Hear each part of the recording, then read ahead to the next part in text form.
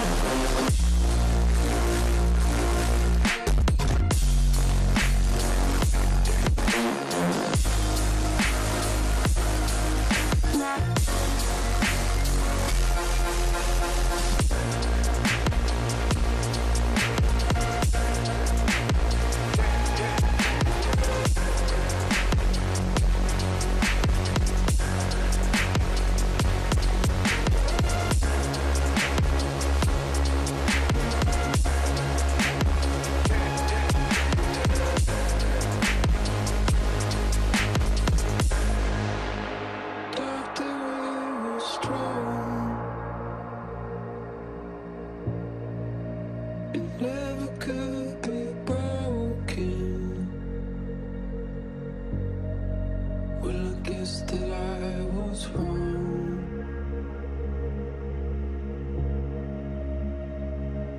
All alone. Now every day I'm lost. Flooding in my ocean. Sinking over time. Sinking. No one to save my life. Okay, fine, goodbye. Okay, fine, goodbye. Okay, fine,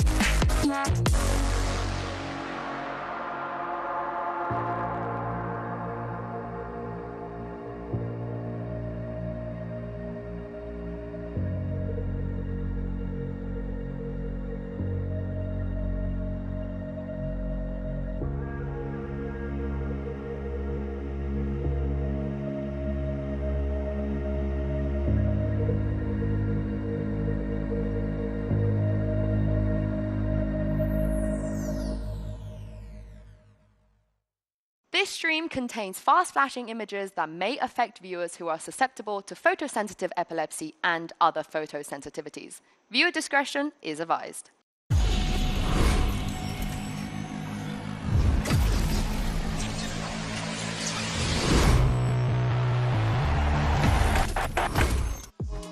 Expectations have been completely thrown out the window for the first 3 days of VALORANT Champions. It's time to see what BLG, MIBR, RQ, and Fnatic can do at LORANT in Paris today. Hello, everyone, and welcome back to the most important tournament of the year and the best. I am your host, Yingsu, and I am joined here by two people that did not tell me the dress code of what was happening on the show today. Uber and Wyatt, welcome. Why did you leave me out? Bro stole my swag, but that's okay. He needed it. That is crazy. I'm going to draw back the curtain for you folks at home. We go to our wardrobe people, the lovely people in our wardrobe department, they tell us what to wear. This is a setup. I've been set up to look like this goon.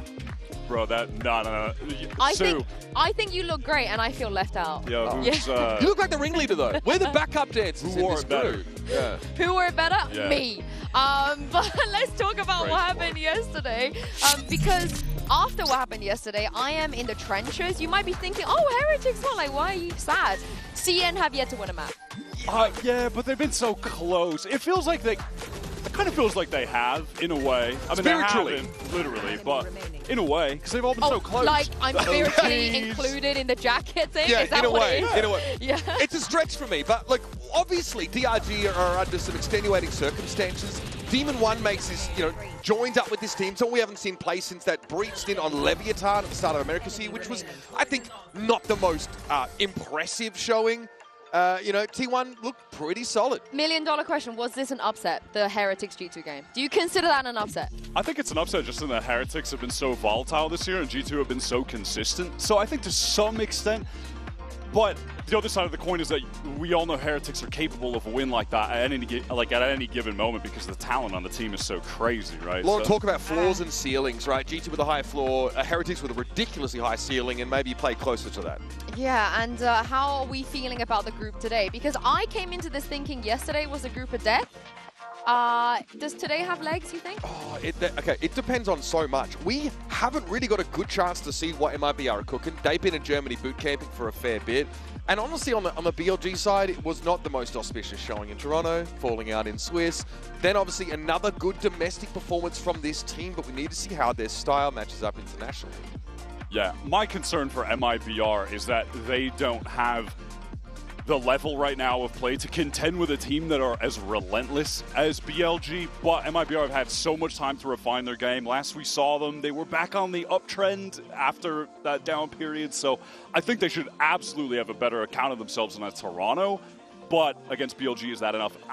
I don't know, I don't think so. I'm a believer, but I think we shall see, but we do have a chance, the three of us, to maybe match our wardrobe, because Lou did manage to check out some of the Champions Paris merch before today's action.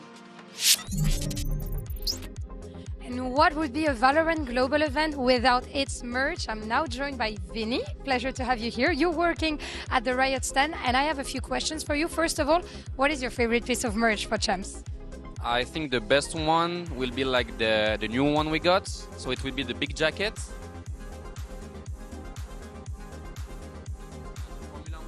Yeah? Formula 1 jacket, really nice. With the details of the cup, detail of Paris, Eiffel Tower. So you have both French excellence and Valorant goods. So I think this one's the best. You're good at selling things, actually. I already bought it, so you can't convince me, but I'm sure you will convince a lot of other people. And I have a bit more of a practical question. What is the best time to come and purchase like merch if you want to dodge, let's say, waiting in line? There's a lot of waitings because a lot of people are coming in, but you can go when the match starts. Everyone wants to see them, so you can just come and buy the really good jackets. So if you don't want to miss the match, maybe when there's a tactical timeout or a tech pause, just rush to the merch. Big rush, like run to us, and we will do everything we can so you can get to see the match in time. Okay, so you see, you can just come meet Vinny at the venue whenever you're here to purchase some merch. Thank you, Vinny, and we're going to enjoy some more games today. I bought the jacket already as well, and I would recommend it. Is really, really, really, really nice. So maybe one of these days, three of us, we can finally match. The hoodie, though, low-key amazing. It's like a weighted blanket. It is so heavy. That's nice too. So nice. Real high quality. That is really nice. But I feel like so far the vibes of us three has been kind of mild.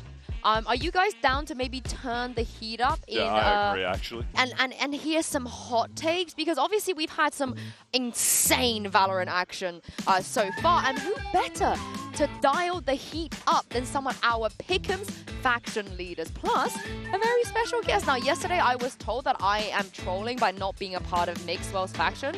Okay, whose faction did you join? Laz. I'm still part of Laz's. You? Respect. Whose faction you join? I'm not.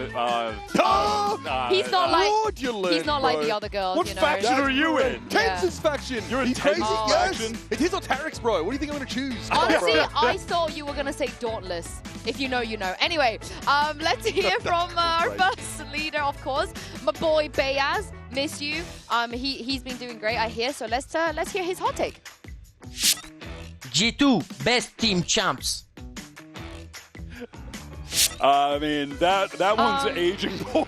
I actually think it's incredibly mild. I mean, well, when I this is think before it's the game. mild. This is before the game, right? It depends on the timeline. It's either mild or extreme heat, but I'll say mild if you're going into the tournament. Extreme heat after yesterday. Because people have never lost a game before when they win champs. Like, yes. I mean, but it's fine. But bro, the corrode comp. Just pick it. Why are they playing corrode anyway, yeah, bro? it's got to get banned. They bluffed. It's mild they got their bluff. going into the tournament. Right now, it's spicy. It's like Satan's armpit spicy. You know what I mean? Okay. We'll talk about your culinary choices later, but for now, let's take a look at the next hot take from Whipper. Let me think about it. I think VRX is gonna win champs. I mean, that's an obvious. I mean, there's nothing that could. That is extreme. You gotta decide. Pretty spicy. Pretty spicy. Nah. I thought they looked pretty good. I'm not gonna lie. I mean, yeah, they look good, but DRX winning champions, like they can make a deep run. The map pool looks so good for them. This current map pool with Abyss, them looking good Yes, on Abyss Abyss. being back And helps a also, lot. out of all the players that's been to every champs, Maka's been there and he's never won. So maybe every there's champ. Yeah, exactly. That's why something it's in the extreme heat. water. That's my point. That's my Fifth time point. lucky. Have you never heard the saying fifth time lucky? Yeah, fifth time lucky, getting fifth, sixth again. It's A lot of fifth, teams, sixth a version. lot of teams are suffering. And that's a great placement. If DRX come in fifth, sixth for this tournament, that's a great result. And that's why it's extremely spicy if they get high. I'll take I think they've got some serious potential. A lot of teams suffering with Icebox out of their map pools as well. Them being so adept on Abyss just gives them a pretty big edge. And if we get to the best of 5 phase with this team, and if they come in higher seed in any of those situations, I'm feeling like they got potential. And they're from the best region. So they're from the best region. It's like, what is it? Pacific's 4 seed is better than all of the other regions' first seed at this point. So, you know, best region. And we're saving the best till last because it is the GOAT herself, Alexis. I can't wait to hear her hot take. What's up, guys? It's Alexis, and my Champs hot take is that Energy is going to make top 3 this event. Top 3. First of all, I would like to give just pretty to Alexis because I love you, girl. You look amazing. I'm obsessed. And honestly, I'm actually. The fact that I have like a visceral response to the take definitely means it can't be mild. I'm going pretty spicy. Now, it does feel like some cope from the absolutely most cooked region of them all. Is it not giving EG? Are they not giving EG vibes? I do think Energy, I do think they're incredible. I have them going very deep. Top 3, maybe a little too far. A bronze I'm medal going minimum? pretty spicy. Mata's incredible. Ethan is in amazing form. They've got I mean, also just your first map coming back from 11-2 and winning an OT to start your tournament. That's a crazy I would like to see them. Boost. I would like to see them not have to do that in their next series. For me, that's going to give me a lot more confidence. They show great resilience. They're a team that's kind of like emotionally not too volatile, right? They're pretty chill, and I think that helps in situations like that. But I wouldn't see them hype out there. You know? I think the stars are aligned. I really think the stars are aligned for them. Bonkar's back in Europe. Som's already gotten over the cove. Like, honestly, there is nothing that's going to go wrong for them. Scuba's kind of nasty with it, you know what I mean? Absolutely nothing that's going to go wrong for them. But yesterday, I had some strong words to say about Mitch and Tom's predictions. But I heard they are absolutely and completely spot on today. So let's take a look at Groupology. That's cap. Welcome back to Groupology. This is Group B, and I'm going to let Mitch cook. Let's go. I finally get a chance to prove myself. I won't let you down, Tom. I've actually been thinking about this one a lot. I've been cooking it up, and I'm pretty sure that I've seen into the future. I'm pretty sure I've rubbed your crystal ball, and it's given me the insights that I needed to make these predictions, to bring us into the future. It's perfect. Oh, what the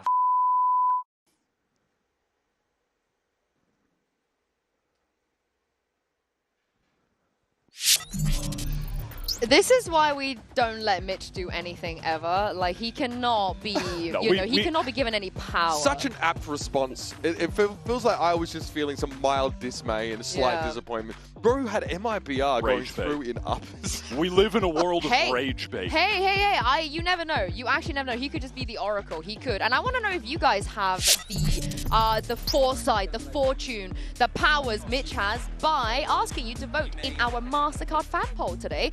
We would like to know, will Pacific remain undefeated so far? They have been. Will they be undefeated after today? And tell us who you are supporting too with the hashtags VALORANT Champions or VCT, so we can feature you on the broadcast and see if your takes are better than Mitch's. Not you, Mitch, other Mitch man. Yeah, no. A little bit, I feel like it's not hard to be having more based opinions than Mitch. He's throwing. It's okay. Either of them, really. He is throwing, and according to him, the #1 seed coming into this from CN BLG will be losing instantaneously. Now, I want to ask you guys, in case the people haven't been watching CN, it's no longer all about EG EDG anymore. No. BLG are now the best. Yes, honestly, this region's so interesting because if you at first glance it looks messy, but all of our teams in China, they're always aggressively fighting for timings all the time, and it does result in, like, you know, our duelists going in there, trading themselves out aggressively, and really just trying to see what teams can build off the back of that. So I think there's so much more to this region than what EDG have to offer. We got a glimpse of BLG, right? But their only winning in Toronto was against that sort of,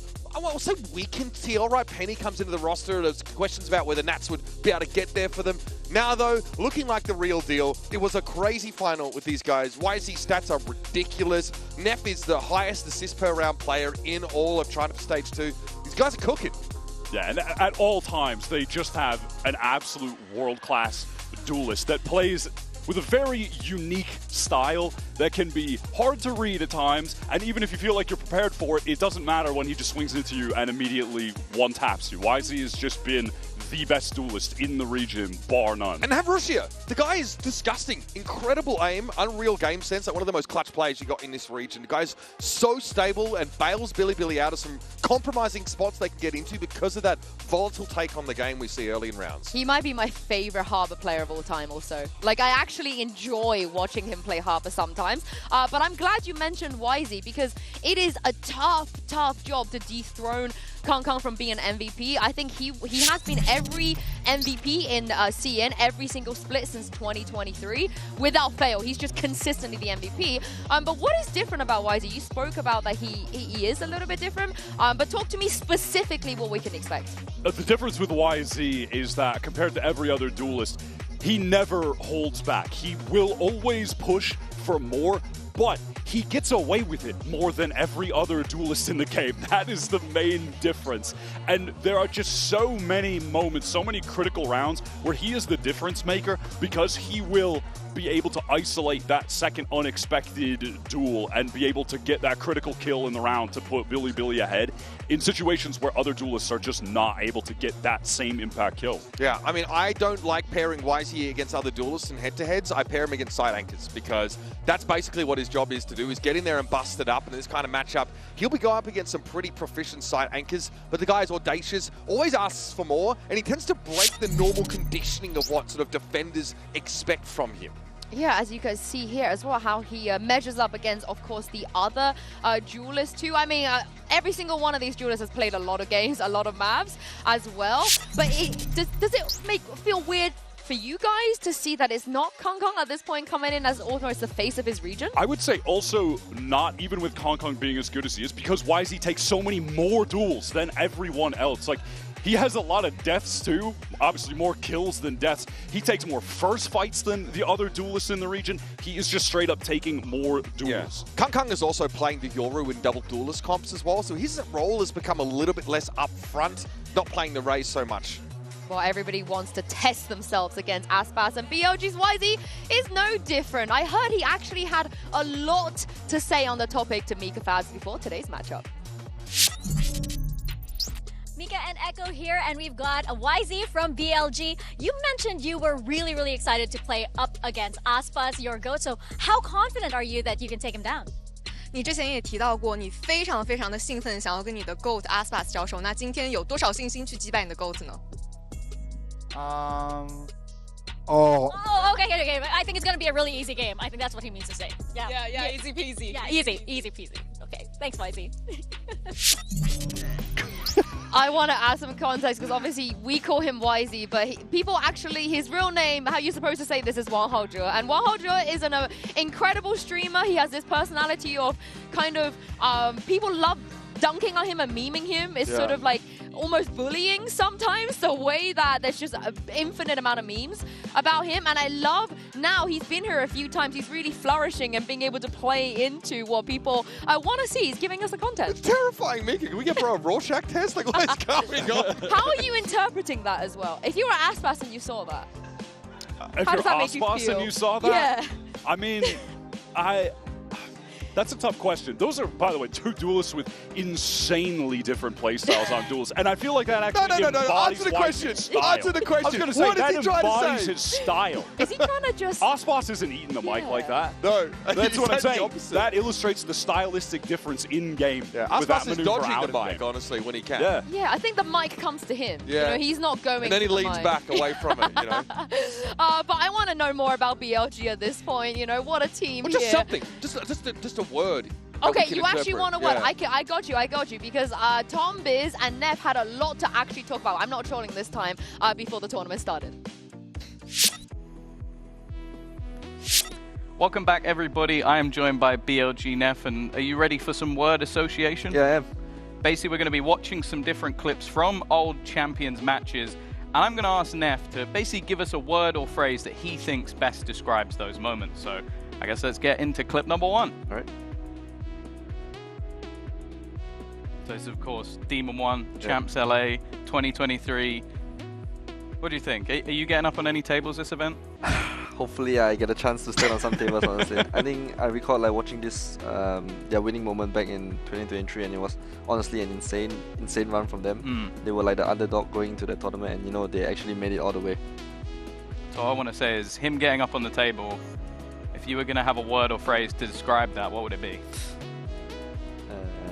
Cool, honestly. Cool? Yeah. I can see it. I think doing that after he just won the championship, I think it, you know, he deserves it. For sure. All right, well, let's get into some gameplay. I don't want to sit here just looking at people standing on tables the entirety of the day. So, clip number 2. I honestly think this one is my favorite, maybe on the entirety of the list. This goes back all the way to Champions Berlin 2021. And I want to see if you remember this one when we get to it. Other utility remaining, they're now going to look to clear out the Oh, I remember this. Yes, to be the Chronicle Ace or 4K, if I'm not wrong, at Belong. I think this is my favorite moment I've ever casted in my whole career. I don't know if it will be topped. I think this was one of the first 2 games I watched from the very old Gambit roster. And yeah, I think it was insane, man. At that point, I was still like an amateur in this game, and you know, watching this made me like, it was like so cool. Well, yeah, it's going to be interesting as well. Obviously, Chronicle now with Fnatic, but just... I remember every single thing. It's the last kill.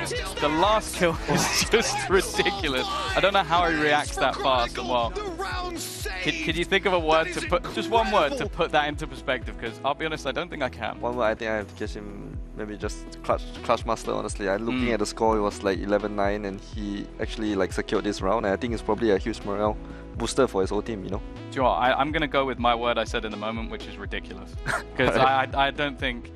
Well, I don't think there's many things that could beat that, but our next clip, maybe. It's going to look a little bit egotistical because I think this is me casting again, but this is just a little bit of Con coming in from Champs LA 2023.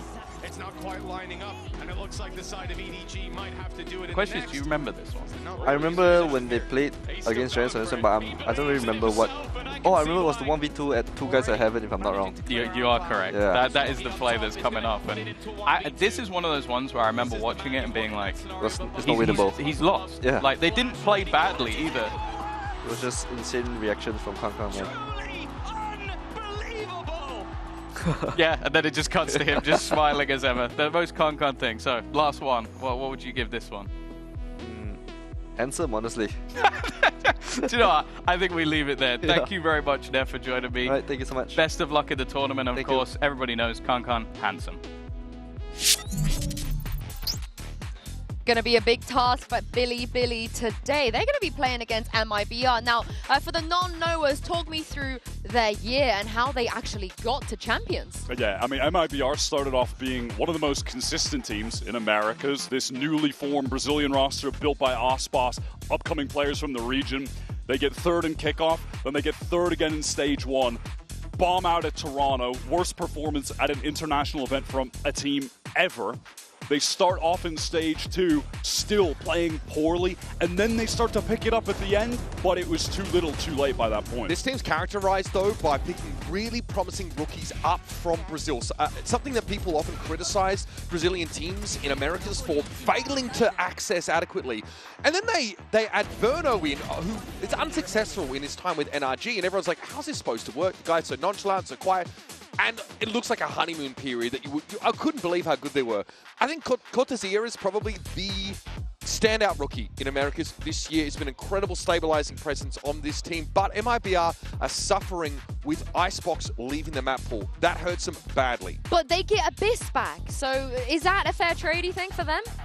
I think it's hard to say, just based on Icebox was definitively their best map, and it was not even close. So Abyss has to exist at that same disparity from every other map, or the other maps need to catch up to where they were at with Icebox. This team felt like they had to fall in line with the double duelist craze that was happening in, around the world, but also in Americas in Stage 1 and Stage 2.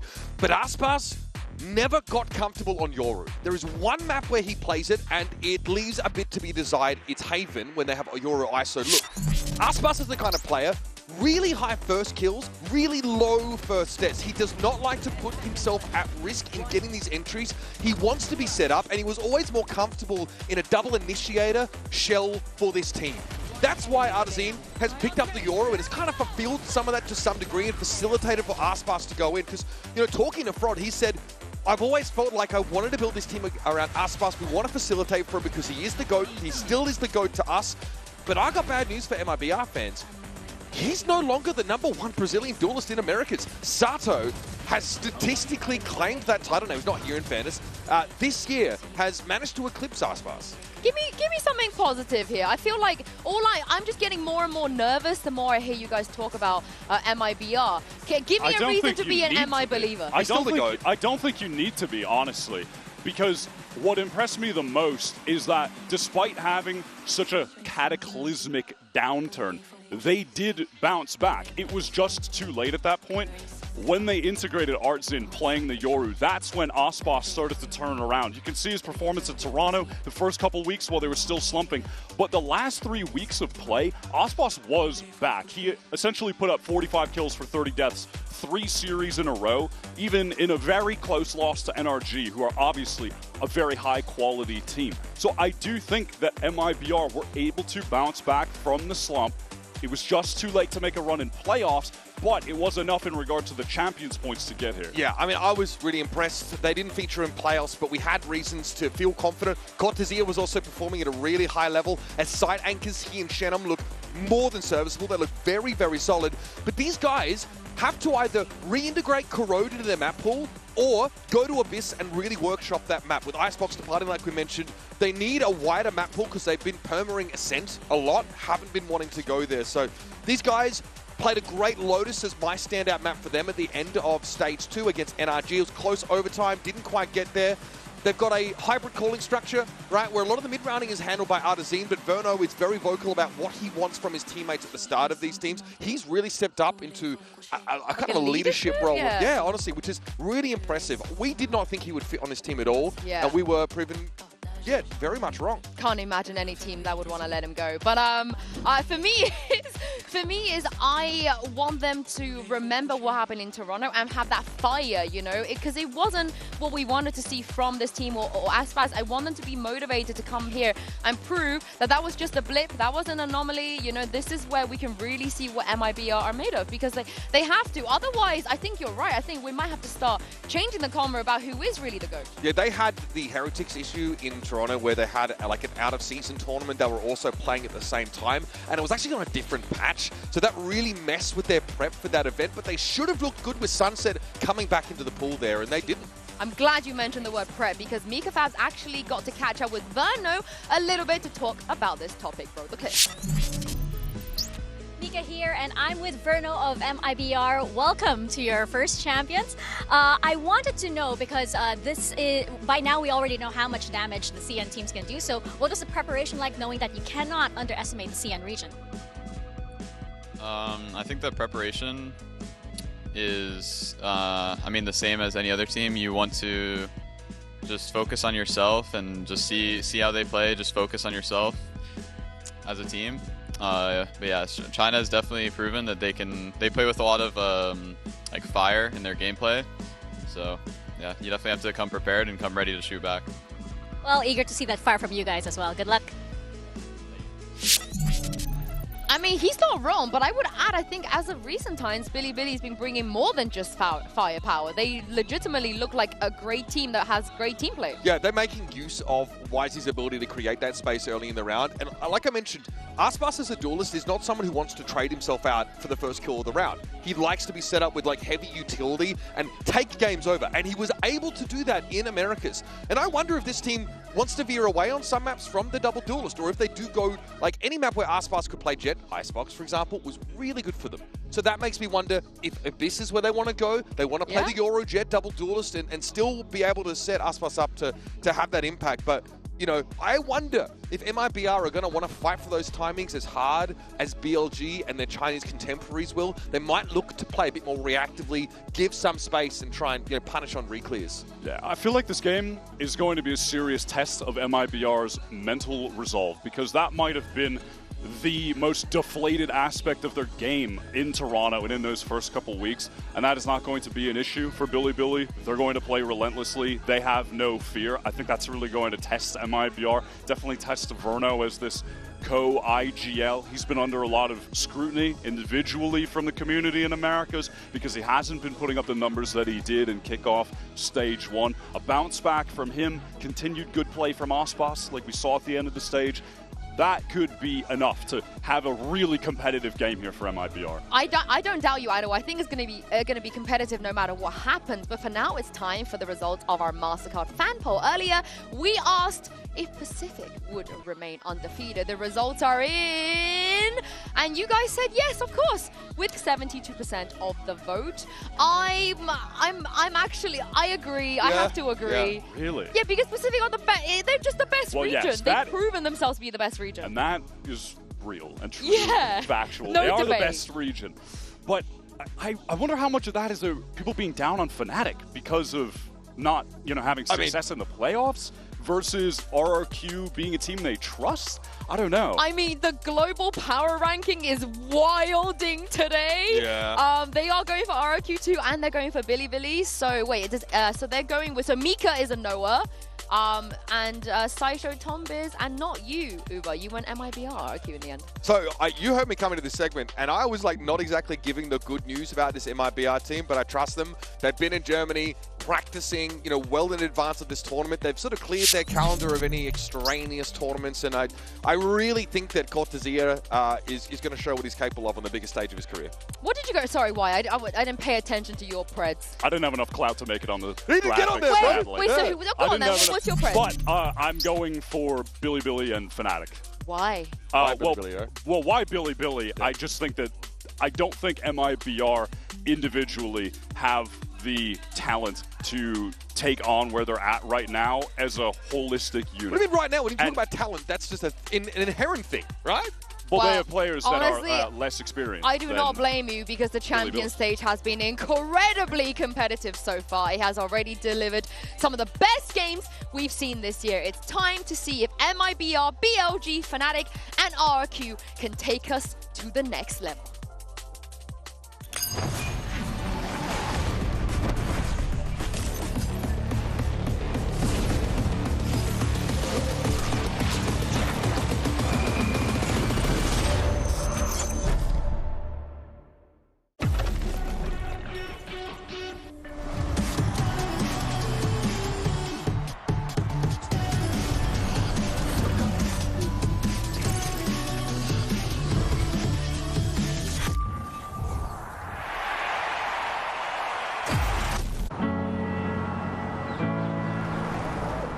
Now that I'm in Champions, it means everything to me. I remember the first time I have the chance to play in Champs. Last chance qualifier 2022. Can they get it? I lost 3-1. I felt devastated. I cried so much. Now, 2025, I succeeded. It was like a dream for me, you know? And I think I cried again on stage. My mind is like, finally, I did it. I look at myself 5 years ago, first starting Valorant, not knowing what I was getting myself into. And here I am 5 years later, 2 international trophies, a champions that I'm hungry for, I'm passionate for, and I know that we can do great things.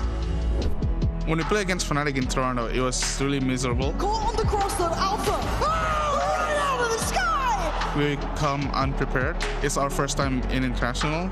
We see an RRQ that had no response. We are a totally different team from what we showed in Toronto, and we are ready to show how good we are. They might have some hunger. They might have a dream of revenge, a dream of redemption, but we're not going to give it to them.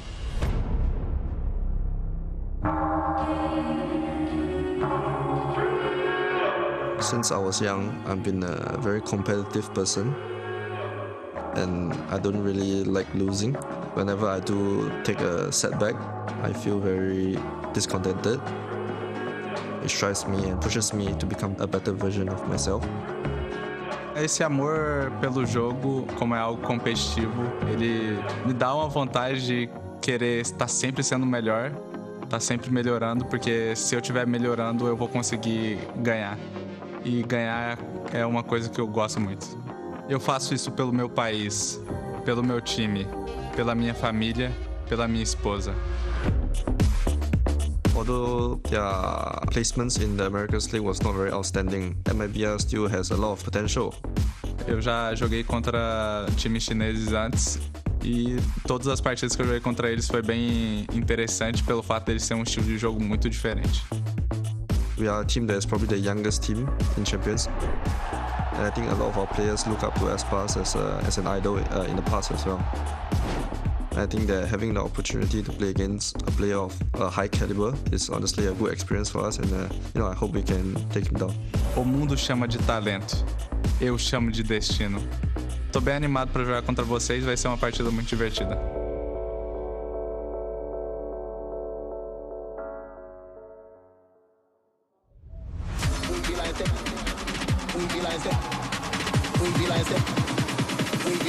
Come let me this.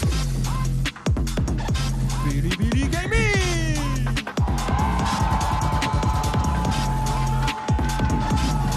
MIBR! We realize that. Come let me this.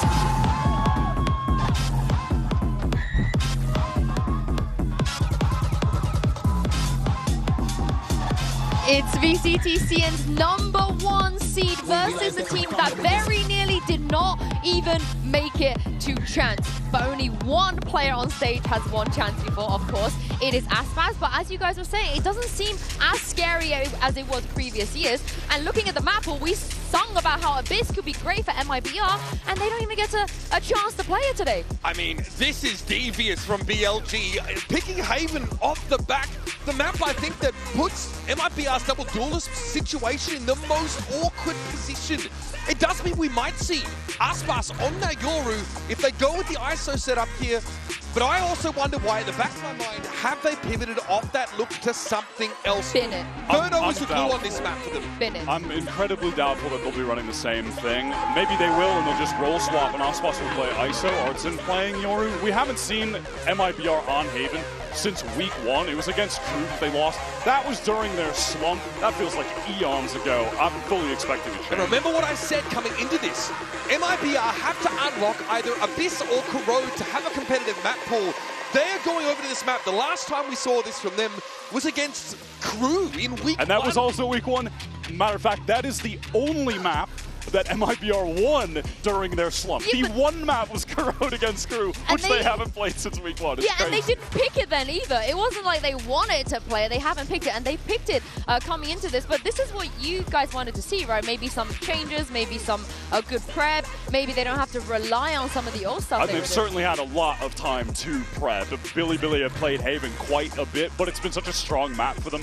The last 2 outings, they beat DRG, they beat EDG. Both of those maps, YZ drops 23 playing Neon. They've been very consistent, very strong on that map. Yeah, I mean, looking at the map pool, based on the data that we have, I'm feeling pretty good about BLG's chances here. And a question in the back of my head is this. Have MIBR decided to trend away from the double duelist, put Artazine maybe in a more impactful position, really abuse maps like Corrode, for example, but even Haven, they're going to need good info. I don't know if just playing up aggressively with that double duelist look is going to be the direction you want to take against a team as dangerous as BLG. A player like YZ who wants that. He wants to see defenders push for info, push off the sites, and give him a challenge. Come out of hiding and throw down with him. Honestly, I think it could work if they just role swap. It makes no sense to me why they had Aspas not playing ISO from the beginning, but this they binned it. They binned it. I mean, this is the absolute trend in America. Yeah, but everyone is playing this Neon double controller. Okay, I'm such a hater of the they're not fact. Gen G. Yes, because you don't have Munchkin, you don't have Foxy Knight, you don't have Texture, but you do have. You do have Aspas. You do. Good texture replacement. But it's also something that has a stupid amount of tape on. 100%. Verno's locking in the Sova. That is definitely on paper his best agent, and I really want to see him bounce back individually from where he was at in that second stage of Americas.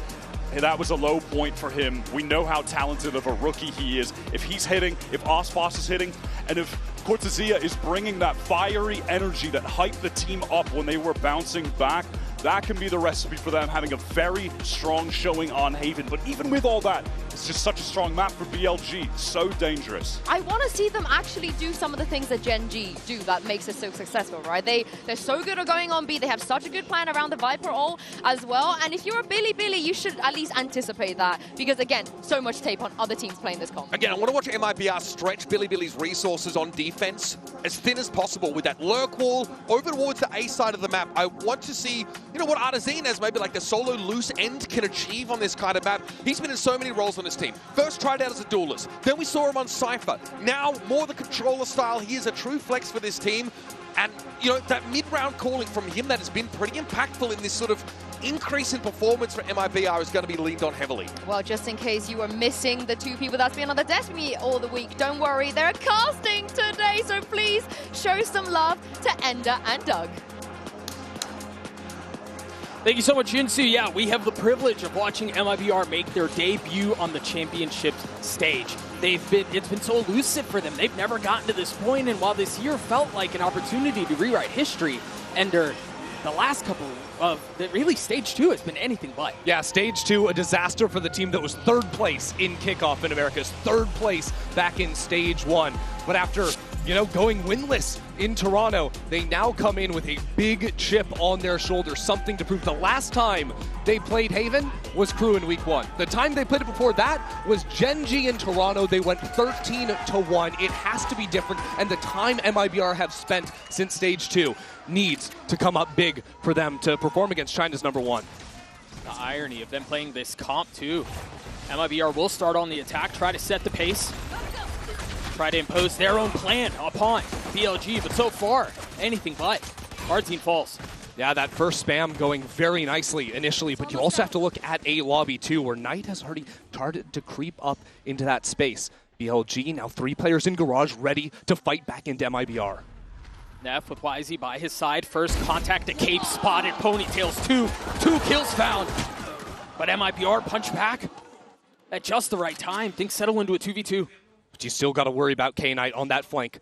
Has now taken the timing to creep on forward. Verno isolated on the B side. I mean, it's a mess on the map right now. All 4 players isolated between these 2 teams. And the decision-making on this is huge for MIBR. If they do decide to commit A, this feels a lot better. They were so exposed if they ended B with Cortezia so weak.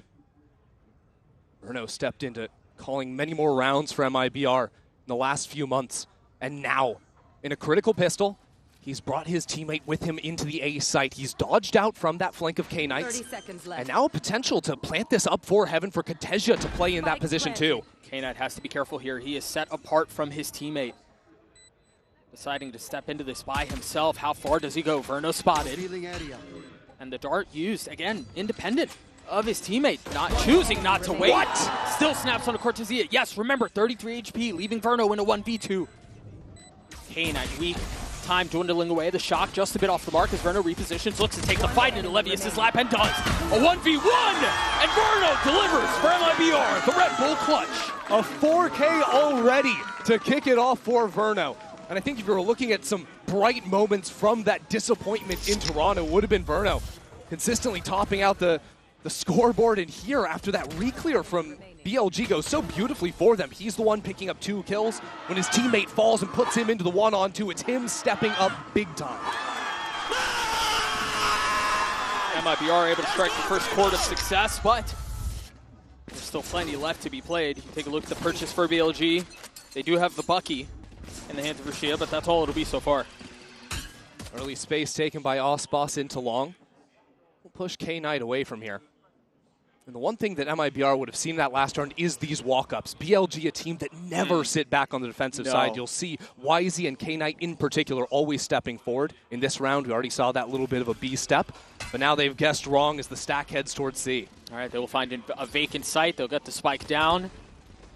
Assuming all goes well, carry a couple weapons into the next, but as we've talked about, VLG, a force to be reckoned with. They are going to arrive a bit late to the party. I think the question is now, how much do they invest? Do they decide to just die to the spike, or are they playing for exits? The magic number is 3 kills for BLG. You do that, you've taken out at least 1 gun from MIBR, who've gone for that FPX buy. Right now, just running into Cortezia, who Ghost in hand, won't be giving anything over to the other side, but he's been dealt with. Yeah, got his too. Stun invested. And it is just that exit look for BLG. Yeah. I think MIBR doing well to group up here, exit back out towards spawn. When you start considering things like ultimates as well, BLG know that because Verno picked up 4 kills in that pistol round, he's online to a very quick Hunter's Fury, so that also is informing a lot of the decision-making around just executing 4 players to the spike. Sure. And so they fall. MIBR gets onto their second. They carry the 3 rifles that were brought into this round. And they're able to approach this bonus from a pretty powerful position, all things considered. I don't think this is going to be a bonus. Osbos buys a gun for Artsin on the other side, so they're going to have 4 rifles and the Guardian. That'll set them up so nicely. This, a chance to completely break BLG's economy. Already in here in round 3. You see some of the pings on the minimap already lighting up the left side of B. This spam line could hurt MIBR. Safe passage found across. And now all eyes set forward. With Osbos, the tip of the spear. Champions kill leader. Still not on the board. And he pulls out all that utility front B as well. The paranoia now pulls Rusha into garage where the fault line comes down. He can't quite connect the shot. Timing just off. So an exchange of utility results in no lethality. So my eyes turn over towards the A side of the map, where now all of a sudden we've got the Peter and Artsin stepping into the long space. BLG 2 in sewers. And remember, Neff used his stun for the garage hit, so that will not be in play. But they're rotating over to this. You see BLG has already pulled more members A. It's a very good read, and this drone only sees the Viper. That's critical, but BLG still hold their ground. Some noise made from Artsin running away from A long, but BLG know that's fake. Quietly creeping forward, playing on such a dangerous line. The swing out from Osbos falls at the hands of YZ, but Artsin counters. 2 kills found, but the spike is in such an awkward spot. The spike has to get out. He's trying to run back. Cortezia just broke a tripwire in garage. He's stole his ground, but at the same time, Levius is back out in mid, and now this mad dash out of Artsin trying to dodge away from the fault line, dodge away from a Cypher net. Now here's his approach. It's gonna be death from him. 13 seconds left. Surely it secures the round unless Cortezia can frag through it all. 3 targets to find. Not a ton of time to do it. BLG get on the board. What could have been a disaster for BLG. MIBR buying up into that round. They see through calmly. Some good utility in mid-round calling to stack over towards the A site. That's now 3 rounds in a row. MIBR have shifted back towards A once the clock has started winding away. K-Knight and YZ holding their ground here, doing nicely with it. 1 enemy remaining. That tripwire, almost the bane of Levius' existence. Yeah. The turret. Yeah. And so into the next we go. Good purchase on both sides, an early stun, and a dump utility towards A main. Yeah, BLG know that versus these Viper comps, you need to bully them out of the A main space early on in halves. Otherwise, it just allows lurkers to take that space so freely. So you expect to see the fault line the next couple of rounds. You expect to see players posted up in front of it. That does leave their C side very vulnerable. Really just a cam and a trip, a cage as well. Yeah, it's a full retake setup for BLG, and it's not like they have ultimates to get back into the side either. They just trust in their utility, in their marksmanship to get back in. Neff, no stun, but silence across the map. Couple of rounds now, BLG have had 3 players stuck on B. Look for exactly this, but this time Cortezia shows up massively. K-Knight was there to respond in kind. And things quietly settle into a 4v4. They're going to rotate back into all of the space that BLG took away, eh? This is wild. I mean, we're less than 40 seconds left onto the clock. MIBR have player C, have players Garage, have player A. It's lurks on lurks, and now with Arts in falling, they have to go C. Left. They will have 3 there. K-Knight somewhat on an island. I mean, Levius is within striking distance, but the smoke goes down. Aspas strikes, and now the dash through. The site should be secured. Now we'll see what they do in the post plant. Rusia still has the paranoia. Still a stun for Wisey to play off as well.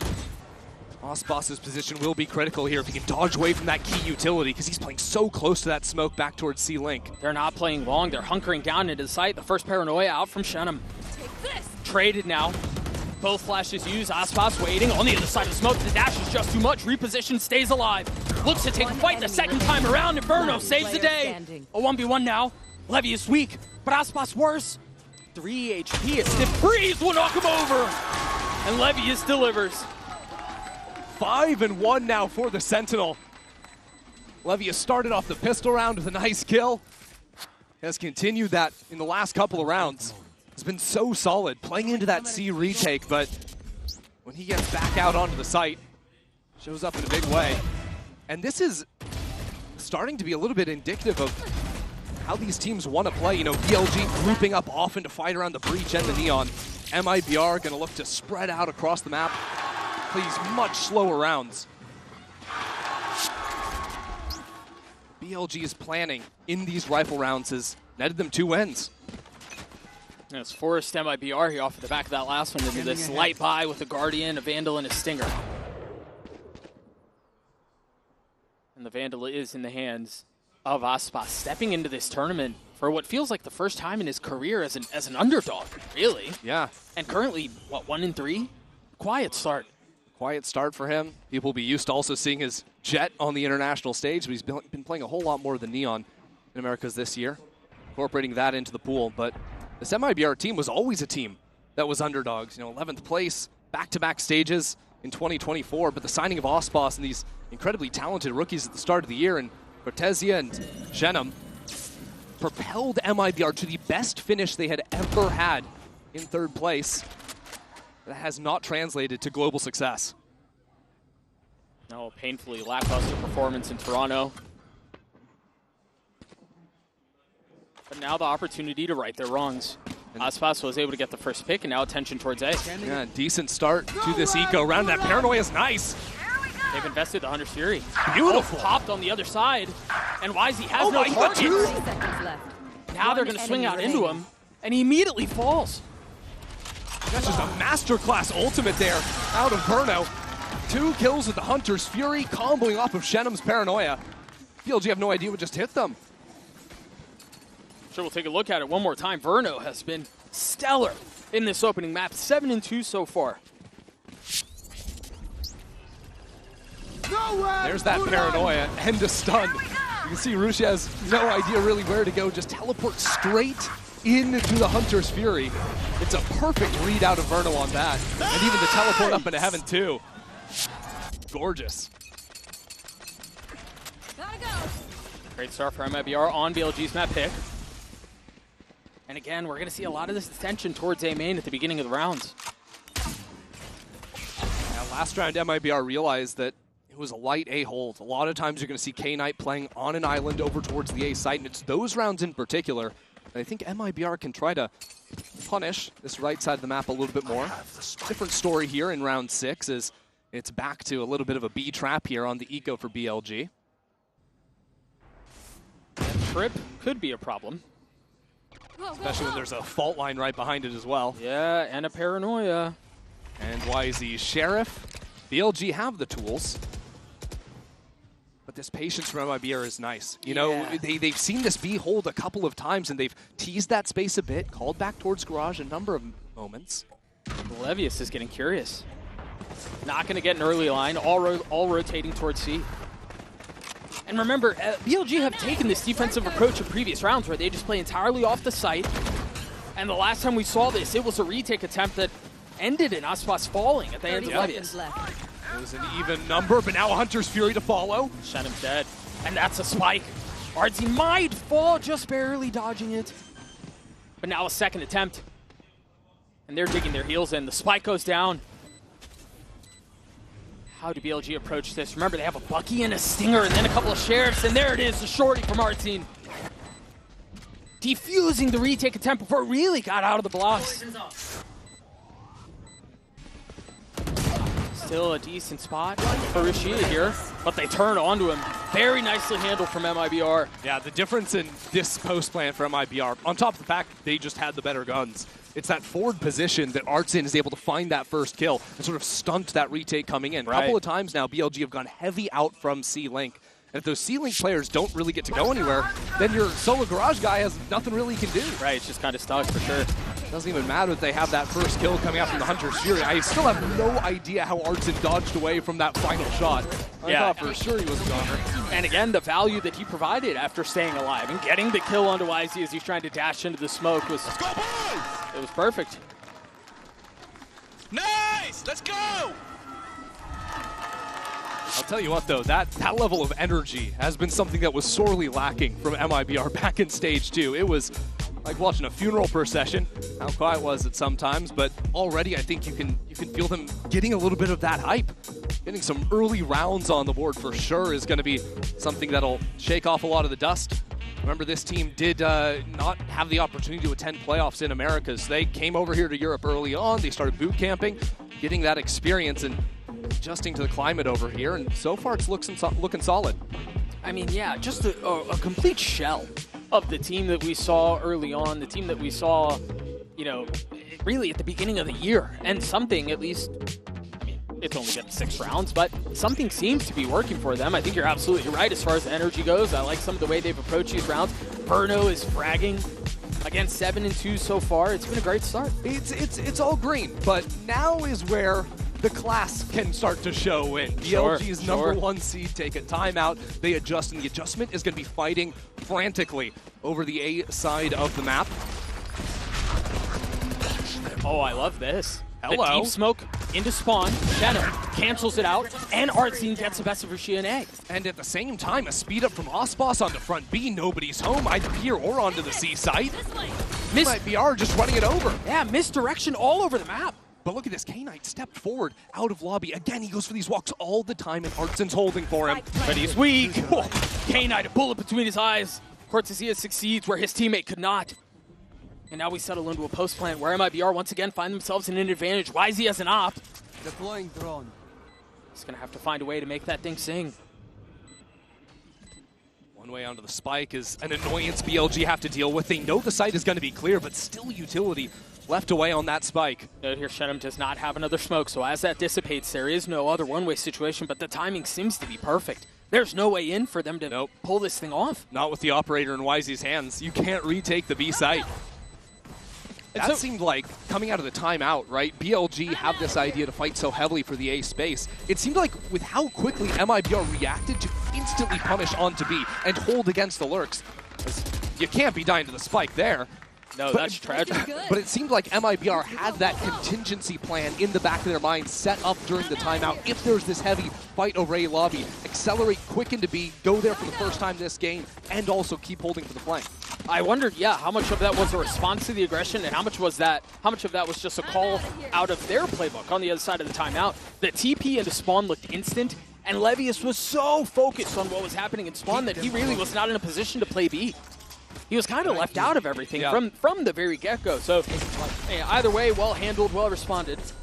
BLG, excuse me, on this lighter buy. Yeah, BLG fake a little bit of that fight towards A lobby, but like you saw in the last round, Levius is left alone oftentimes. This time it's on the A side of the map. That is a consistent pattern for BLG. His side of the map will be a little bit more cautious, so he's brought YZ over into him. This is where we'll see how MIBR deal with this. I think some audio of a drone going out of garage has been able to be heard by these players. You should run. And now the lockdown. They just kind of wait this one out. Yeah, that's one way to win in anti-eco. Yeah. Still YZ playing Heaven, and now he's smoked off. No chance. He will get back into the line pretty quickly, but yeah, you're right. That Omen smoke will provide problems. 3 members heading onto the flank now. And now the pit, they're putting a lot Verno into this. Looking to secure it. Verno gets 2, make that 3. 1 HP. He takes them all. The round is done. There's no way in. YZ has to save the op. Yep, it's another save. Levius will go into his death intentionally this time. Just a tough situation to be on. And BLG, I think now's the time where they need to make some adjustments. They've tested the flanks so often, both here and domestically. And MIBR come into this, while it is going to be BLG's map pick. MIBR know that the preferred maps of BLG are going to be Haven and Bind. They'll have done plenty of homework on this. They'll know exactly what's up, and now they don't even have to worry about that operator.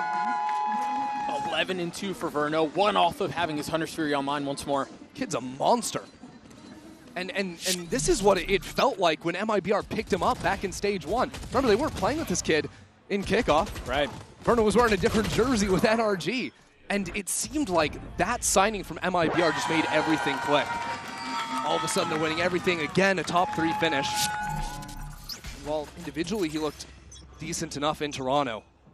This is kind of the promise we had with Verno in the offseason. Aspas has an op, Artsine has a Marshal. Or an Outlaw, excuse me. A little bit wild, but honestly, when I was watching BLG play, I think that on the attack side, an attack op really works against them. If you hold extremities, you hold that contain against the walk-up of, well, what is YZ doing right now? K9's also gone for that. You'll see BLG walk down C long. You'll see them walk out of garage. Those scope guns can be so good at shutting down BLG's playstyle. Man, 4 of them are on light armor. You see the Outlaw was put down in exchange for a rifle. Whew. That was close. He's setting off of that, clearing the trip, but A is BLG's. YZ steps on behind that drone, and this is what makes BLG tick. YZ takes more duels than anyone else in China. Yeah. It's a search and destroy mission so often for him. When he finds the openers, BLG's rounds just play themselves. The kill leader from his respective region for that reason. That trip still hasn't been cleared. Now finally cleared. The TP, the dash through, the wall goes up, the spike goes down. MIBR come to life. Aspas waiting on the other side of the smoke, beckoning, demanding a challenge that does not come. Gets the dink though, onto K-Knight, and still in the post plant, a Hunter's Fury for Verno. Nano's now being thrown down. Cortesia, a big fight here, has to be able to pull this off. If Flavius can relieve some of this pressure, it's a problem, but no, MIBR stand tall. 3v3 now. Rolling Thunder invested in exchange for the Hunter's Fury from a distance. As a second pulse goes off, another mark found, and another round for MIBR.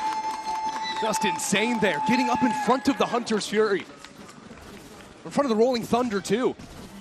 I want you to watch in this post plant. First of all, Aspas gets a dink, then gets this shot with the operator, but then Shenum on the Omen, steps in front of the Rolling Thunder, gets that kill first. That means so much. Leads to a Hunter's Fury kill. Leads to the round for MIBR and BLG's second time out of the half. Yeah, because imagine, if let's say everyone else dies on site, Verno's still playing pretty far off, he's been using the Hunter's Fury, he can't quickly get into spamming smoke, doing this, that, or the other for the defuse. The play's gone. Oh yeah, you have to have teammates still alive. Verno can't win that round on his own with the way he played it. But again, that seemed like MIBR have a very clear plan. If BLG are fighting forward in A lobby, and I don't mean just hanging out, that deep long line or fighting with an operator bottom series. I mean they're up in lobby threatening your flank. As soon as that happens, what has MIBR done every round? It is a quick acceleration into the B site. They know that site has been weak, and they have punished it consistently. They've been getting into these post plants where they have good utility. Even though they're not playing any players on site, BLG can't get out there. It's not a matter of time and oh, they don't have time to defuse. No, MIBR are just slaughtering them. I was talking to Fraud prior to the series starting, asking him how he felt about the pick bans and how it kind of went down, and he had a smirk on his face and said, we got both maps we wanted. They picked our first choice. And I was hesitant to believe it, to be honest, and forgive me for being a doubter, but given history, I don't know, but yeah, he was right. And it just makes sense, right? MIBR have the extra time to prep. They know BLG's tendencies, and they're debuting a new comp. MIBR with the double smokes, now another fight into long, but this one, even between the two squads. And Odin rattles off right off the bat. No damage found, but a couple kills traded. YZ for Shenum, I take that any day of the week. We'll see what Levius can do in the corner here. Stinger in hand, not tagged up. He's been here a couple of Hold times. on, what is going on? Body block, Neff falls. But traded back again, the Stinger's proving to be a problem. BLG gets another. They made a good adjustment out of the timeout. Very quick to respond and start threatening on this B site and into Garage. So you can see that scattered MIBR a bit. Their spike is still outside Garage. It's time to maybe regroup, play together. This was a bit of a half buy from BLG, but they're ahead of it again. BLG are already rotating into A before MIBR arrive. And they have the information too, know exactly where these final two players are. A gun for K-Knight. Just over 40 seconds left in the round. You do have time to play this out. You're not forced to commit A. Oh, pop, wall through. Last spot's left to fight. We'll find his one. K-Knight down 3 on the round. 30 seconds for the duelist, and one more waiting on the other side. Dashes back, throws it in reverse, and gets another for MIBR. Just dancing on him. Ospas had no clue where that last guy was, but it doesn't matter. The Stinger cannot hold up against Ospas with the Neon ult.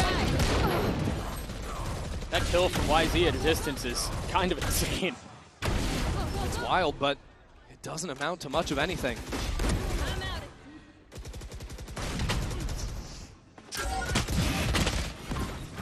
This is now where we need to see the learnings taken for BLG in the timeout. They need rounds. They can't, you know, limp out of this half with 2 rounds. You've got to have something more than that. For the first time in what feels like forever, MIBR set their eyes on C. Right off the rip, too. Rushia, the paranoia is going to be really good. It's going to buy a lot of time. Rotation's coming through. The ult has been popped. Levy is the first to fall. Rushia dancing around looking for another target. Cannot find it.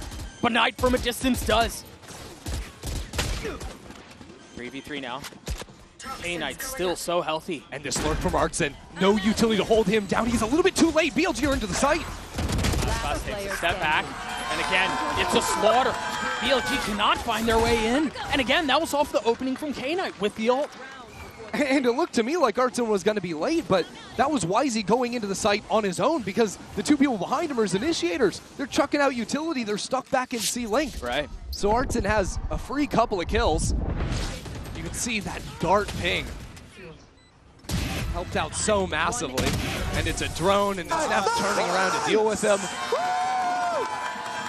And MIBR just running the map. Yeah, we've sung his praises a couple times with that dart that you mentioned, setting up the kills. Oh, it's going to be a Clash B, isn't it? Swinging into 3, and all 3 found! It's a slaughter! It's a disaster for BLG. Ospas isn't done yet. Pushing the pace, looking for another, will find it. This tournament doesn't make any sense, Doug. Think of the number 4 seeds upsetting number 1s. Even just yesterday, G2 went down to Heretics. And it's MIBR leading the first half, 10-2. A flawless round to close it out as well for MIBR. This team didn't make playoffs in Americas, and they're already lighting up the global stage. No love between these two either. I mean, you see them stand up out of their seats, giving it back just in kind. A slaughter of a first half. BLG on their back foot. We're going to throw it to a quick break. We'll be right back.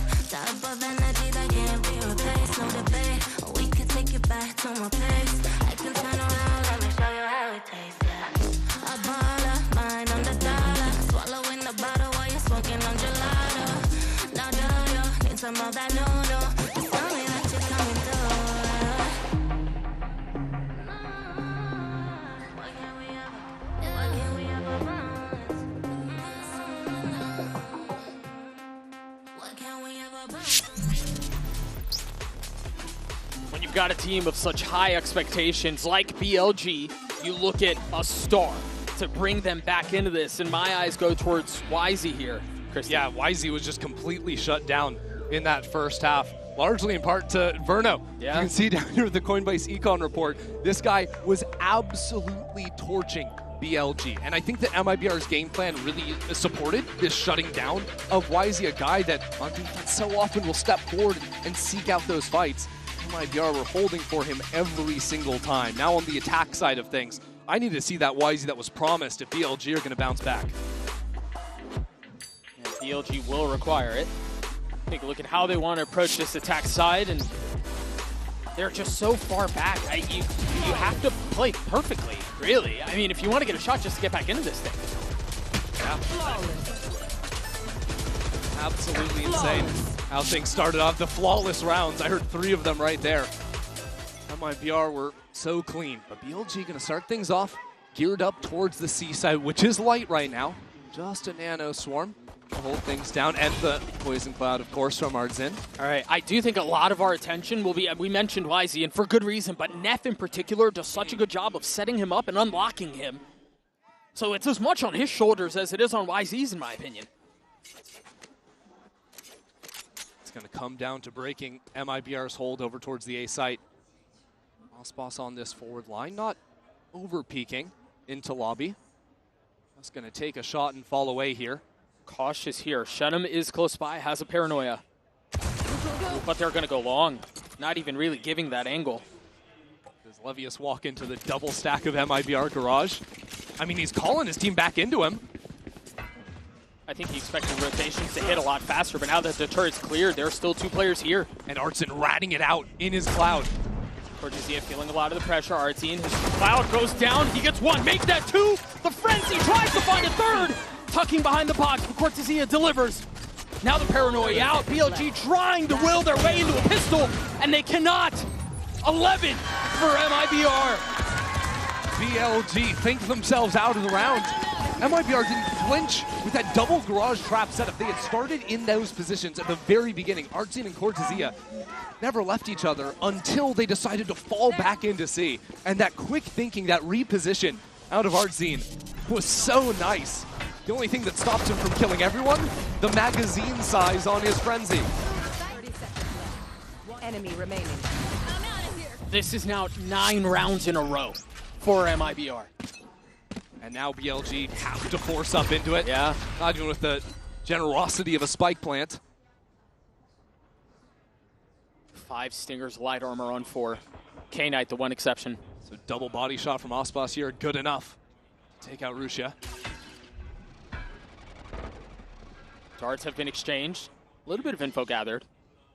But Aspas lies in wait. Yeah, no space on the map for BLG. Makes it really hard. They're going to cautiously maybe test back into mid. But in their eyes, MIBR could be anywhere. This wall from MIBR just takes away so many options, too. I mean, you take a look across the minimap. Utility C, garage, the wall B, and A. BLG might have done the right thing, though, by making that noise B, by not showing anyone A long. They've now pulled the rotate away from Verno, so only 2 players to hold them right now. They've also let Levius go on a bit of a walk. Yeah, but Shenum's holding it on the other side. I mean, maybe with different weapons, you got a shot at this. Artzin feeling some of the pressure, takes a step back with the judge. And they try to brute force their way onto A, and so far, so good. They're succeeding. 30 seconds left. They've gotten the sight, they just don't have numbers, and they really don't have the guns. Chip damage well onto K-Knight. Look at Russia. He needs to keep going forward. He needs to find something for his team. Upgrades into a Guardian. Entrenched in the smoke. Waiting for the challenge. And as it goes down, the kill goes up. Cortezia finds it. K-Knight dropping Verno down from heaven.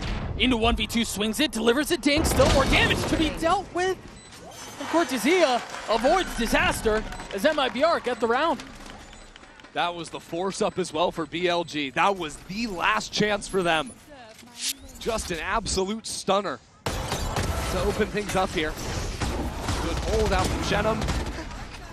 Bit awkward here with that flash connecting onto a teammate, as YZ had to try and turn back around into the judge. He ends up eating up the breach blind.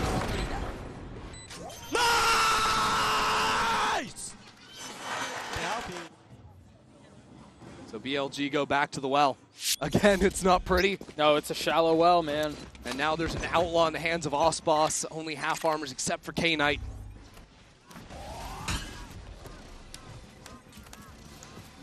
What can they do here? There's even an alarm holding this heaven jump. And they hadn't seen that one. They hadn't gotten that far up, and they've also only played, what, 2 defensive rounds? Look how quickly MIBR have started shifting over. Completely prepared. They smell blood in the water. A bullet between YZ's eyes as Shenum gets 2. K-Knight tries to open up the site, but can, and the spike is well out of reach here. He didn't even pick up the spike. No, it isn't. I don't know that he feels safe enough to at this point.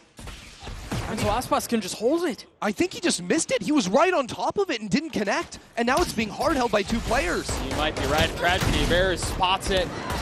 K-Knight's head snaps back, as has been BLG's. MIBR flawless to close out map 1. BLG's map pick. The last time we saw MIBR play this map on the international stage, they lost 13-1. They have now taken down China's best team 13-2 to open up the tournament. And now they turn their attention over to Corrode, which was the arena they wanted. That's where they wanted to play. That's where they wanted to fight. It looks rough for BLG. We'll see what they can do on this second map. We'll be right back.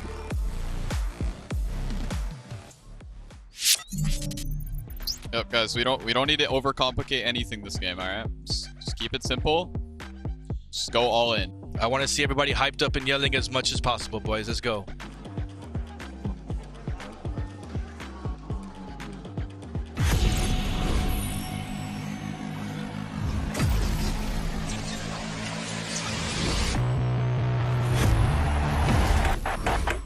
Now that I'm a mom, things are different.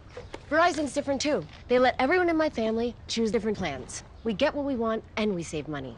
Love that for me.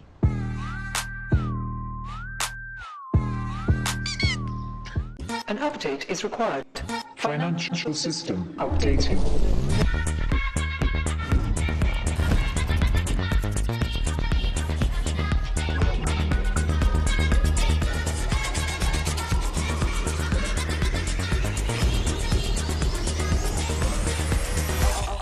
System updated. We will dance to get.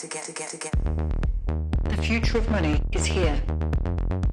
Feels good.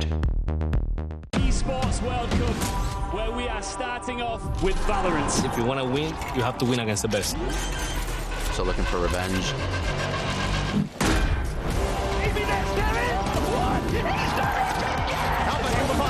There's the shorty, and Alpha goes crazy! They've all battled through the pressure and expectation.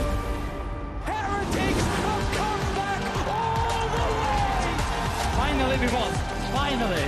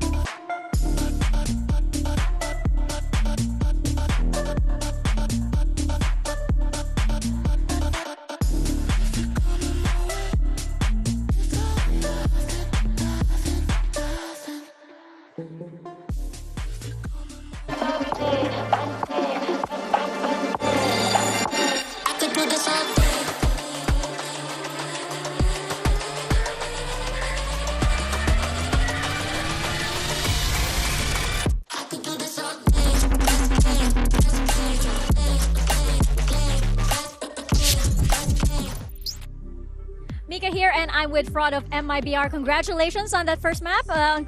Congratulations on Haven. Just wanted to know quickly about the team dynamics, because when last we heard Verno was IGLing, I believe he still is, but because the team seems to be in top form, we just want to know, is he passing that around and with the communications within the team? No, Verno's fully in control. After the second game of our split, we made the decision to swap him as the IGL because he was really wanting to do it. So we're just all in with him, full faith. We've been working with him every day to try and improve his calling, his understanding of the game, which is already at a high level. So yeah, we're not, we made the decision and we don't look back. Even though we've made a couple other decisions, we stand by those decisions and go forward, and that's exactly what we're doing. Well, he's in top form as well, so a good call on that, and good luck on the next map. Well, it's not just the calling that's been amazing for Verno, the shooting, the everything, Uber and Wyatt. I can confirm now with you guys, Verno has broken the global KD record previously set by tens. With a 7 KDA, which is absolutely ridiculous. Light work for the boy. Insane. In Stage 2, Verno was the 3rd lowest rated player in the league. A lot of people were attributing it to him picking up this IGL role that Fraud was just talking about. And maybe it just took more time to fully adjust and be able to figure out how to play his own game within it. That was the best game he has played, possibly, probably all year, definitely since Toronto. That was mental. I love how it happened too. He just started calling one day, apropos of nothing. He's like, all right, guys, I want this, I want this, I want this. And one of the most impressive things from MIBR we just saw was their macro. The early round shot calls that we're getting from Verno, that's so good. And it looks like they really understand how to play this comp that they've obviously just moved off of recently. And I love the way that the team are clearly following the instructions, and the synergy is there, because if we take a look at the Verizon high-speed moment, this was Verno getting kills with his ult, but this would not have happened without the util that the team managed to land and the timing. Yeah, this was absolutely beautiful. And just in general, having very good Hunter's Furies is something that Verno is known for, was known for when he was coming up. They gave him beautiful setup here. I mean, Russia kind of accidentally into-nerfed there by TPing into his spot. That happens actually more than you would think a lot of the time when Omen players get pinged off by this. Yeah, really set things up for MIBR. But man, so intricate. It's not just moments like this as well. It's like their post plants on the B side have looked so good. These guys are working the map really well. I didn't expect to be the macro. We spent so much time talking about Aspas, right? Highlighting these individuals. I didn't really think the macro would be the thing that we're sort of chirping about here as what has got them in this position. But man, Sue, how do they match up on the Gen G scale for you with that comp? Oh, okay. I need to see it one more time. There was a round that I was screaming the groom. I was like, this is the Gen G round! They did a carbon copy, which is nice. I feel like for how much we've seen this comp in Americas, that was definitely the best display of it that I've seen from an Americas team so far, for sure. Well, hopefully the next map is going to be the same for them, because this is where we had questions about both teams. For Bilibili, they banned this so many times in Stage 2. They showed it in the finals. Yeah. But like you guys are saying, both teams don't really play Corrode. This is kind of, a wild card. I like the pick, honestly, though, from MIBR. They've had so much time to work on their pool. That should have been the #1 thing on their agenda. And it's a map that they could reflect on of, hey, we did actually have success on this while we were at our worst that we've been at all year. It was the only map when they had during that time period. And they were running a double duelist with the Raze Yoru that actually was paying off. Aspas was able to op a lot and play off of Artson making space, being that entry. Give me more Aspas attack side ult. I think the Viper Wall was actually pulling a lot of these Bilibili players off sites. YZ especially. He was like, oh, what's going on here? Anyway, trying to get that info, and it's getting punished a lot, these contact plays. And I mentioned at the start of the last game, you are not going to see MIBR compete for the same tempo and timing windows as someone like YZ. They're going to give him that space. They're going to give him just enough rope and then punish him. And that's what we saw a ton in the first map. It's something you can absolutely do here. I want double control, a single duelist out of MIBR. I think I'd like to see him go back in that direction. Yeah, I am curious to see if they're just going to trend to the meta, because also bear in mind, when they were running that comp, that was week 1. That was right when Corrode got into the pool. So there was no set There was no meta look at all. Yeah, there was no meta. It was chaos. I like the way that they pulled out the Odin too, which is something that I think we're definitely going to see as we head to Corrode. But for Billy, though, we barely got to see YZ because they didn't start an attack. So he was in his own spawn. Normally he's in the defender's spawn a lot within like the first 2 seconds of the round. So hopefully we get to see more out of Billy because if they don't win here, it means CN are going to finish the first 4 days without a single map win. I don't remember the last time we've seen that, considering they are the defending champions of champs. Which is mental, and the greatest disparity we've seen in a scoreline for one of their teams is their #1 seed against the lowest seed from Americas. That makes 0 sense on paper. But yeah, this MIBR making extremely good use of their time coming in. This is why we just couldn't, with confidence, really predict what we'd see from them. I already see the Waylay. Well, we got a little spoiler. They were queuing up the NRG comp. I like the Waylay. Do you think he's going to be a Waylay? Or is it just a regular Waylay? I do. MIBR, they had Osbos playing Waylay on Pearl top of the year. Yeah, they are just straight up running the NRG comp. Osbos's Waylay looked really good. He only played it for a very brief period of time. But yeah, now Wasteland mode. This comp, though, obviously, it forgoes a Sentinel. So you don't have Sheer Wall to slow down attackers. You also don't have that early warning system if there is a late read flank that comes through.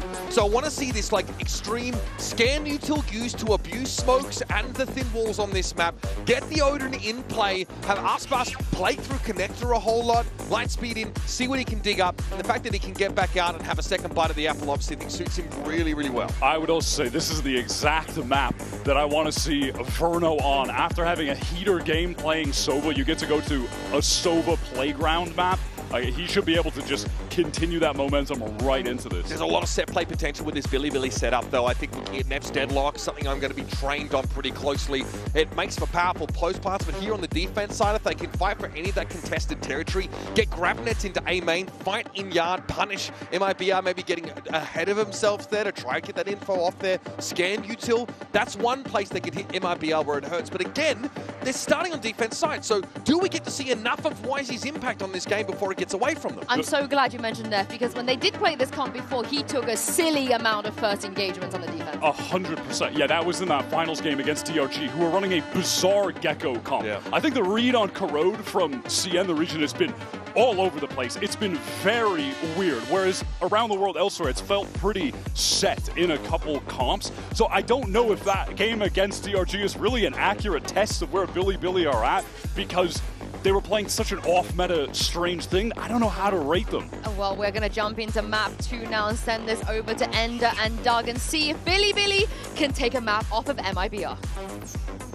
Thank you so much, Yinsu. At the edge of chaos, the unexpected occurs, and that's exactly where MIBR took us. Now, Ender, my question to you is, are we expecting some of the same here, given the comps that we're already seeing? I think it's really hard to come in with any real expectations of this map because of only seeing these teams each play the map one time during stage 2, because the changes in composition as well. I think that what I'm really going to be looking at, the desk was talking a bit about Neff on the Deadlock, taking a lot of those early engagements, which I think could be a bit of a detriment, but I want to see how good he is at stopping down these hits, because already MIBR are quick into A main, or B main. Yeah, they're so fast, but immediately stuffed out by the net, and then if they do continue to go forward, they've got 2 sound sensors, they have 2 players here. Interesting, too, that Cortezia put down that A or B exec wall, just straight down the site. The rest of the team maybe trying to go back into mid, and I think it's important that these players from MIBR are able to challenge up against YZ and Knight. Otherwise, they're not going to be able to really sell this rotate at all. K-Knight tucking behind the wall. Cortezia has been left to go explore and try to sniff something out and see what he can find. But of course, in very BLG fashion, they get a little antsy, they get a little curious, they decide to go explore, and Cortezia swings around, gets the best of the Sova. But YZ is still continuing forward on the lurk. There's no way this is expected. Slips the net. Gets the kill onto 1. Now they have to turn attention forward. Do BLG crunch in for main? Got Neff who's considering it, but they're waiting for us on the other side of the wall. They've actually left YZ on an island, not forced to join the fray. And now, as a matter of fact, all of a sudden, Cortezia is up into mid. He's got a chance to come in from behind on BLG. Cortesia creeping forward, playing on the other side of his wall. As it goes down. Patience. Oh, I love this out of him. Assassination style. Neff falls. Levy is tucked, dropped. Rushia left in a 1v4. I mean, how can you do that? Look at this. MIBR just full facing the line. They know exactly where the guy's going to be coming from. Good kill first. 8 armor, 92 HP for the controller. Forced into a miserable position and asked to make art out of it. Shadows traveling. Trying to do his best to section off the fights as much as he can. Aspas getting a little cheeky with it, but not given the fights. Rushia is running out of time as well. A second tag onto the duelist.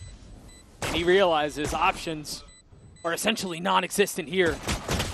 The swing out, Aspas gets a kill, MIBR get the round.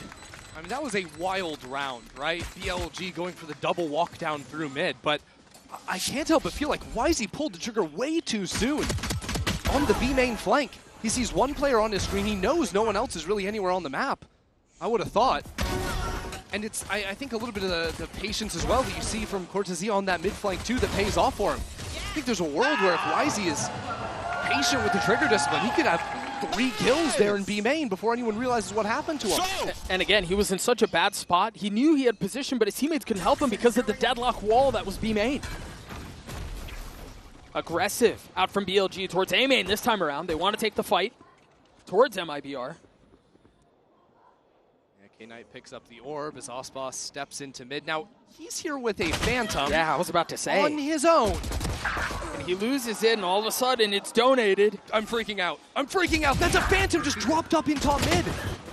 And now K-Knight has a kill as well. Is that actually... That's recoverable for sure. Yeah, it is. But it's going to take some time. And with that time, MIBR should be able to get into comfortable post plants. Yeah, at least that body down in bot mid didn't have anything on it. And now Shenum falls. Okay. And it wasn't even the Phantom. Weapon now upgraded in the hands of Neff. Battered and bruised, but still in a position to fight. Still ready to go. Wisey connects onto the Sova with a frenzy, and now it's our team left in a 1v3. Can they find a way to avoid disaster? Watch your back. BLG in a really nice spot, but it's a knife. You're absolutely right. Thanks. A tragic punctuation point to the round for MIBR and a thrifty win for BLG. Yeah, the MasterCard thrifty, and I don't know what exactly the idea was there with Aspas going on a journey into top mid on his own. Does feel like back-to-back rounds, our duelists getting a little bit ahead of themselves. Bro, that is a brutal way to finish it. Uh-huh. Thought he might get out of his seat. Thought he might get a little verbal across the stage. Oh. So off of this, they give a rifle to Aspas again. Already has the TP procced. Flash over the top, looking to take the fight. There is no one there. You can see the benefits of the KO flash hitting both yard and towards elbow. Aspas looking for a fight. Remember, he failed at this the last time around. This time succeeds. Aspas with 2. The side is theirs. K-Knight with a Bulldog. Can't find its mark. Yeah, okay. These are the most nonsense rounds I've ever seen. Aspas just fully picking things back up after a blunder in round 2. MIBR just seized the reins once again. You wonder here if you're BLG, I think they're just calling for the save. Yeah, I mean, at this point, it's probably better than giving over even more guns to MIBR. Yeah. Just cut your losses and play the next. Tough to really see what the financial situation is for Neff and Levius, but you imagine it's a bit spotty, and so they're trying to clutch onto their pearls, trying to keep that carried into the next. The next round, while they're going to have a bye because, of course, they picked up all those guns from the last round. Right. Verno is going to have the 100 Fury online. You remember how deadly he was back with that on Haven.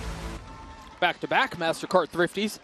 I think for MIBR, we've seen a lot of what their approach is and a lot of their plan is on the attacking side. And you mentioned it, the flashes from the KO do such a good job of unlocking Waylay. We talked about it on the desk yesterday, I believe. Yep. This is the meta that is evolving in this tournament. The flash with the Waylay, let him go, take a fight, Good job, guys. and then get oh my out. god, okay. Who is watching any sure? No one. Yeah, nobody. Well, nice save there from production. Yeah, didn't catch that one. A little bit of a different reaction from our coaching booths compared to round number 2, but here you go. See some of that speed with the Waylay. The knife out. Aspas takes a fight, waiting for a second challenge. Good night, brother. And the follow-up, too, from Verno. It's only the spam from K-Knight to try and equalize. He's going to get caught in the drone. He's weak. That was beautifully played up mid by MIBR. Primarily Aspas. He goes for that double dash towards Khan there, but then freezes. So that reclear with the stun doesn't connect on him. He gets the one kill, dodges away. Verno takes his place. Neff falls, leaving Levius in a 1v3. Yeah. And he's so far away from the play. I found from watching Neff's deadlock in the finals, it was kind of hard for him to play off of his stuns there. You can see where they are on the map. And the positions he was actually trying to work with, I don't know how to draw apparently, but the positions he's trying to work with so often struggle to capitalize off of that. The majority of value he's finding is off the wall. But I see BLG try to adjust against some of these higher tempo execs. The last 2 rounds have just not even been close. It's been a blistering pace from the attack. And maybe we get a timeout pretty early on. You saw some of the frustration. Yeah, that's beautifully played. The patience there. He's not hit by the stuns. There comes Verno. Even this extra layer of arts in scaling forward. Here's the reload. Here's the drone. Easy push for the kill. And that is just that's a demonstration how to deconstruct a mid-hold from a defending team. Yeah. Snappy yet from Shenum 2 to close out the round. 5-1 for Aspas, 5-2 for Verno. Here's that quick pace to A. It's just Wisey here. Is that going to be enough? Right back. Just Wisey? The TP across, he gets his one. Just not enough there. But Rishi is tucked. He's got to judge. The flash through. K-Knight joins the fray. K-Knight gets 2. And now it's Cortezia left in a 1v3. And already 2 players approaching. Quick on the flank. 45 HP, he's left alone. This is going to be difficult. He spots his one, no real idea of what's waiting on the other side. And as Neff creeps forward, might be the easiest kill of his life. BLG continuing just flank every single round, it seems. Just when you think they're done, there's another player coming in from the side. But truly the hero of that round, K-Knight. In main after Wisey, gets his kill after the little bait and switch there from MIBR, and Rusha is blinded up. It doesn't matter because K-Knight came out of Link and just fries. That's his guard as well. Didn't catch that the first time around, but beautifully pings up Aspas.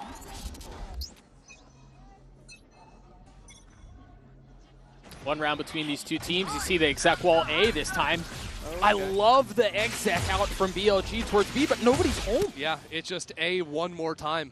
Levius left alone. And they invested a ton into that. The paranoia, the stun, the Hunter's Fury, the position. Quick TP across the map, though. Rashia tries to get into the action A. And they're going to have bodies here because of MIBR taking their sweet time, scaling forward. Now there's a smoke onto elbow. And MIBR, to succeed, are going to have to pop on out of it. They have the tools to do it. Artsine has 2 flashes. Verno has a dart. Shenum has a paranoia. But it's so much easier. Contemplated, then completed. K-Knight. It rests on K-Knight. Pushing forward. K-Knight gets 2, delivers again. For BLG, Artsine so weak, but counters, and now Levius fills in on the space. Aspas a 1v4. 1v3 now. Ult pops, but he doesn't have his flank covered. Rashia cleans him up. We're tied at 3. That's just back-to-back rounds where K-Knight's the best guy in the server. Yeah. That quiet reclear. BLG love to go for these contact plays, these quiet steps back into space. And this time it comes after knowing, hey, they've pushed anyone out of B main space. They've got a couple players that made sure there's no one in mid. You highlighted it perfectly, man. K-Knight was a guy who had to deliver on that fight. That's exactly what he did. He did. Even there, Levius finding 2 kills. shoulder to shoulder with him. It's exactly what you're going to ask for. So MIBR go away from A and back to mid. Still no timeout called from other side. Paranoia, just a little short. It's because Ospas' pathing is different this time. Last time they heard the double dash in mid. It would have been hit by the Paranoia. Shenum gets picked on B main too. YZ. A really nice spot. That stun's gonna connect. They have to swing out into it. Ospas shoves the barrel of the Vandal down his throat, but Rashia counters. And now they can speed up towards A, but again, down in numbers. They have the pit, and they have Artzine's ult. I mean, this is funky. That pit gives them a lot of space to work back into CT, but BLG are doing everything. They're clearing away A main. They've got 2 players coming in from mid. Really, it will be Cortesia inside the smoke. K-Knight has a dart. He's been so good. He's been so good.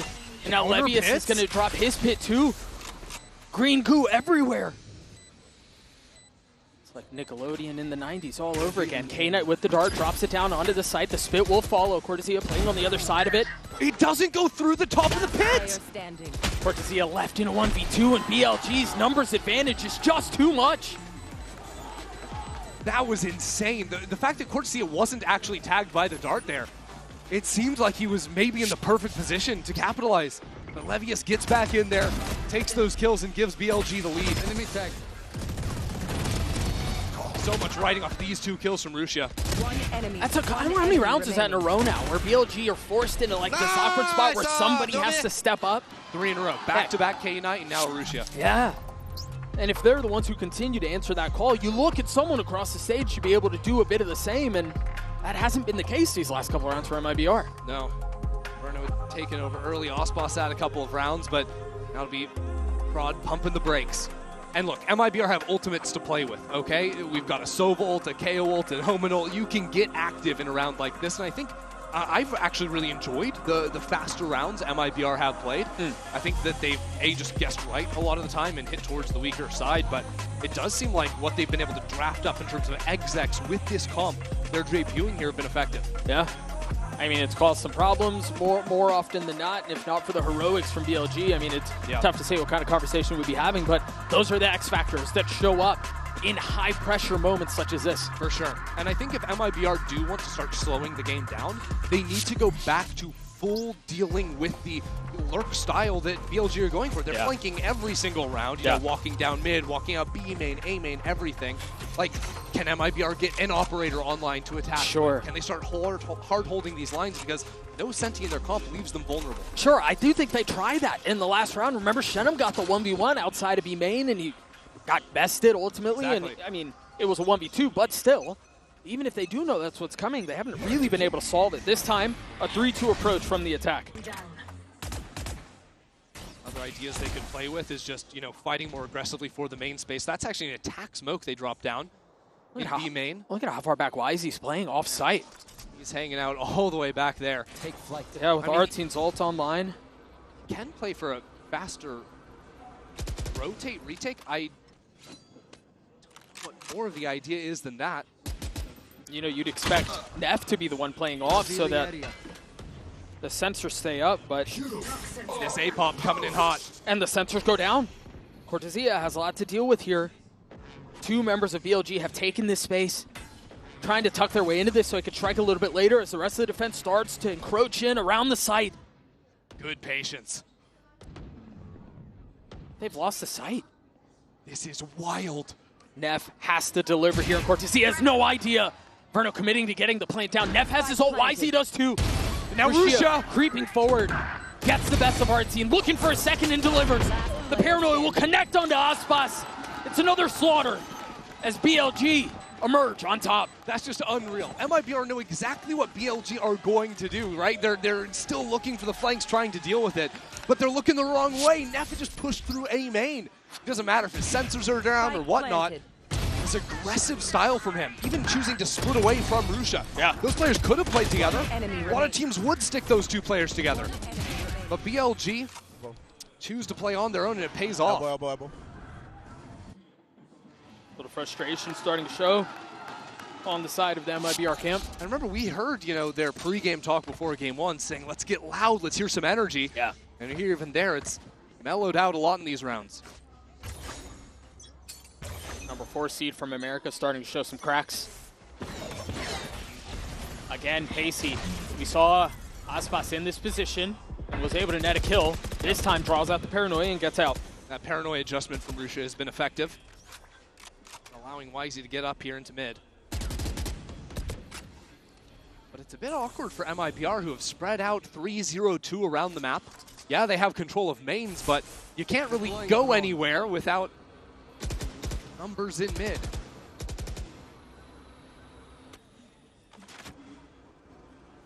A main cleared out, a drone traded on the other side, only spotting Shenum, who has technically been responsible for holding this side of the map by himself previously. And now Wisey all the way down into bot mid. This is a guy that doesn't rotate to flood retake. He will start pushing forward once his teammates get information. That's a second player now spotted in main. And here goes Wisey. Cortesia, there to greet him, there to best him. That's the difference, though. Finally now, the flank has been dealt with. Now the acceleration into B, but there's already 3 players from BLG here. Flash over the top. They're committing onto this, but the spike is rotating away. Yes, it is. Now a counter ultimate into the other side. Shenum behind enemy lines, and it's only Neff here to hold down the fort. But 25 seconds left on the clock, and Elbow walled off by the deadlock. Neff could stop them in their tracks. Wall, the only thing keeping them apart. But they have found safe passage through. He's got a timing. He could be everything for BLG. A lot of the hands of Shenum here. That's the first kill found, and now they're going to buy time. I don't think they can make their way out. The spike is still waiting. Neff holds the line. 5 seconds now. The spike will go down. Aspas gets the best of K-Knight. And Levy is not able to play spoiler. Now left in a 1v3. Into the swing. The high-low is too much. Artsing gets 3. MIBR gets a 4. That's crazy. 1 second left on the spike to go for the plant there. Neff was almost the hero for BLG. And it's in these slower rounds especially that I think Neff can be a monster. But MIBR fight their way out of that choke point, even against the deadlock wall. I think making the right call to pivot away. As soon as they heard Rusha's Omen ult, head over towards the B site. Yeah. It does feel like these rounds live or die by whether or not the flank is controlled. The lurk is bested. If BLG are able to continue to abuse that, they seem to find success. Right here. This A side looking a little bit light from BLG. Yeah, but it is Rushia on the other side. 7-7 so far. And K-Knight's not far off.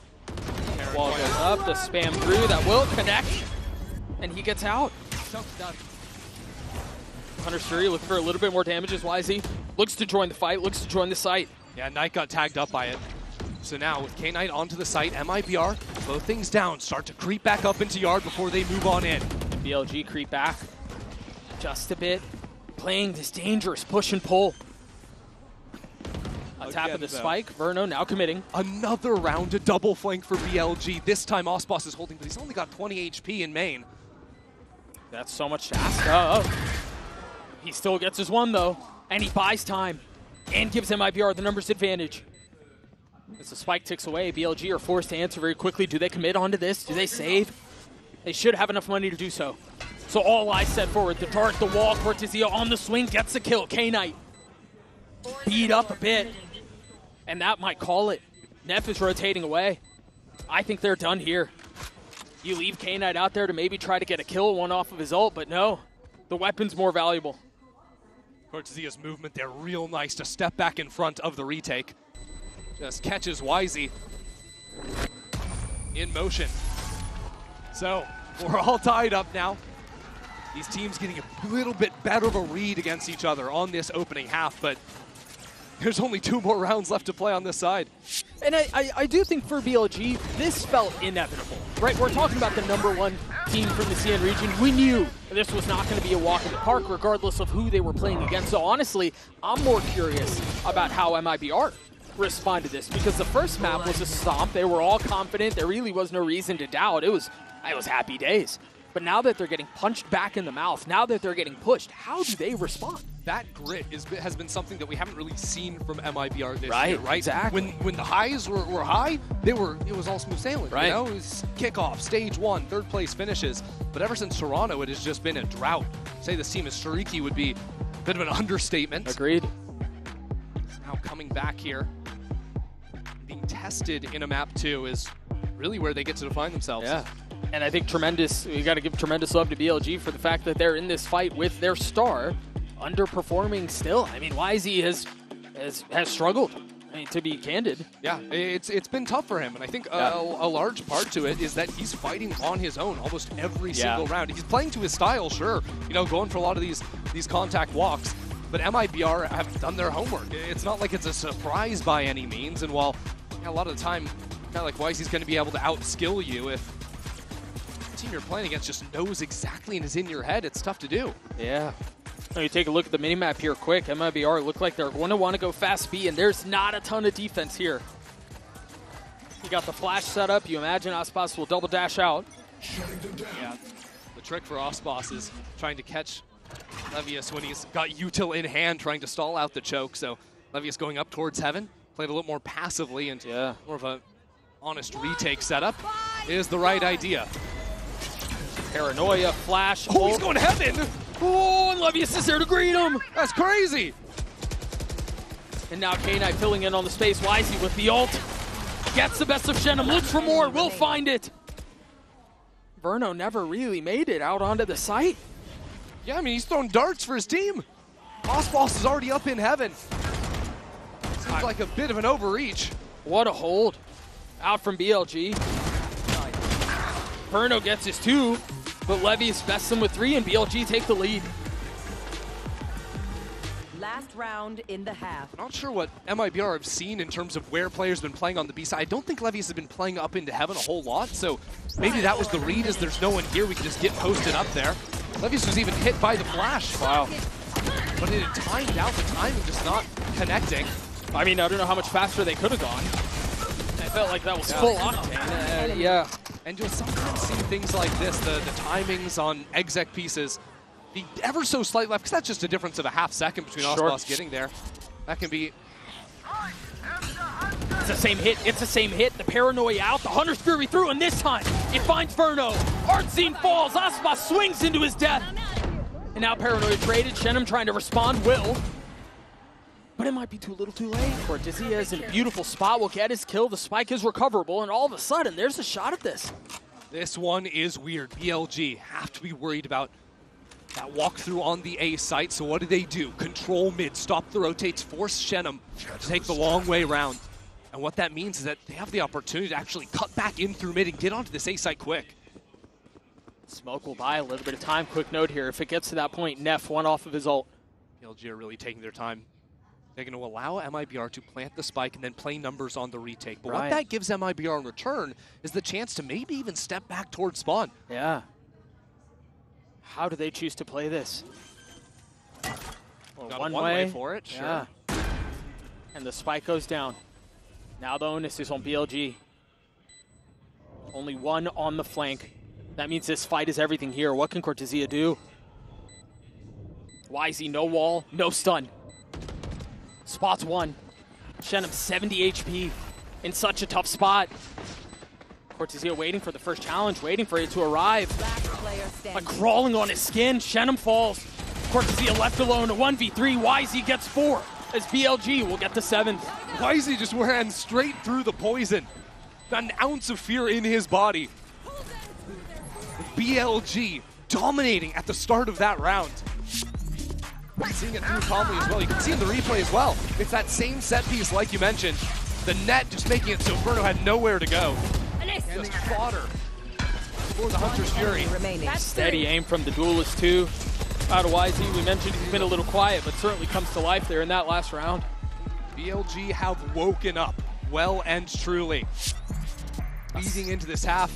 That's what we expected. 7-5 half for BLG. Let's send it down over to the stage. Lou is standing by with a very special guest. Lou, take it away. Et les Champions Paris sont un moment qui se vit en famille avec la maman de Verno ici. I'm never getting rid of interviewing moms here in Paris. And Elizabeth, Verno's mom, you are no exception. So first of all, welcome to France. It's a pleasure to have you here. Merci. Very nice mercy from you too. And my first question is going to be, do we have a radiant mom here? Have you ever tried Valorant? What are your thoughts? Do you have a favorite agent maybe?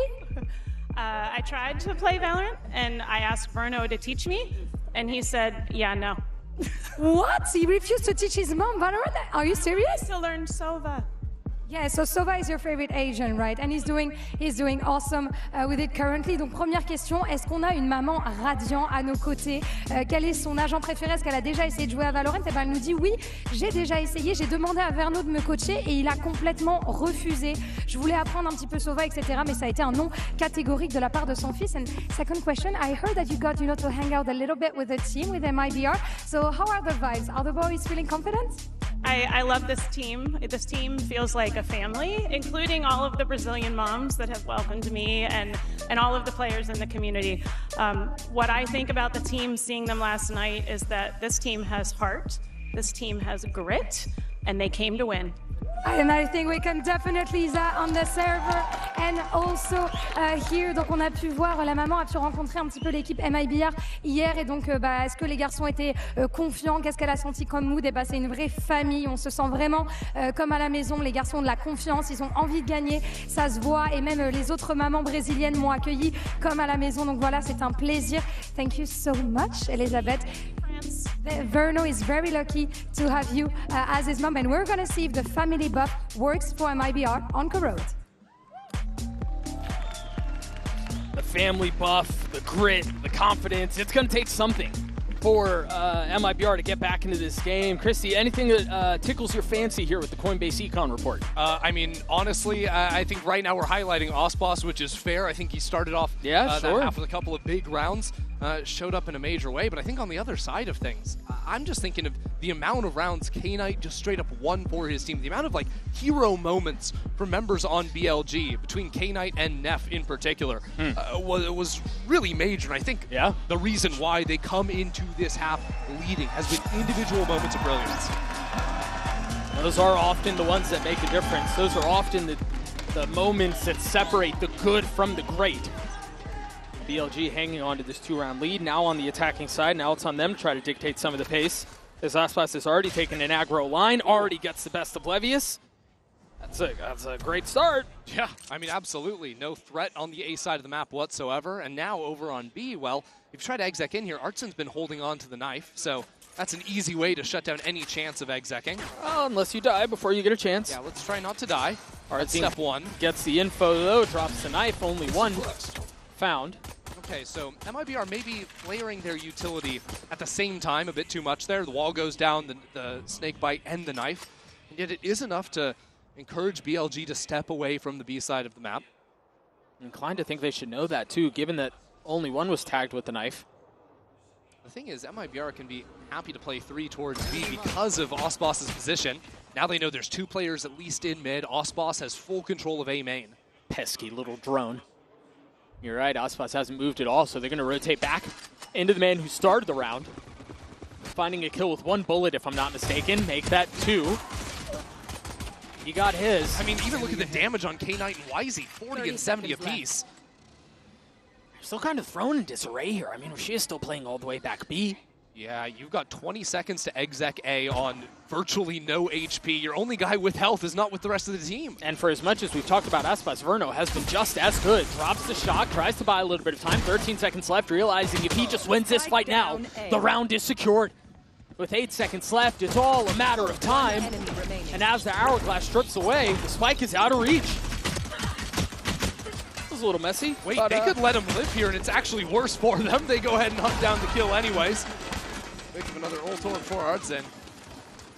They got their pistol, though, and that was something that, I mean, they needed, something that they struggled with. Really, I mean, all of Stage 2. Yeah, you think, yeah, Stage 2 was a struggle. This game, though, won the first and ended up getting things a little bit messy. Osboss may have donated a Phantom over to the other team. Well, so I think we'll see MIBR not do that, or at least try not to do that this time around. Get this guy! Nice! That's really good comms. Honestly, brother tried. He tried. He tried. All right, yeah, we will see what the adjustments are. This time it's just a Marshall enhanced boss. You can't give them a Phantom if you don't buy the Phantom. Right, but you can still lose the opening pick if YZ gets another one with a Frenzy. Artsine trying to fill in. YZ on an island. Shenham and Artsine both side by side, getting the best of BLG. Just a tiny sliver of health for the remaining controller. Verno will snap. Verno will get the kill. MIBR will tie us up at 7 apiece. Yeah, he's quick with it there. Dude, I'm going to go ahead. I'm going to ask it. I'm going to say it. Say it. Where was this team in stage 2? I don't know, but not Los Angeles, California. Good night. I mean, they're just playing with so much confidence. And again, I think grit is the most impressive thing. The MIBR of old would have crumbled. Yeah. They would have never even been in this position, much less had the fortitude to hold it together. And you think about a team with 3 rookies to the America stage, let alone the champion stage. Yeah, I'd argue 4. I mean, our team wasn't there a ton. Hello. Oh, I love this set! Oh. It's beautiful! Osbos gets 3! BLG were in 0G and he just comes in and kills them all. That was unbelievable. Waylay believers rejoice. One enemy remains. Osbos gets 4. He knows what the people want. Question is whether or not he gets a chance to do it. He is 1 off of his ult, so you imagine you want to let him off the leash. Go make a play. We'll see if he can find it. They know where he is. The king returns to the international stage and does it with an ace.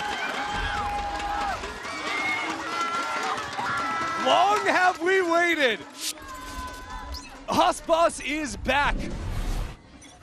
Look at this play. I mean, he does it all himself. There's a paranoia too, but everyone's trying to jump. They get paranoid. They're trying to jump away, and they're just caught in the air. Enemy. That was so sick.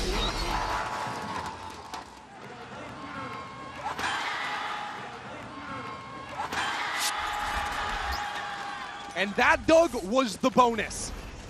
A completely different story to the first half. Back and forth, messy, sloppy. No, this is devastation. And it's getting worse.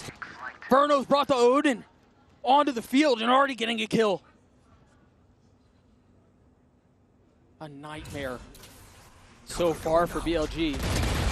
And yes, they're still in this. Yeah, they have an opportunity to fix this, but this all beautiful. Osbos continuing to push the pace. This time they have overcooked, but Verno's there to pick him up. This is danger. This is not secure. This is not safe. And the Annihilation just plucked up Shenum. This is now BLG with a numbers advantage. They don't have the rifles, and there's 2 players now on the flank for MIBR.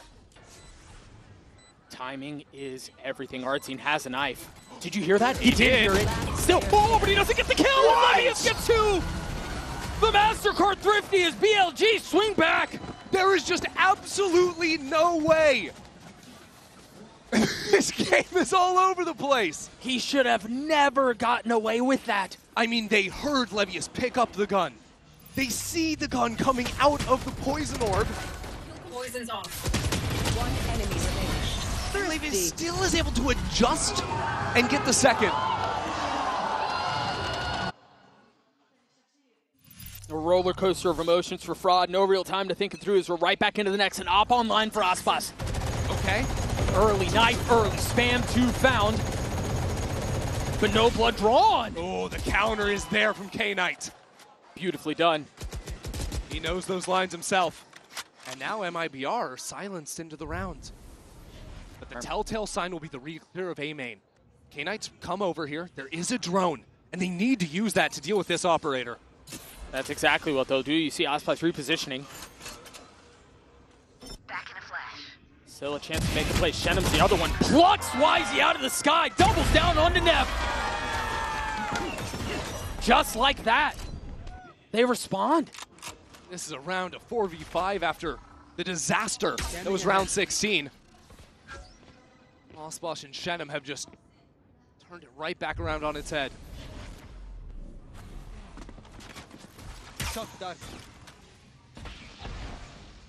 BLG looking for a little bit of room, a little comfort, a little space to breathe and try to get the spike down. But not fully committing onto it yet, setting up in the crossfire first. Cheeky little lurk out from Verno. And the spike goes down. The spit, the dart, any info would be devastating for BLG. But they try to dig their heels in. So far, gone off undetected. We've seen some silly rounds. Has the potential to be another one. K-Knight on the swing, but Osbos and Shenum cleaned it up. 3 on the round for the controller, who had a very quiet start. Oh, yeah. As MIBR take the lead back. But you can forget all about that after the 2 kills he just found on BLG's mid players. I'm sure we're going to see it again. His first shot onto YZ was jumping, sprint jumping to try and break the crosshair. This is after Artson went down early, but it's that kill there into the reset. So nice. And Neff had a chance at it, but very well done. Double. Nice! Perfect, boys! There's an audience.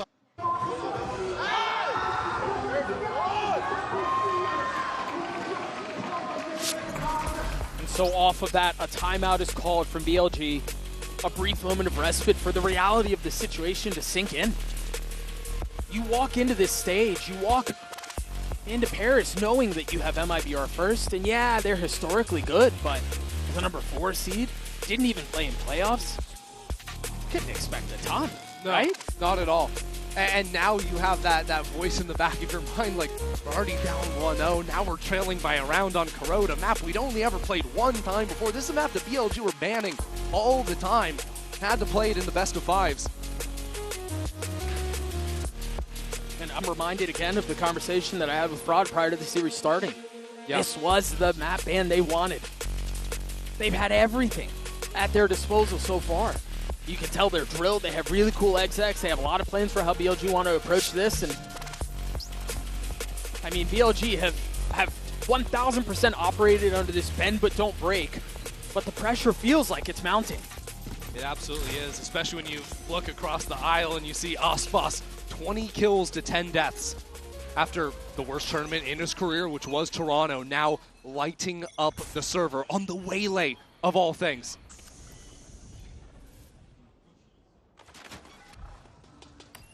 MIBR getting curious and exploring across the middle of the map. While BLG set into a 4-1. All picked up and going to rejoin alongside Levius and see how they want to approach the rest of this round. Yeah, BLG might just want to play for a couple of ult rounds back-to-back, pretty close on a few of them. First challenge will be dealing with this 1-2 punch from Artson and Verno. Good timing on the drone to see the other side of things, but no one's scaling behind it. That will conceal Artson though. Caught by the net, forced to take the fight. Verno's there to help, boldly removing it in the middle of the chaos. Artson just gets out there? You gotta be kidding me. Suppressive fire was enough, I guess. Managed to stay alive. So now what do BLG do? We need to come back into B, perhaps? There's a pocket for Shenum to dodge any util in this corner. That's a second pocket that MIBR are playing around. They're so prepped. First it was Artson, and you're right, now Shenum. Tucked. 30 seconds left. Waiting for the trap to be sprung. Shenum gets 2. Artson gets another. And now the Hunter's Fury results in a flawless round win for MIBR. MIBR, by stealing away that fight into mid, taking YZ out of the equation, not only does it ruin BLG's chance of playing the macro of the map, okay, you have no mid space, you gotta just run an exec onto a site, but it also means they have no way to break that choke point. And Artson, who was the player that survived by the skin of his teeth in bot mid, runs all the way back to B to hold that 180-degree crossfire. With Shenum in the pocket. And also the timing of the utility was perfect. Cortezia hit a spit at just the right time. And so it was almost easy, to be honest. But again, no real time to think this through. Well, and again, it's a brutal start for BLG. And another ping, so Artson's looking for more. I mean, he's mowing him down through the walls, Doug. Verno looking to get in on the action, have a little bit of fun himself. Lucio, though, finds a little bit of timing. Cortezia is the one with the op now. Yeah, of course the Vipers got the operator. Osboss wanted to have a rifle round. BLG have lost full control of the situation right now. And a leg, too. I mentioned it earlier. It felt like it was bend but don't break, and they were able to live off of that for so long. But MIBR tee off as they get to 11. Cortezia was the rookie prospect in the offseason, coming up to join this MIBR squad. And a lights-out kickoff stage 1. And now with the operator of all things, dominating in this round as well. Combo of him and Artson just dismantled BLG. Nice! Let's go! A complete subversion of expectations, but the job's not done. Does he stick that ult? Yes, he does. No smoke to conceal it either. Ooh. So a little game of cat and mouse as Verno rotates around looking for... Verno's looking the wrong way. Yeah, he's looking for the hunter, but he's the prey.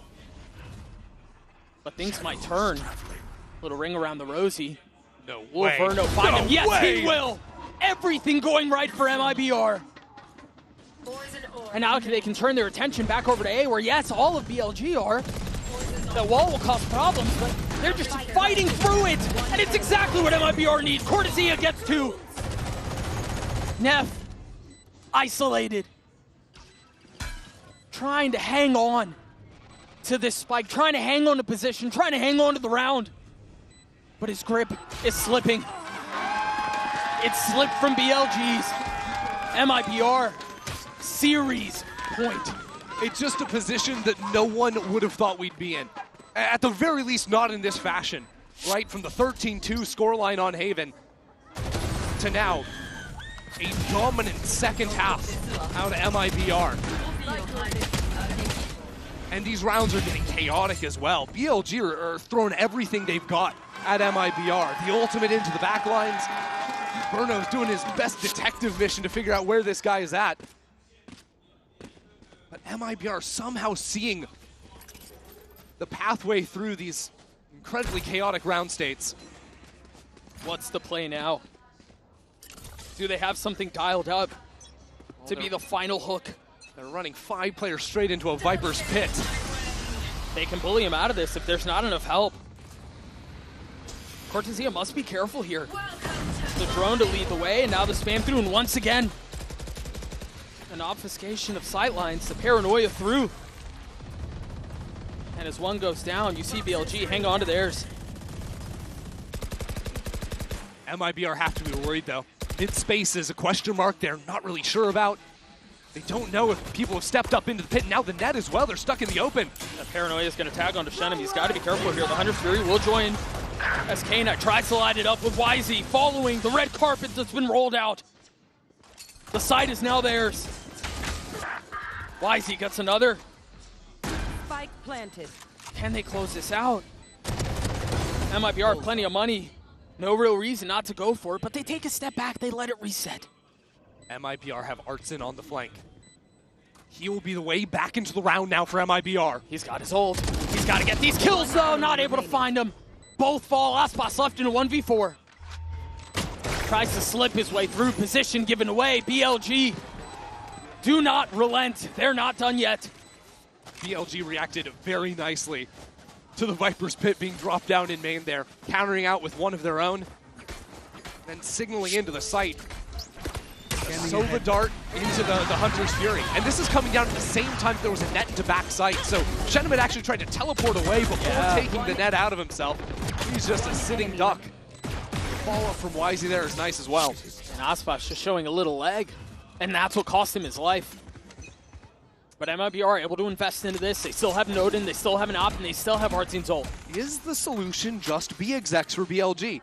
Is that really it? You know, they've played a few of these rounds where they step up into B main and then drop down that sensor to stop any refight coming through from MIBR. So this time it isn't that acceleration into the site again. Aspas is up really far. Remember, he's got the op. He's got to clear the drone, but can't. Aspas has to give the line up. So BLG, after pushing that player out of mid, now set up to go back into B again. Paranoia line ready. One big difference here is this. Artin was on the other side of the map previously. Now he can stall this hit out with his ult. And that deadlock wall instantly busted down by Verno's Odin. The question is, do BLG just wait for this to go out and then they re-hit? They have to. They have no space anywhere else on the map. They've decided to stop playing for lurks or anything like this. Now they're tagged up, 3 players spotted. Tells MIBR everything they need to know. They're not rotating off of it. Both teams know what's about to go down is a matter of skill. They're not scurrying back B. The spam through from Verno, denying entry onto the site. Cortezia trying to do a bit of the same, but Aspas gets 2 with the out. Verno gets another. And now the ult popped. Artzine paves the way. K-Knight left in a 1v3, and he will fall. They might be fit for a glass slipper after all. MIBR shock the world and take down BLG. It would be the most incredible Cinderella story of all time, I think. A team that had not even made playoffs in Americas. If you check its 9th/10th place finish for MIBR. And yet they have come on to the global stage, the first champions for 4 of these players. And they have shut out China's best team. Off the backs of Aspas and Verno. And really, I mean, it was by committee at the end there, but those two, those two were stars. I mean, map 1 was the masterclass from Verno. Yeah. And map 2, Aspas back on the big stage, playing the Waylay for the first time. And it's that ace round that BLG will not forget for a long, long time. Yeah, and you know, maybe a bit removed, a bit far away from really painting this as a Cinderella story, but they have taken their first step. And I think the question now has to be asked, given that they just took out the #1 seed from the CN region, do you believe? Yeah, I mean, how far can this team go, right? You know, there was no reason to believe in them before this, unless you're counting on the history of a guy like Aspas, or you're, you know, gambling on, oh, of course they're going to make some improvements in the time between Stage 2 and this event. And I do want to point this out too, because remember, you mentioned it earlier, Verno joined after kickoff, right? He was playing on a different team, joins MIBR, and all of a sudden, who are these guys? They might just be back. We're going to throw it down to Lou on the stage for the Verizon post-match interview with Cortesia. Lou, take it away. Et après cette belle victoire de MIBR, je vais pouvoir rejoindre Cortesia. Cortesia, congratulations. I'm going to have to borrow you for a second after this beautiful victory against BLG. So first of all, parabéns. Congratulations. Obrigado. Thank you, merci. So my first question is going to be easy. We have a multilingual team here. You guys are Brazilian, so your native language is Portuguese, but we have Verno too, who can speak several languages, but you guys keep it in English for everyone, you know, to understand. So does it happen sometimes that you switch to Portuguese in clutches? How do you handle all of this? So usually when we are playing like me and Shannon inside the clutch, we call in Portuguese, but we are trying to call more in English because of Verno. Now he's the IGL and he needs to understand what is going on in the minimap. So we are trying to improve more in the English so Verno can call better. It takes time, but I think you guys are doing pretty good indeed. Donc on a une team qui est multilingue. On a des Brésiliens donc qui parlent portugais, mais aussi Verno qui parle anglais. Donc comment est-ce qu'on gère ça? Est-ce qu'en clutch, ça leur arrive de parler portugais? Bah oui, quand Cortesia est avec Zenom en clutch ou en extrémité, c'est vrai qu'ils parlent un peu portugais, mais ils essayent de passer à l'anglais pour aider un petit peu Verno qui est IGL. And my second question is, I'm very proud to see a mix of Brazilian and French attitude and trash talk here on the stage in Paris from you, but how do you maintain focus? How do you maintain lock-in when you send the chair and everything like in the air? So I think every team needs a guy like me to hype up the team. We see Baby Bay, we see Zelzis, so it's really important, and I am this guy. So you are this guy, and it helps you lock in actually. It seems like you're playing better when you do this. Yeah, it really helps me a lot, but I think it's more for my team. It helps me, but helps more my team. You do it more for your teammates indeed. Donc on le voit se lever, Cortesia, il célèbre à chaque round, il se lève de sa chaise. Comment est-ce qu'on arrive à rester focus, à continuer de cliquer quand on fait ça? Et bah tout simplement, je le fais pour ma team. Il y a toujours un coéquipier qui fait ça dans l'équipe, que ce soit Zelzis, que ce soit Baby Bay. Dans mon équipe, c'est moi. Je le fais pour mes teammates. And I think that's really beautiful. Thank you very much, obrigada, for your time and congratulations again for this victory. And we're gonna discover very soon who's gonna take the win between Fnatic and RRQ. Stay with us.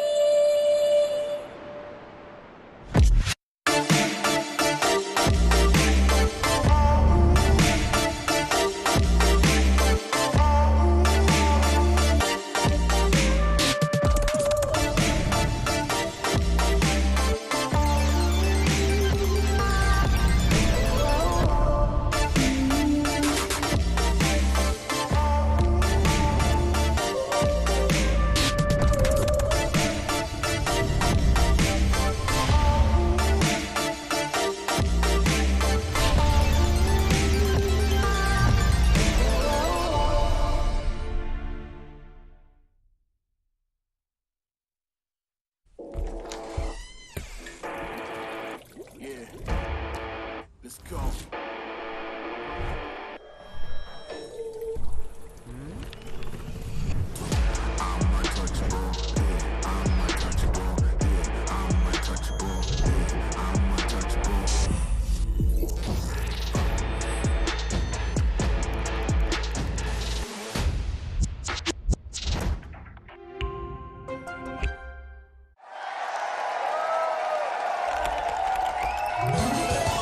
Red Bull gives you wings.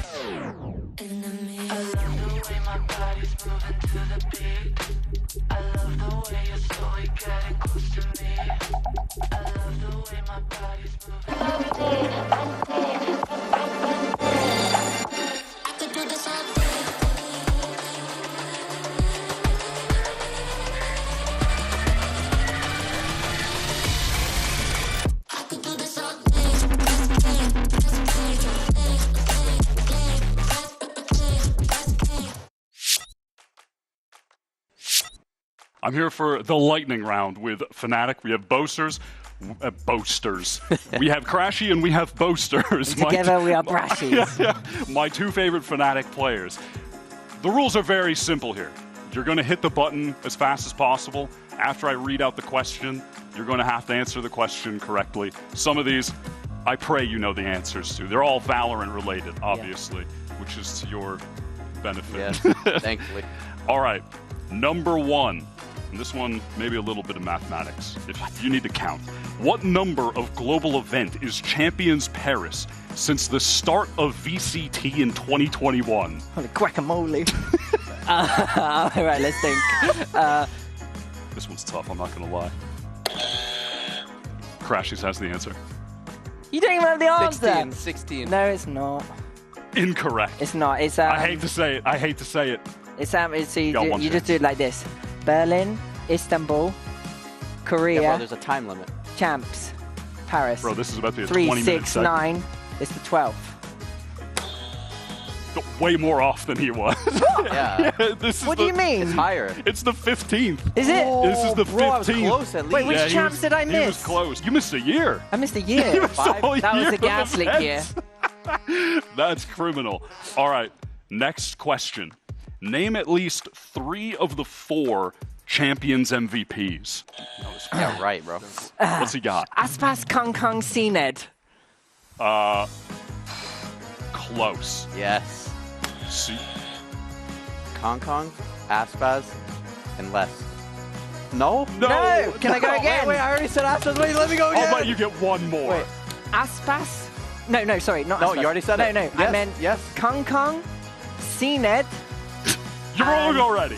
Huh? It's not CNET. Okay. It's not CNET. It's What's not he doing? CNET. Why are we making him? Aspaz, Kong Kong, and Zeke. No! He got it. He got it. It was Zeke. It was Zeke. He got it. He got it. I And need the a other one- point. The other one was Demon 1. The other one was Demon 1. Oh, All right. Demon 1. They won This one, champs. That's y'all- the champs I missed. LA. Y'all better both get this or you're fake. What team did Chronicle play for in Champions 2020? Hey, he cheated. Gambit. I thought the question had to be Gambit. finished. No, I already know what he's going to say. Gambit. Yeah, I knew too. I'll allow it. I'll allow it. I'll allow it. I'll NA allow it. favoritism. Favoritism. All right. Next. This is unheard of. I'm just smash my head on it. Who has the most kills in EMEA Stage 2? Oh, stick. Ara. I mean, know that. You're correct, but at what cost? Oh. Yeah, Bro, what your cost? IGLing is going to be off I've got in your first concussion. game. How many Fnatic players are in the top 10 most kills at Champions? Yeah, good luck, mate. I don't even know. Hold on. 2. That is correct. Who? It is Who? 2. On It and is Alpha. Alpha. Oh, okay. And that's a double He point, just brother. knows. You said you were nervous before Yeah, I we was. started. I You were was locked in. All right, the final question. Not Durka. Yeah, kind of shocking, really. Last question. Let's see if you can redeem yourself. Crashy's kind of on point. I got concussion. Which players tied have the most Champions appearances to date? Boaster, Mako, and who's that other guy? Buzz. He's done it. That's done it. But He's you've lost done it. anyway. The Buzz one, I felt that was a tough one. I'm not Came gonna out of lie. nowhere. That I was saw his difficult. face, and it was like. Did anyone keep track of who had? No one in the room. Me. No, because Say, I'm as the ref. Winner. I lost count. Me, Was that 3-person? Was that tied? 3 me or and 3? Austin combined, we won. Technically. Yeah, fair enough. The viewers are the winners. Yeah, that's true. All right, and that's the end of the Fnatic lightning round. And that was Wyatt in our weekly third wheeling session here at VALORANT Champs Paris. Did you feel like you were third wheeling? Yeah, absolutely. The romance. Welcome The to my tension world. across the City stage of was Love. immense. I know. Yeah. Did you? I kept taking note of the way they were looking at each other in the eyes. Like you weren't in the room. Long They'd act like you're not in the room. not at all. Yeah. Sorry, Sue. That's rough, man. Now you know how I feel. Yeah. But this is the thing, though. You know, we've been hearing about the way the Crashies has improved and changed and evolved so much. I don't think we ever remember him doing content on his previous teams at global events and being that happy and whimsy and silly. Well, no.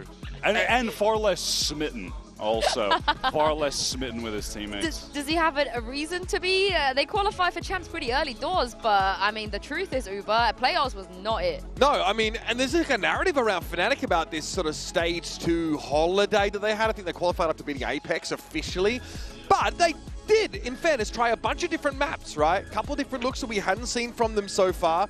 I think that like a lot of the stars are still very much present on this team, right? You know, it's just, it's obviously Boaster brings the intangibles. You know, statistically not a strong performing individual when it comes to the gunplay, but like Kayak, Alpha look very, very good. A lot of the elements that, you know, have been present in successful Fnatic looks over the course of this year and prior are still there. I don't think people should be underrating this team, otherwise you're just not a ball knower. These guys at Globals are different. I think fan favorite is pretty correct, but definitely not favorite. for the first time in a long time. Yeah, certainly not. I was super high on them going into Toronto, and they played an amazing tournament there, coming in second. And honestly, I buy into the fatigue narrative. I think it's very relevant. I think you could see it in their play. Like in their last match against Giants, some of the guys were shooting like Alpha on Lotus, where they've been performing at their best. I think Lotus has been pretty critical for them. But as a team, I felt like you could tell they were just out of sorts with each other, miscommunications, etc. We are seeing way less Lotus in the EMEA than we have in seasons up until this point. I think it was even chosen into them by Giant X in their matchup. Obviously, the one that had them sent them out of the playoffs there. And it was, pretty unconvincing. So good that they've got a strong Corrode in the map pool. Obviously, Icebox, going away now, which they were undefeated on, I think, in Stage 2. So we'll see if that affects them. I will go as far as saying this is the worst map pool that this organization has ever fracture. had to face. Yes. No split, no fracture, split. no Icebox. Oh, okay. But we do have Boaster, and Mika Fab's got a chance to catch up with him a little bit early, and this is what he had to say. Hey guys, Mika here with Boaster of Fnatic. Of course, you are such a household name when it comes to these global events. Fnatic is a household name when it comes to these global events. But of course, you guys haven't lifted a Champions Trophy just yet. So tell me, why is this year the year that Fnatic gets to do it? Well, I think no EMEA team has won a VCT trophy globally since I shook my ass on stage. So I think I cursed us all. So in order to remove the curse, I'm going to have to seal the Hon Moon and win this trophy. Yeah. Happy fans, happy on moon. Oh. I don't even know what's going on. I don't know why I did that. I don't know if he could seal the Hon Moon with that. You can't unring a bell and you can't unshake an ass. At this point, Boaster is priced in. Just send it at this point, man. Yeah, he wasn't just shaking his ass before. He was giving it against RQ the last time they faced each other. The L dance, why it was coming out, all the shenanigans on stage. You think RQ maybe looking for revenge this time? For sure. Honestly, in a way, I think they needed that. Like, going into your first international event and going right into that playoff bracket, not having those early group games, their debut globally, I think the odds were stacked against them. They took one map off Fnatic, but yeah, ultimately, I think they needed to kind of suffer a loss in a way just to get the experience to come back stronger at this event. I think Jemkin needed it as well, because it felt a little bit too much like Jemkin and friends for this RRQ team in Toronto. And frankly, he choked. He wasn't, in that Fnatic game, he wasn't able to stand up at all. And, it's a bit disappointing to see from a team with like a lot of hype behind them. But they've been adamant. They've been insistent. It's not Jemkin and friends anymore. We've seen big step-ups from a lot of players. I think Monyet is crucial. He enables Jemkin very much with that Yoru. Comes in, picks up that Neon when required. It's a strong double duelist look that RRQ can throw in. But, well, Icebox was also their ticket through Pacific playoffs. Yeah. They are, they're undefeated on that map at Stage 2. They've got the Haven, and I would love to see the Haven, because Fnatic's Haven has been really bad, but I want to see them take it one step further and throw Fnatic off, maybe with an Abyss, cheeky Abyss pick coming into this. I wouldn't be mad at the Abyss. Historically, not great for either team, honestly, on paper, but a lot of time for RQ to maybe try to lock in on that. I think Ascent will be interesting as well, because I loved Fnatic's look on that map around Toronto. That's actually the map they knocked RQ out on, and then from there it's been on the decline. So maybe they can bounce back, because RQ, they let that map through all the time and they're not even that good on it, but they keep playing it. The Corrode stats don't look that compelling on the graphic, but they were 3-0 in playoffs on Corrode, and they got through teams like Genji, DRX, T1 and Talon to get there, so some really big names. It was actually... Don't remind me of the Talon one. What are you doing? Ooh, that was brutal. Yeah. You mentioned Jemkin, and I think a part of the story is going to Toronto. Do you think maybe the expectations were a little bit too high? They were massive. But this time around, I don't think he's gonna be underwhelming again. Surely. No, certainly. I don't believe it. Kind of much to my point that I was making about the team entirely. I think he just needed that experience, and he has the ability to bounce back. I was talking to Mika about this, and she mentioned that Coach Ewok on the team wanted to get Jemkin. One of the reasons because of that iconic Reyna game where he got 0 kills, but the next game he bounced back and went crazy on the map just after. And I think that's telling of the kind of player and person that he is. And he's displayed nothing but top-tier world-class duelist play within Pacific. Now it's time to do it on the global stage after he had that first attempt. Do you know who has been crazy on the global stage before, though? Xferio, of course, previously Debutó. I'm sure Some people might remember that breeze against Optic. Anyway, he had a chat with Mika Fabs ahead of this massive matchup against Fnatic. Mika here, and I am with Xfero of RRQ. Now, of course, this is a very, very big match for you guys. And I'm wondering if the team has shaken off those first global event nerves, and are you finally going to get your revenge on Fnatic? Yeah, we are taking match by match, and we believe in each other, and we believe in our preparation as well. So yeah, I'm really excited. Yeah, sometimes that's all you need, the power of friendship. Good luck to you. Preparation is going to be really important coming into this, but also Alpha Year probably almost robbed of an MVP. Toronto hasn't been the best though in EMEA, had a drop in form too. Yes, I do remember he was the one that tore RRQ to shreds in that matchup they played in Toronto. Look, I think Alpha's an incredible flex player, a top performer in general. Yeah, look, I think all of Fnatic had a bit of a quiet stage too, so I'm pretty reluctant to pin it on anybody, but you know, plays Neon on Sunset, plays the Taeho a little bit as well. I think Alpha Year is someone to keep an eye on, and it's an interesting comparison between him and Monye because they're different flavors of flex. Monye is an Omen player and then picks up the Neon when required and also enables for the Waylay to be picked up by Jenkin. Alpha Year really feels like he does it all. We're comparing Neon to Killjoy stats here just to contextualize It's interesting. Alpha's been putting up some of his best games playing KJ. I mean, even in that last game that they lost against Giant X in the playoffs when they were knocked out, he was still dropping bombs playing KJ on Lotus, which was interesting. But yeah, I mean, he was on point there at least. I'm hoping he can bounce back. Well, it's going to be a huge rematch here. Can RRQ get their revenge? And what are Fnatic going to bring? There's only one way to find out and send it down to the stage.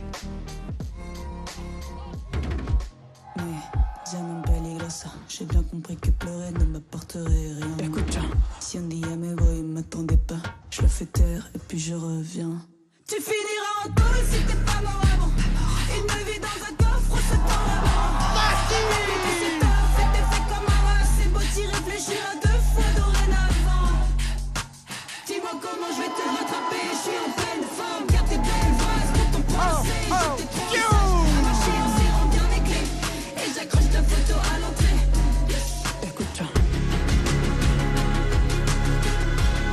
We have seen this matchup once already this year. This time coming onto the champion stage, Fnatic are not the kings they used to be. But RRQ, oh my goodness, they look great in Pacific, and their region is the only one that are undefeated so far at champions. Yeah, many of you at home voted for that undefeated streak to continue. Sunset Bind taken away, maybe not so surprising. Fnatic, though, opt to pick the Ascent. They are 1-3 on this map in stage 2.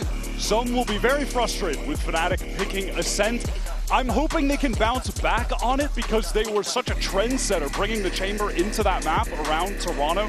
And like I was mentioning prior, RRQ let Ascent through constantly, and they're 1-4 on the map. They have not looked great there. They've made multiple comp switches. They're even trying to play Taeho on the map, still not working. So I think that if they continue to flounder, even if Fnatic aren't at their best again, maybe they can just still beat a weaker RRQ. Similarly, yeah, RRQ been really testing a bunch of different comps on this map. They tried the Waylay. Now it looks like they're folding in Taeho and Yoru to try and see if that gets them any value, like alongside the Sova. So this map, for me, is proof of how the teams have been working in the offseason, in the lead up to this event.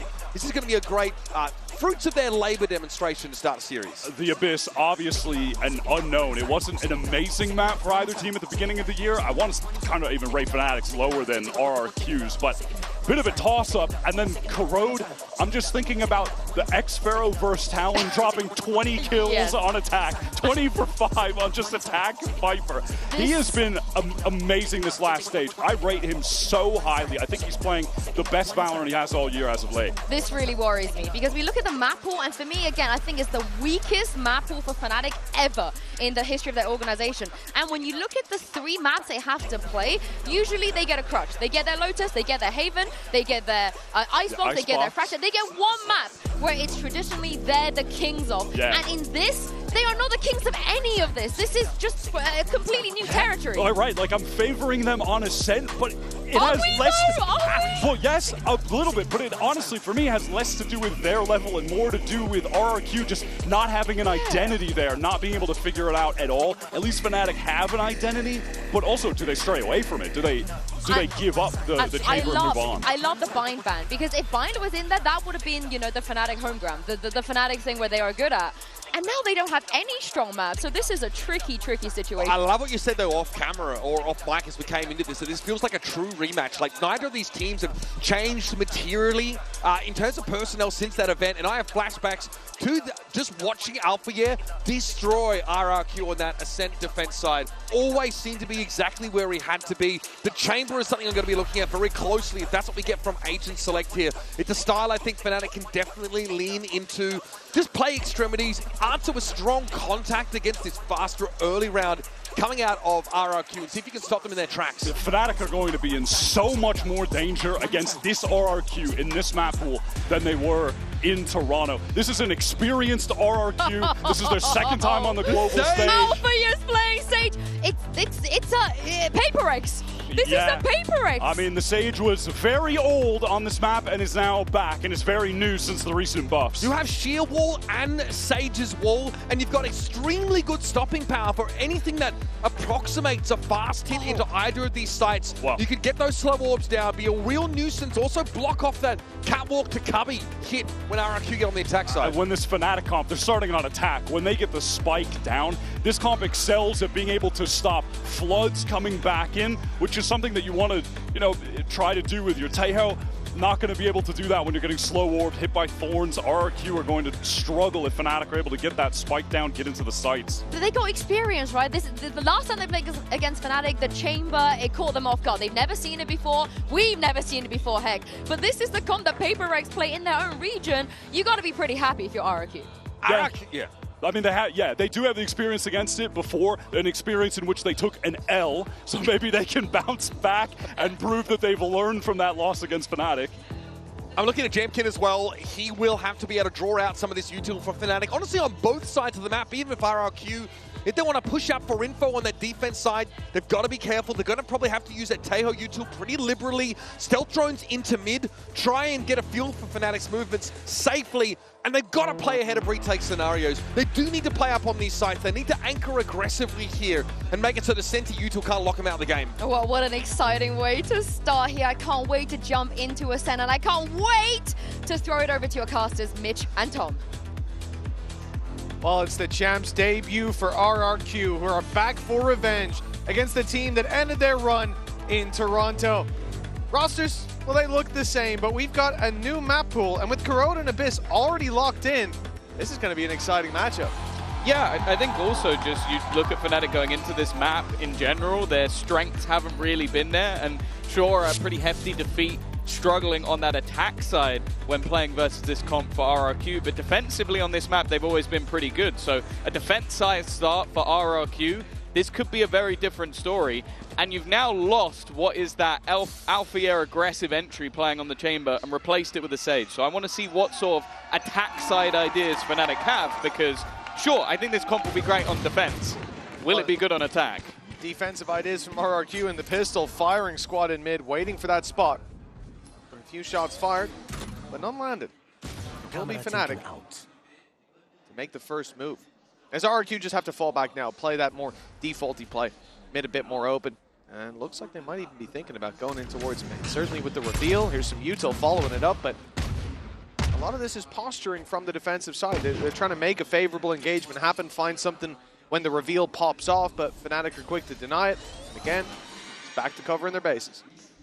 We know Fnatic are renowned for this slow style. It was mentioned by Wire, and I agree that getting into those post plants, they're going to be tough to beat, especially in a pistol round. That wall is going to be devastating, but they are walking into a stack up. 3 players on this side of the map. They're slowed as well by that smoke being into position. Actually, Alfia doesn't look like he's going to use that wall for the post plant at all.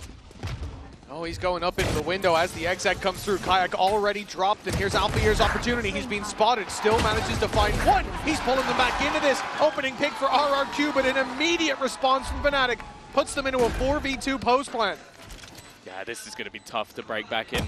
That double entry is huge, but Althea still on the wall, has been caught out. Chronicle in a fairly open position, but will just opt to fall back. Utility not really available for that attack, but a singular paranoia for Munye. Could get them back through. Chronicle's just got his flashback online. There's the shot from Jemkin, though. Crashies, who is desperately low, is down. And it's the two players in Boathouse who have to pull this off. Chronicle with a pistol in hand. It might not be the classic, his signature weapon. He will find the kills nonetheless and put Fnatic 1-0 up. Yeah, he's definitely one of the players I want to keep an eye on, because even when they were in poorer form, you did start to see Chronicle coming back to that championship level. And we know that if they are going to be a contender in this tournament, he needs to be on. Like, he is that player that I feel like desires to win more than any other. And a solid start for him in the pistol round. Already seeing an idea or two, but I'll be honest, that idea at least I've been seeing since 2020. Obviously, we had some slower weeks from Chronicle over in EMEA as well, but he certainly found his form towards the end of the season. But that was something Uber was saying. You know, across the board, it's felt like regular season stage 2 has been that little bit of a drop-off for Fnatic. But this is their chance to put their best foot forward in terms of opening matchups in Champions. They've only lost the one. It was their second appearance. Obviously, they've been to every single champs. It was back against 100 Thieves. Other than that, this team is usually undefeated in the early stages. In this round, they certainly should be getting away with it fairly clean. Two pistols, so a big margin for error, and only classics that they're up against. Fairly hefty rotation, but they're not actually within the site trying to use the smoke to cross over, but it's something that Fnatic are well aware of, and while blink and you miss it, Chronicle already up to his third kill of the round, just 3 away from finding his ultimate already. And they're also farming up a lot of the orbs onto Althea, wanting to make sure that that res is going to be available as much as humanly possible for Crazy Guy. Well, you either want to try and do damage or ideally die to the spike. That's not happening. No, they're trying to buy time for Alpha to come back and grab that kill, but Crashies, his hand was forced in the end. They come in with 2 pistols. They leave with them as well. A flawless round from Fnatic. Big money builder early on. You look at RRQ, it's not a round that they should have had much contest in. They very nearly dropped Chronicle. I don't think it's the end of the world, but this next one, this is going to be telling.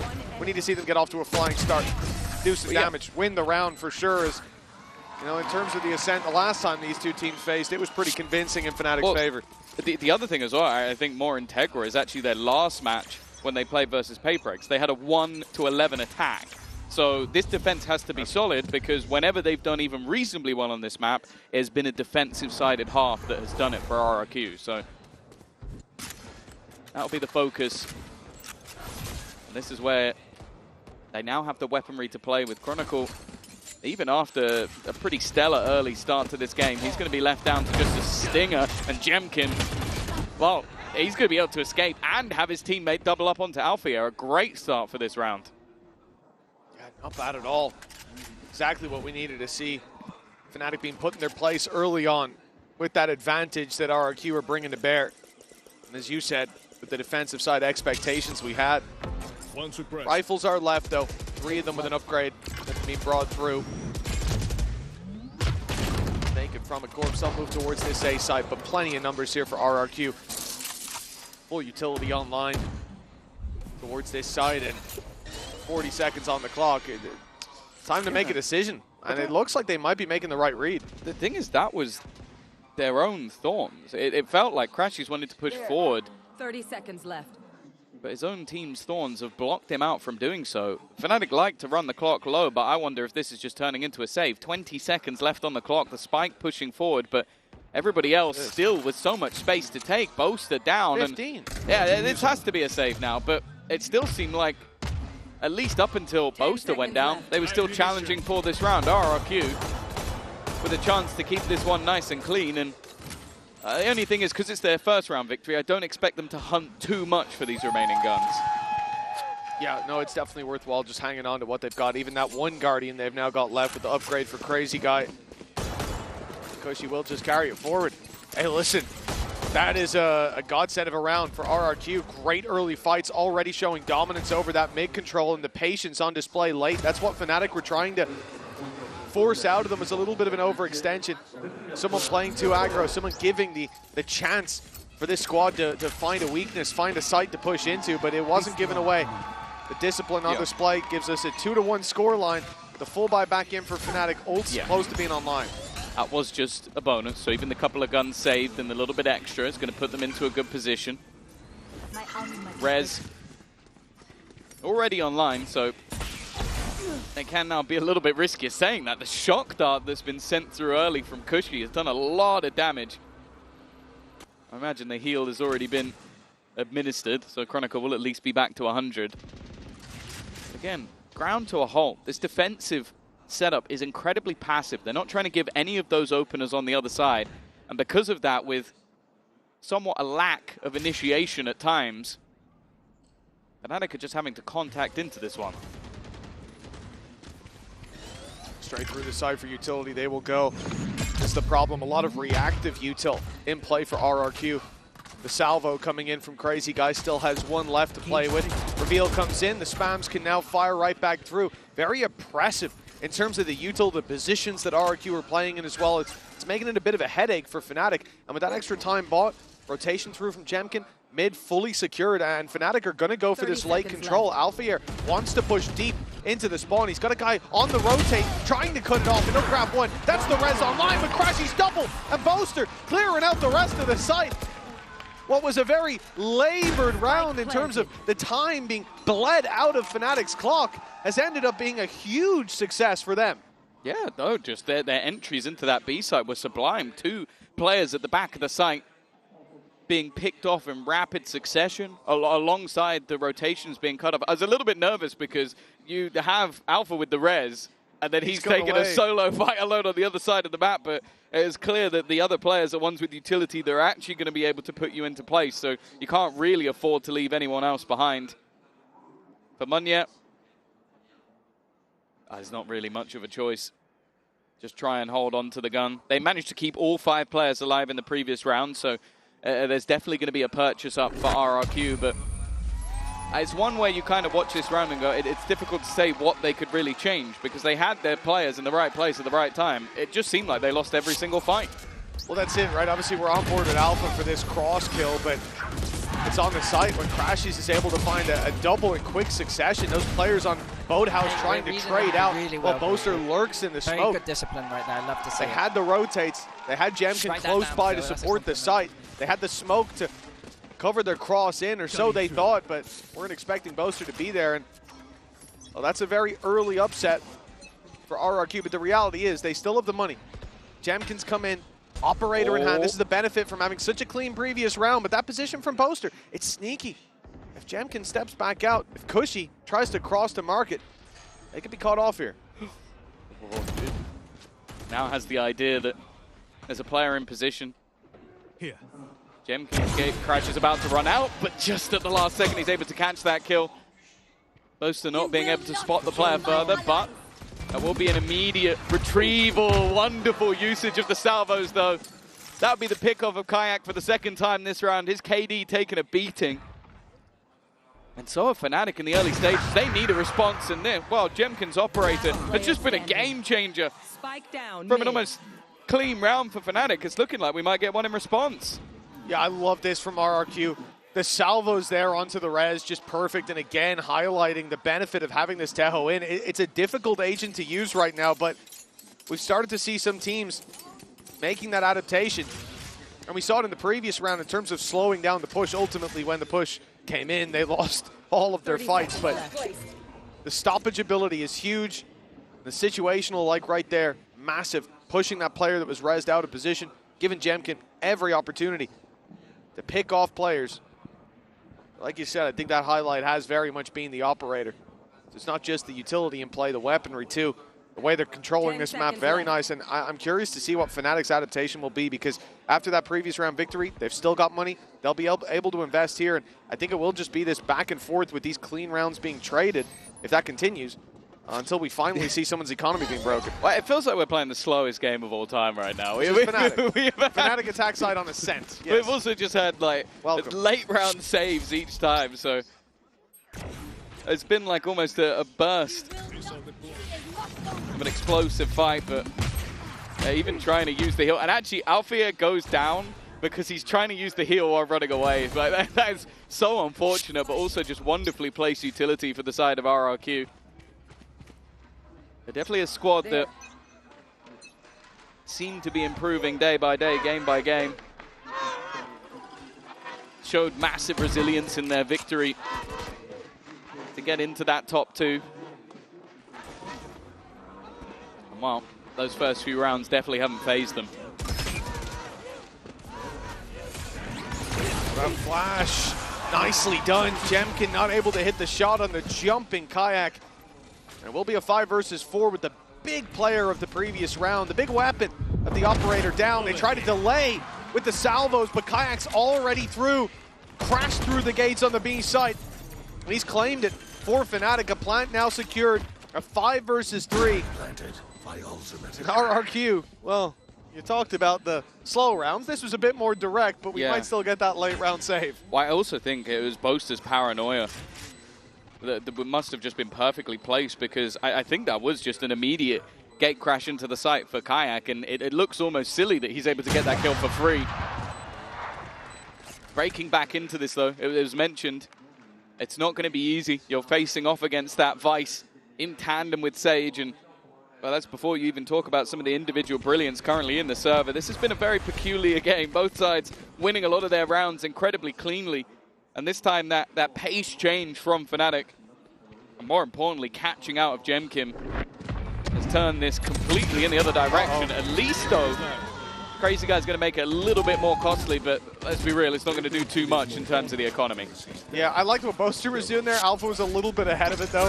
Initially, you see him clearing out main, looking for players in the corner, but ends up being at least a dent in that economy. There's your paranoia going through, and the full blinded Cypher on the side of xFaro. Not much to say about that. 4-2. But like we said, it's been clean rounds, been a couple of saves at a time. RRQ still able to buy up. We got to be getting close to a record here so far in the tournament for the most back-to-back buy rounds for both teams. I mean, it is ridiculous. Well, I want to see how good these teams are with the Stinger. That's been the gun of the tournament, I feel, so far, but not in this game. I think we've seen one. That was on Chronicle. Nonetheless, he's now got an operator of his own. Clearly expecting that aggression to come in. Early TP just to try and clear out Switch. The run in. Kayak's already gone down. Smoke going to be thrown back out to try and delay them that a little bit further, but it feels like now Fnatic are a little bit more committed. Boaster has made that move eventually, but is the only one out. They're still just trying to get through this choke point. Stuck by Munya Smoke. What getting out of here is going to be difficult. Alfia's got a long wait before that heal's going to be available. In fact, we'll be down to the last 15 seconds of the round if that happens. And obviously for Chronicle with the operator, all he can really hope to do is hold the cross. There could even be a world here where they're going to group up, swap that op into Alfia's hands. Yeah, there we go. It's the right play. Give him at least a chance to trade bullet for bullet. And they have got the B site wide open. RRQ. They've shown us a lot of patience on the defensive side. This time, it may be their downfall is that they will give the plant away. 12 seconds. With Dimensional Drift online, though, I'm not worried. Like, you could just throw that in just to confirm this round. I think clearing out all of the risky angles will just make this so much easier. And playing this as a 4 versus 2 retake, I think the gamble would be is if you left it down to a 1v1 on the site. They're not going to allow that to happen. Chronicle, though, this is what I'm talking about. He's going to try and get aggressive, try and be surprising. They already know where he is. That surprise factor is gone. Alpha, though, still manages to land a shot. They know where Chronicle is. That was the problem. It's down to the low HP player. He's healed himself slightly. He'll survive a shot, but not to the head. Cushy puts him in the ground, and RRQ convert 3-4 now. And Fnatic being wiped out, but guess what? Still got credits. Yeah, of course they do. All of these rounds have been fairly clean. In fact, this is one of the first ones that hasn't for the side of RRQ, but this is sort of the issue I'm talking about. Like, a lot of the time you're going to see double or in some cases even triple initiator on this map. It allows you to get through those choke points a little bit easier. Some teams that change it up by running a double duelist. Maybe you see the Jet alongside the Yoru so that you can get that little bit of extra space. In Fnatic's round, what they're doing is, well, this one at least, placing the wall down and try and get through the choke, but the choke is the same. You're still going through that gap, and the couple of TPs not working out made it incredibly difficult to get out of that choke point. Even still, 4-3 up on the attack side of this map. Already said defense normally better. And what a Hunter's Fury pop. Chronicles dead to rights. Nice start, in fact. Another tag to be had as well. Not as impactful when they have a Sage, though. Yeah, not so much. At least it will be the shield stripped away. A small benefit. And look at this. For RRQ, they've been playing so heavy on one side of the map, and it makes sense when it's towards A and your Cypher's left to hold the other side. The last round, they had 5 players on the A site when Fnatic were pushing through. This time, it's 3 towards it. 1 of Jamkim close enough, and the ultimate set off. This will isolate Kayak inside of main, but there's no one to play on the back of it. That does feel like a little bit of a throwaway from Crazy Guy. The res is still online. Yeah, I guess the expectation was that maybe somebody was a little bit deeper. They are wary of those salvos. That's what it is. They're using the res here. They're just expecting the salvos to just remove anybody else who's left. Shock dart over the top. Same wall getting ready to go, but they should be aware of this. Gemkim also holding the line into middle. Fnatic starting to fall flat once again. It's only really Althea who's done anything. And well, Kayak now with 14 seconds, 4 players to find. And guess what? RRQ are not going to be peeking. That will be the scoreline equalized for the Pacific number 2. And well, for Fnatic, it feels like feast or famine. Very much so. I mean, in this round, you see early pick go down, sure, but the great thing about RRQ, like you said, is the fact that they have this composition with the Teho that is now getting into Fnatic's head. You can't pop that res because the ult can come through, and even after the ult's been put in, you're worried about the salvo. Crashies is going out running backwards to take down a camera. Xfero giving the freest fights of his life. This is a time to take a break, a little timeout for Fnatic. Back to the drawing board because it looks like RRQ are picking up some steam. They've managed to chain 2 rounds together. It's the most that we've seen since the pistol round and the follow-up. Yeah. But I think most importantly is the position that they've now put Fnatic in. With the 7th round being clean for RRQ, I think they took everybody out. The same here. Economy's going to struggle, and we'll see the first reward. Yeah, I think as well, like it's just the manner in which they're winning them. I think really struggling to deal with Gemkim, currently 9 and 5 at the top of the board. His operator has been tough to deal with, but also just a lot of those utility combos. I think getting out of smokes has been awkward. I think Xfero as well with his Cypher utility has made it tough just to break through these chokes. And if you get caught in any of the chokes, you run into Teo salvos. You run into these reactive pieces of utility. It's put, I think you could tell it's put Fnatic on edge. And sure, 4 rounds on the attack side with the compositions we currently have running, I don't think it's bad at all. I think that I'd still put Fnatic in the driver's seat for now. But if this ends as an 8-4 half, which with how some of these rounds have started to go, I wouldn't be overly surprised. That's a little bit more of a problem. So they want to try and stop that early. Well, round 9 kicking off. A lot of weaknesses for Fnatic. See if they can turn those into advantages. It's unlikely, and with Jamkin having so much impact so far since this operator's been picked up, he'll be a big piece of the puzzle to figure out when it comes to the next round. Portal closed. Maybe finding some information here will help them out. Slow start, as expected, but leaning towards the B site, which is much more open. I wonder if this is down to the Steel Garden. One way to level the playing field would be to use that ultimate, remove the weaponry. So if you sit out of the site, fairly easy to step back. It's a slow ult to activate. And then you don't lose any of your weaponry. You can run back in on the retake. And you can see all of this utility being expended, set up to try and make things that little bit more awkward. Well, there's absolutely nobody here. Yeah, there won't be the Steel Garden used, but instead the gate crash alongside the Paranoia to clear that backside beat. We've already seen the impact from Kayak, but so passive are RRQ. They tried to disrupt the plant. They won't find it. Chronicle lands a double poster on the Frenzy. Hold on. This is looking very winnable for Fnatic all of a sudden. The next Pharaoh falls quickly. Crashy's getting revenge, catches him looking the other way from the stairs for the MasterCard Thrifty. I really thought this was going to be RRQ taking the lead, Tom. Yeah, the one thing I was nervous about was once Fnatic actually took the site, I was like, okay, now that Steel Garden is actually really impactful. It was completely meaningless. It just Chronicle hitting a lovely couple of shots, and then I think he even tags up the next player, which the spam, yeah, helps out Boaster. So I spoke about the potential of championship form Chronicle. This was a round that, well, as you can see, he's going to be very, very happy with. And what was it? What they thought was a setup ends up not working out. 5-4. Fnatic take the lead once again. But the operator is still in play for Jemkin. He's been able to sort of dominate whenever he's in the right place at the right time. But for a lot of this map, it's figuring that out because of how slow Fnatic have been. So in the previous round, obviously playing off B site, playing a little heavier towards that right side of the map, you're in a position to try to step out of a Steel Garden towards that A site, fight in afterwards.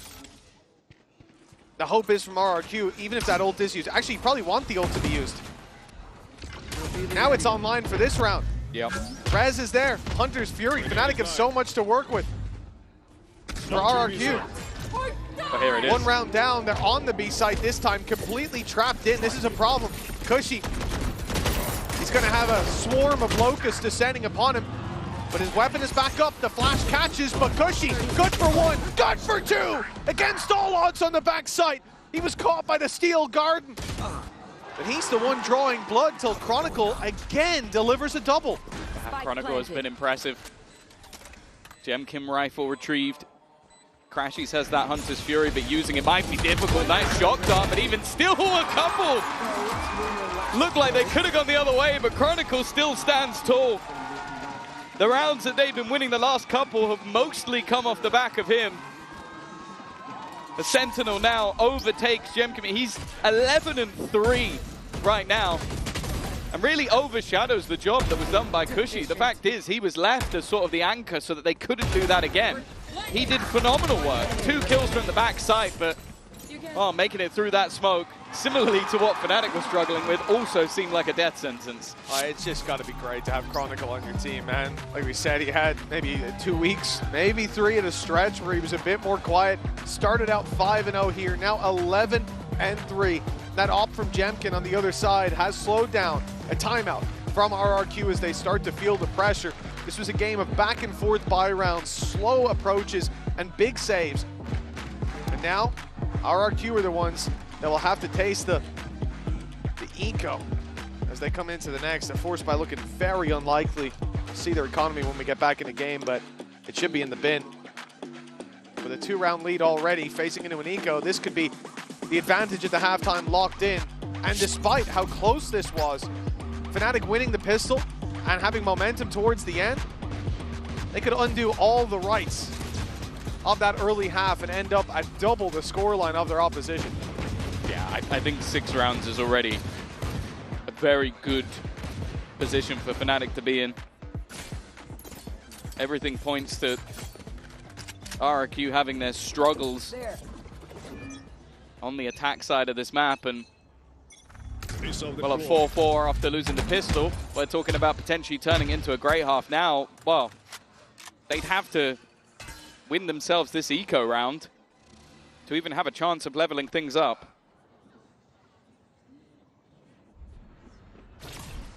Stranger things have happened. It's a good flash to start. The drone's got all the info. They know about the danger up close. Fnatic won't go running brazenly into that, but Cushy's trying to take advantage of the gap. He's being spotted, though. Boaster about to set up a smoke. Oh, he looked a little asleep at the start. Not expecting one yet around that corner, but Chronicle, reliable, takes the pick. Jemkin super low as well, and yeah, the wall is tripped on B, but Fnatic have already put their eggs in this basket. The A site being taken. Next Pharaoh, tag low. And a jump around from Kayak will catch him off. There is damage done on the other side, though. Kayak is relatively low. They've managed to draw blood onto Boaster. RQ could make this costly, but I don't know how much impact that's realistically going to have. They needed the round win.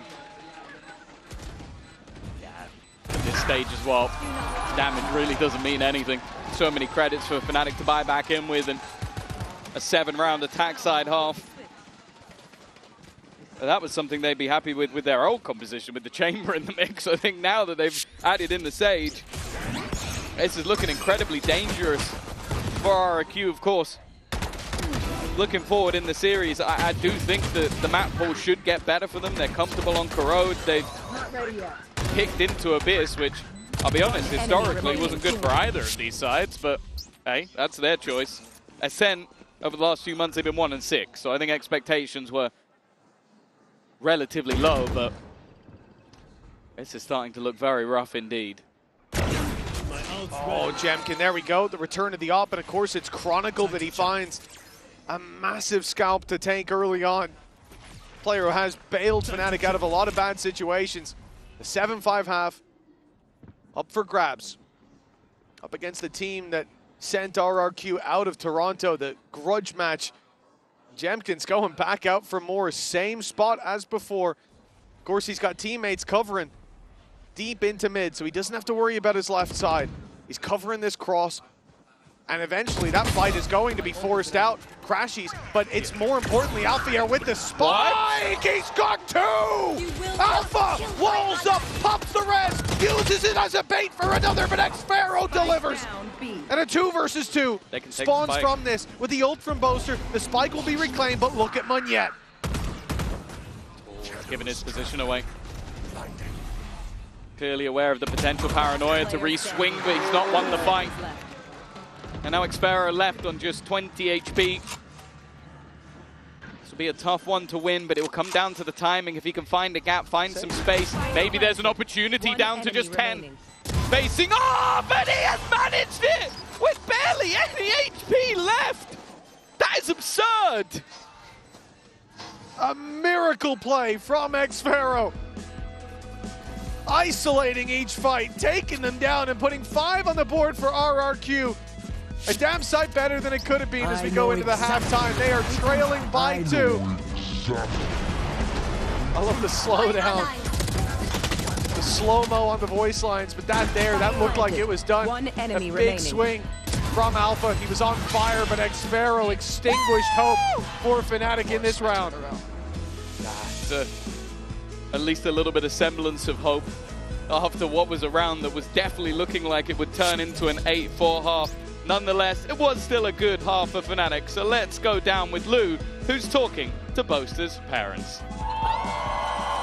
La réunion de famille continue avec les parents de Boaster. Boaster parents just joined me, Suzanne and Gary. First of all, welcome to Paris.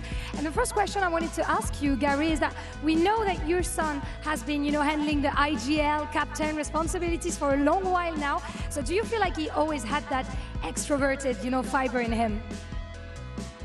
Well, it's difficult to say, really.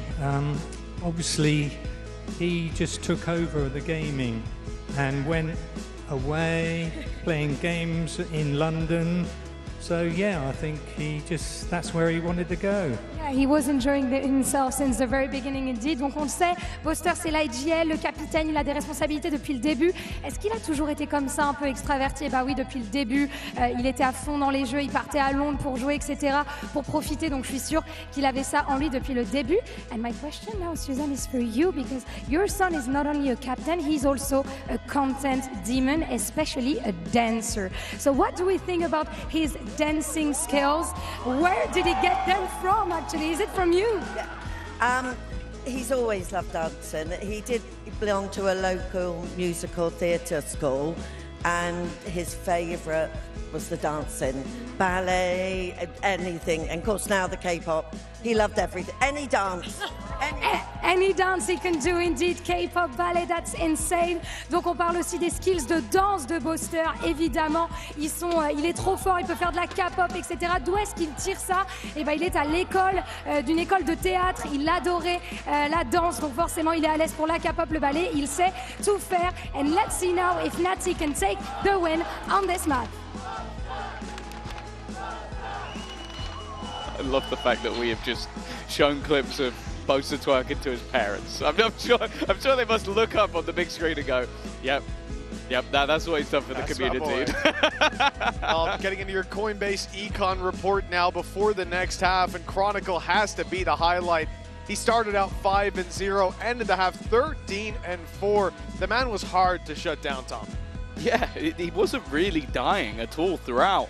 Like, it made it just so difficult. The finances of Fnatic became so good all the way through, and it was him and Alpha that I feel like really put up the majority of their rounds. Of course, going into the defensive side, you kind of expect more of the same. Maybe with a little bit more from Kayak. He's been a bit quiet so far, but obviously we say a lot with this attack side. It's very difficult getting into those sites, and that's where I wonder if Jemkin's going to be able to have the same level of impact. Like, can he now be as good on the entry as he was on the defense? Because it is much, much harder.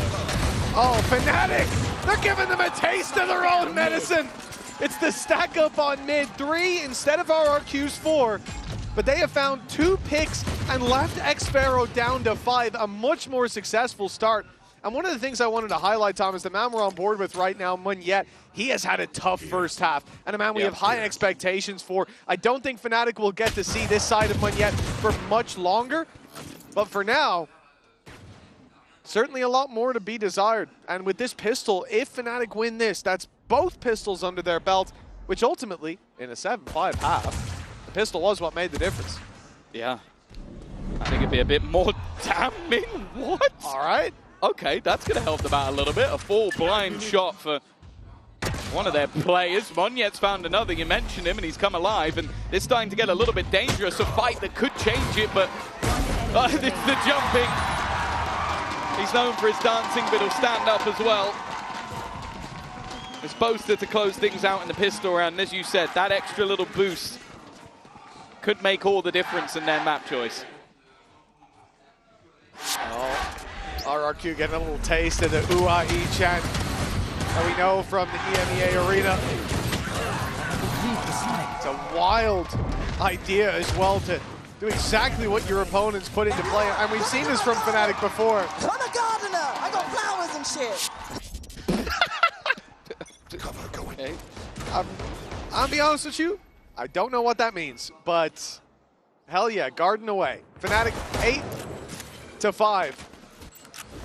Strong lead, and they're up against Classics. For RRQ, farming those orbs early in the name of the game. You can see the crazy guys containing that A orb while his teammates take it on B, but Kayak's pushed up on mid. Gate crash fading. I don't think he'll stick around too much longer, and indeed, he's already out. A little bit of a ruse sold on the other side with the salvos. Of course, you can see the direction that they fly from, so doing it from the right side of the map is important. Already being tripped, and that's going to buy that additional little bit of extra time, but they are swarming in. A lot of pressure put onto Chronicle! Was that a triple wallbang? Did he just collide 2 of them with 1, or was that the second shot? Because it looked like it could have been all of them. It looked like it was 1 bullet, 3 kills. Maybe we'll get a slow-mo on that. Yeah, I'm going to need that slowed as much as humanly possible, but that does mean there's an opportunity for the ace, and Crazy Guy does not want to give it to him. This man was confident enough as it is. His 17th kill already. Oh, Crazy Guy. He's trying to go around the world. It seems like Kayak, he is baiting. What a wonderful teammate that this guy is. In fact, they're all trying to give the opportunity for this man to get the ace, and he will get it. Chronicle.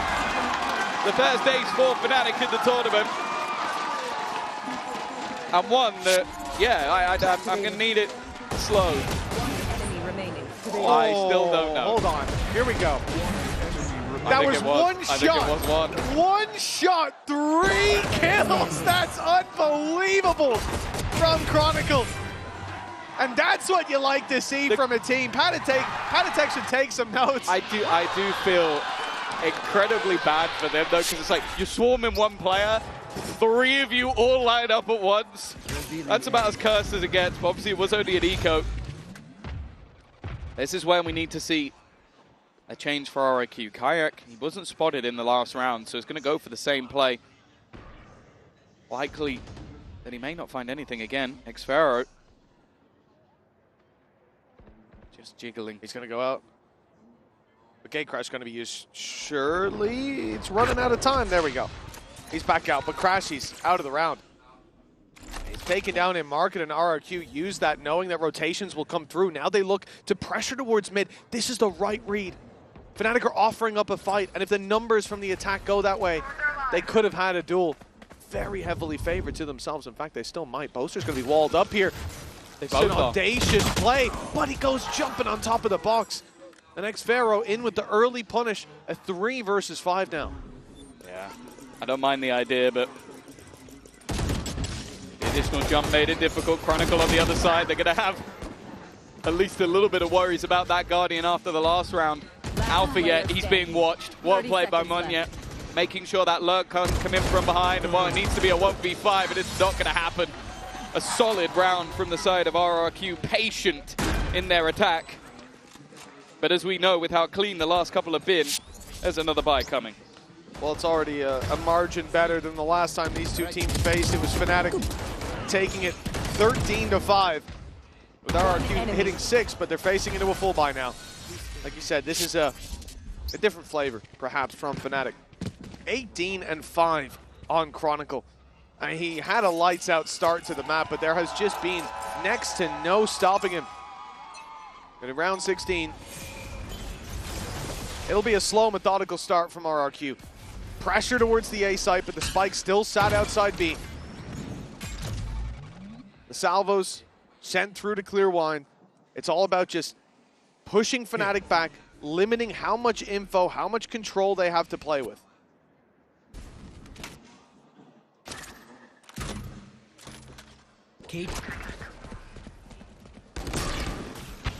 Already having to bait out some of that early utility. Wall being used over into A main.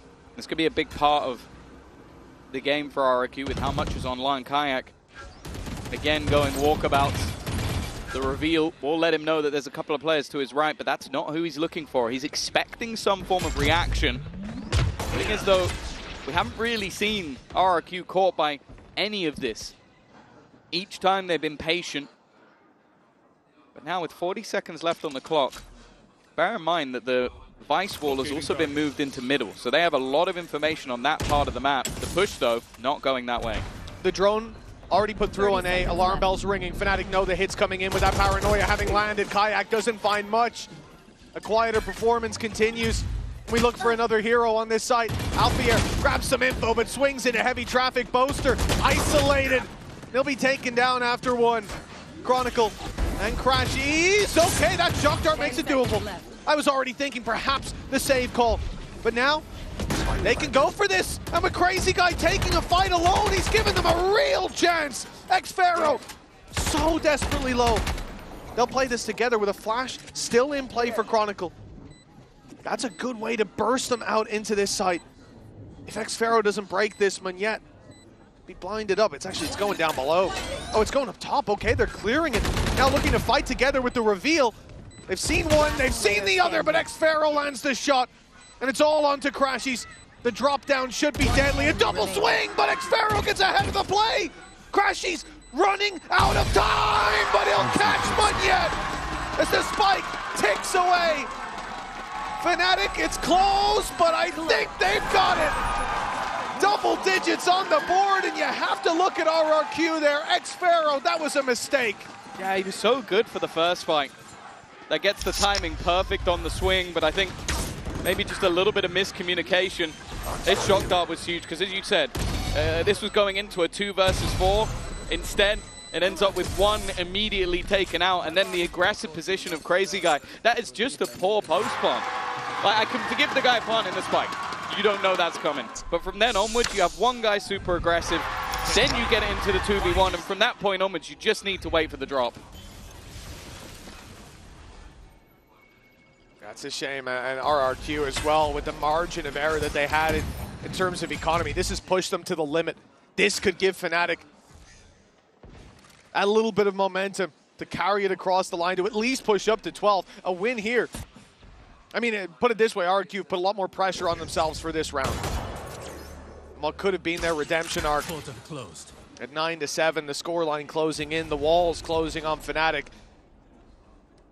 It's looking like a sprint to the finish line for the defense. One good thing is that RRQ have a lot of potential to pad the gap with ults. Hunter's Fury one away. The drone's crossing path, but not really finding out too much, and the pistol shots will be heard, but again, it's just trying to bait that wall being broken. As they now look to try and move back to the other side of the map, but this definitely has its risks about it. Fnatic haven't moved. They'll catch the first, and actually that's wonderful from Cushy. 2 players down, Kayak trying to rotate into position. He's hoping someone peeks off it, but they don't. Another control being taken. Fnatic can't afford to fight this. Their economy was already on the brink after that last round. They're just going to have to hold on to their guns. Well, especially, I'm looking at that A-side take that RRQ were posturing for at the very start of the round, and I'm thinking, well, this is actually disastrous. If they run the same play, not only will individuals be a little bit more ready for that, but if the play goes even if it goes a little bit better for RRQ, the retake with Chronicle and Crashies both now having ults, it's a completely different game. It's so much stronger, especially the Steel Garden. It would have to be convincing in that A push, and instead they decide to go back to the B site. They decide to push into the players who have those ultimates, into the heavier defense setup. Especially looking at Chronicle just as an individual and then with his utility. But the fact that Cushy finds not one but both of them, complete game changer. That's a course correction on what was a disastrous previous round. 10-7. 3 players save on Fnatic though. They'll be able to fight for this next one. Yeah, no, they needed all of those guns. With only Crashy surviving in the last round, he's the only one that has any hope for some bonus cash. And even still, it calls into question if they actually want to go for this. It's not the best of purchases if they do. They may opt to just play with the weaker guns that they have, and especially now with a Dimensional Drift Hunter's Fury combo coming in for RRQ, I'd almost say it's not worth the risk. Love this as well. Boaster's giving the rifle over to Chronicle. He'll play with the Frenzy. That's a team player right there. When Chronicle's having a game like he is, you better be giving him the rifle. Not sure about peeking short with the Frenzy, but it's all for info. The fall back. Very early use of the drone as well from Crazy Guy. They're looking to really claim this space towards middle, but Fnatic are responding. They've started to push down through B main, take some deep control of their own. It's not, oh, it is being watched actually. It's Crazy Guy just posted on the angle alongside the trip. It's the amount of delay that they currently have on that A site. The Thorns have been placed all the way along. Chronicle for a lot of the rounds has been on this B site, so they'll now deep wall, which again will give them information if it's shot to break, and if it's not, they'll know that position is clear, and instead they set up a firing squad around the shear.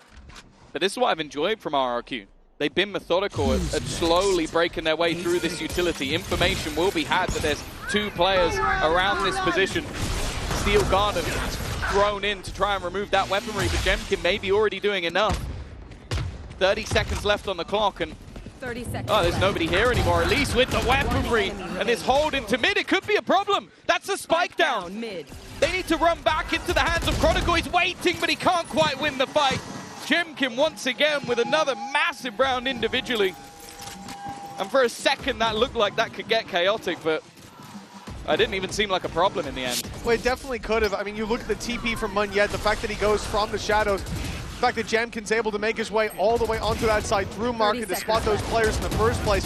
Those are the guys who would be running down mid to pressure these attackers who've just lost their weapons. But instead, it ends up countering that Steel Guard. Hunter's Fury thrown through as well. I don't think it found its mark, but again, it's all about just pushing those players out of position. Lack of comfort. 2 rounds ahead now are Fnatic as they call a timeout. RRQ starting to heat up, starting to catch up with 2 rounds in a row. And the way that the economy's been, I mean, it's still looking pretty shaky for Fnatic. They're not on the same page fiscally. You could very well see RRQ push up to double digits soon. It's the right moment to take a timeout. Yeah, I think as well, just like, I think that RRQ have been very, very quick to sort of adapt to everything that's going on. Like, they know that the big problem for them will be if they run late into a round and there's the Thorns online, if the Sheer is still there, if the Sage Wall is available, and each time you're watching them methodically through the round, okay, we're going to figure out where each piece of the puzzle is, and then we're going to execute with 35, 40 seconds left. Like, they still leave themselves enough time, but by that point, all of the things that make it very awkward for them are gone, because Fnatic have had to react in case they're going to go diving into the site. And you even see, I think the main one there was the getting rid of the Thorns on shore and then having that Sheer removed. The second that was gone, their execution just picked up pace massively. Well, the barriers are going up once again. Timeout finished. And we've seen this trip a few times. It was in the previous round, and actually Crazy Guy was holding, letting them take the space, and looking to punish them as they tried to walk around the trip, or walk deeper into the trip. And it's all just to deny that early shock dart that's been put through. And of course, Fnatic for now have no way to know that that info is online late round. It's given RRQ a lot more to play with. The wall going to be used, but broken so quickly. They know there's numbers here, but RRQ have been doing a lot of posturing. But yeah, look, that's Paranoia and Sage Wall gone within the first 40 seconds of the round. They're not going to mind that at all. No, they're very successful in terms of baiting out their opponent's utility and not overcommitting either. Sometimes you see that work out well half of the time, and the other half you're losing a player or two in overcommitments. That doesn't seem to be the case for RRQ. No. Very contained when they're baiting out that util early round. No, I think they've genuinely been fantastic. Not overdoing it, not taking too many risks. They're now going to go back to the exact position that they sort of baited out before, the slows. Will delay them at least a little bit. And there are quite a few players here for Fnatic. Weaponry, at least on Boast, are definitely not ideal. But again, this is just posturing. They now head back towards Kayak. Now, he's been having a rough game. They could definitely use him helping them out. And with the Hunter's Fury in combination, that creates a distraction. That's the spike on the deck. 15 seconds left. This one's looking a little bit more rushed. They need to get a move on. And Alpha and Chronicle at the back of this site. All they need to do is hold the line at least a few seconds. And in fact, they've already got the Thorns to do that job for them. Fnatic find their form. And of course, once more, it's at the hands of Chronicle. Yeah, I like the start of the round from RRQ, getting towards short, baiting all of that, but the problem is when they rotate back, having drained the utility belts of their opponents, Fnatic have 3 players close by who immediately hear that. The rotates are instant, they get towards that site, and then you're playing a slow, first of all, 2 points. First of all, you're playing a slow round against Fnatic. They know how to play against slow rounds. They play a lot of them. But secondly, you're running with 15 seconds left into a Vice setup, and that Vice setup belongs to Chronicle. I think you're crazy. I also want to say as well, I want to give credit to Crashies. I think the timing of that Hunter's Fury, I think without it, they probably clear Kayak much quicker, and then maybe you have an extra 15 seconds on the clock to get into the site rather than 8. Yeah, which also comes back to they heard the steps rotating away. Kayak needs to get out of there, and he does quite quickly. Yeah, it was a little too telegraphed from RRQ. 11-8. Margin for error thinning, and already the economy on the rocks, but Crazy Guy comes in with a big ult online, especially on the attack side. There's a lot of angles that can be cleared by this, a lot of cheeky spots that can be denied. But this is both teams with their economy on the brink. This could be a chance for RRQ to equalize, or it could be the end of the map. Kayak again, not quite connecting, got to go forward. Position being created, awkward, and the openers for RRQ are fantastic. Nobody really here to try and deny them anymore. His spams from Crashies are hopeful at best, especially with them knowing his exact position. And it now comes down to the same decision for Fnatic. Do you risk this? Oh, I love this from Jamkin, 10 HP in a heads-up duel. He's not going to do very well, so he decides to play that very late wraparound. That should seal the deal. And even if Fnatic decide to go back and save these weapons, he will be waiting. Alpha down, Boaster follows, and Crashies inside the smoke. It's soon to fade. I don't think he's got a great chance of holding on to this weapon. And he won't do any damage. It's a flawless round for RRQ. The climb back, just 2 rounds behind again, but these teams have been keeping a healthy buffer between them. If that continues, Fnatic will hit 13 pretty soon. We need to see RRQ continue this form. Yeah, Crazy Guy's utility in this round just made that B-site hold so awkward. It forced a really aggressive fight. from Kayak. And I'll be honest, in terms of what we've seen in EMEA, this isn't comparable. Like, he is having a really rough time on the stage at the moment. He's been caught up by Monyet, but this is a player we expect to have large amounts of impact. Speaking of another, though, that's a nice shot from Alpha here. It removes that lurking player of Xpero. Maybe gives them a little bit of extra space. The problem, though, is Crashy's has already gone down in response, and the salvo will deny any aggression. Yeah, I mean, we're talking about pistols for most players. Kayak's in a good spot. Monyet crosses over, but he's now seeing Chronicle, and Kayak lands the headshot. An outlaw and a rifle picked up. An advantage in manpower. A res online for Alpha. An ult for info if Boaster wants to use it. Here. But Kayak's already got plenty to work with. This is now winnable for the defensive side, and RRQ need to tighten up the ship. They also need a pick, and that's what Jemkin gives them. Cushy following up as well. Now a 2v2, but the res will be used. Fnatic not looking to let this round slip just yet. The flash pops, and I love the thorns to the back, but they don't get activated, and Cushy continues to deliver on the backside. Boaster landing one, leaves Cushy alone, but it's a 1v1, and with Boaster so desperately low, and the clock draining, it's Cushy to find all 5. RRQ just one behind. He has been so impressive throughout this map so far. There's been rounds that have gone late where you see him run in and get a double, but this was all him. Sure, maybe there were 6 kills to be had in the round because of the res, but I don't think anybody on the RRQ side of things is going to be too worried about that one. A solid hold to end it out, moving him up to 19 on the board, overtaking Jemkin. But this is where Fnatic now have themselves a bye. The last round was a lot of missing pieces, but a big opportunity. Who's next? Now is where they need to recover, because RRQ have been building into this attack side. Oh, here we go. Jemkin finding the info. Cushy finding the tags and finding the IGL of Fnatic. He will lead from the death screen, but Chronicle able to trade things back, removing this extra smokes in the late round. That's going to be quite the blow. It looks like Fnatic want to get ahead of this. They've got 3 players in heaven, but a flash primed and ready. They're thinking about getting aggressive as the Rose Garden goes through. In comes Kayak. He's found one. A wall bang onto Crazy Guy, but Jemkin, he's keeping this, well, at least under control for a moment, even with the pistol in play. Late round for Xpero's going to be all that it comes down to, but he's got to swing into a plant position that he just cannot deny the defuse from. 12 to 10, Fnatic, they edge out this round, and they've got 2 chances to take the map. Yeah, it does feel like every single time there's a moment that it looks like RRQ are going to get back into this. Fnatic just find an extra level, an extra little bit of form, and started with another big kill from Chronicle, but it is just the swarm of the site, not allowing them to get into those post plants. Hello, hello, where are you, bro? Hello, bro. Where are you, bro? Are you Turkish police, bro?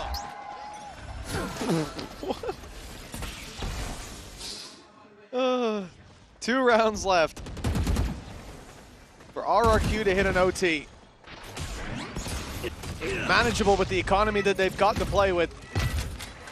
It feels like they deserve it. Like, considering they've lost both pistols in this game, it's been a fight back every single time. Kayak is going to get himself into the corner. Okay, Crash. Is this something that's checked? It is, and while Jemkin has been winning that fight time and time again, his sight hold, though, has been devastating. They're walking into Chronicle's domain, and thus far this game he's been dominant. Yeah, Chronicle has been the difference maker. Crashies has been pretty reliable. The utilities keeping them out of Boathouse for now. But the push comes to a slow for RRQ. The spike retrieved. They haven't set their sights on it just yet. The run through the smoke successful for Xpero. With Chronicle already gone, Boaster and Alpha have a difficult decision. Going for this. And, oh, well, it's no longer a decision. No debate. Jemkin's down, and it's Xpero and Monyet against Boaster and Alpha. They've got a real opportunity. Back into the 2 versus 2. Maybe expectations that there'll be somebody within this smoke already. Alfia not really willing to risk it, but eventually jumps through, but doesn't realize maybe there's somebody on the other side. They will now, and even going to trade it out. The TP used as bait. Monya to try and keep them in the map, and he cannot do it. Alfia standing once again. A third kill in the round, and well, eventually Fnatic, they got the job done. It's a nail-biter of a map, but Fnatic take it 13-10. Revenge denied for RRQ. But up next, the shakeup in the map pool with Abyss and Corrode. It's all to play for after the break.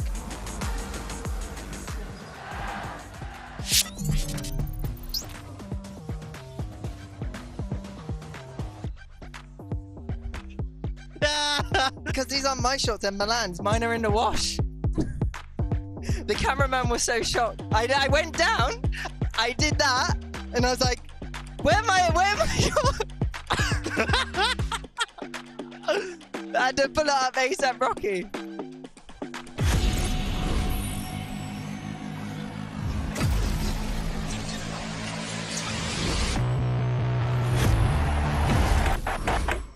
Now that I'm a mom, things are different.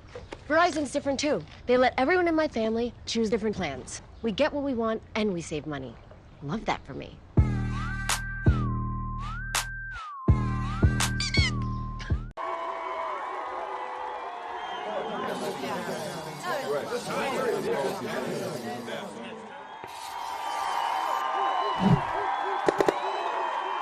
Red Bull gives you wings. Esports World Cup, where we are starting off with VALORANT. If you want to win, you have to win against the best. So looking for revenge.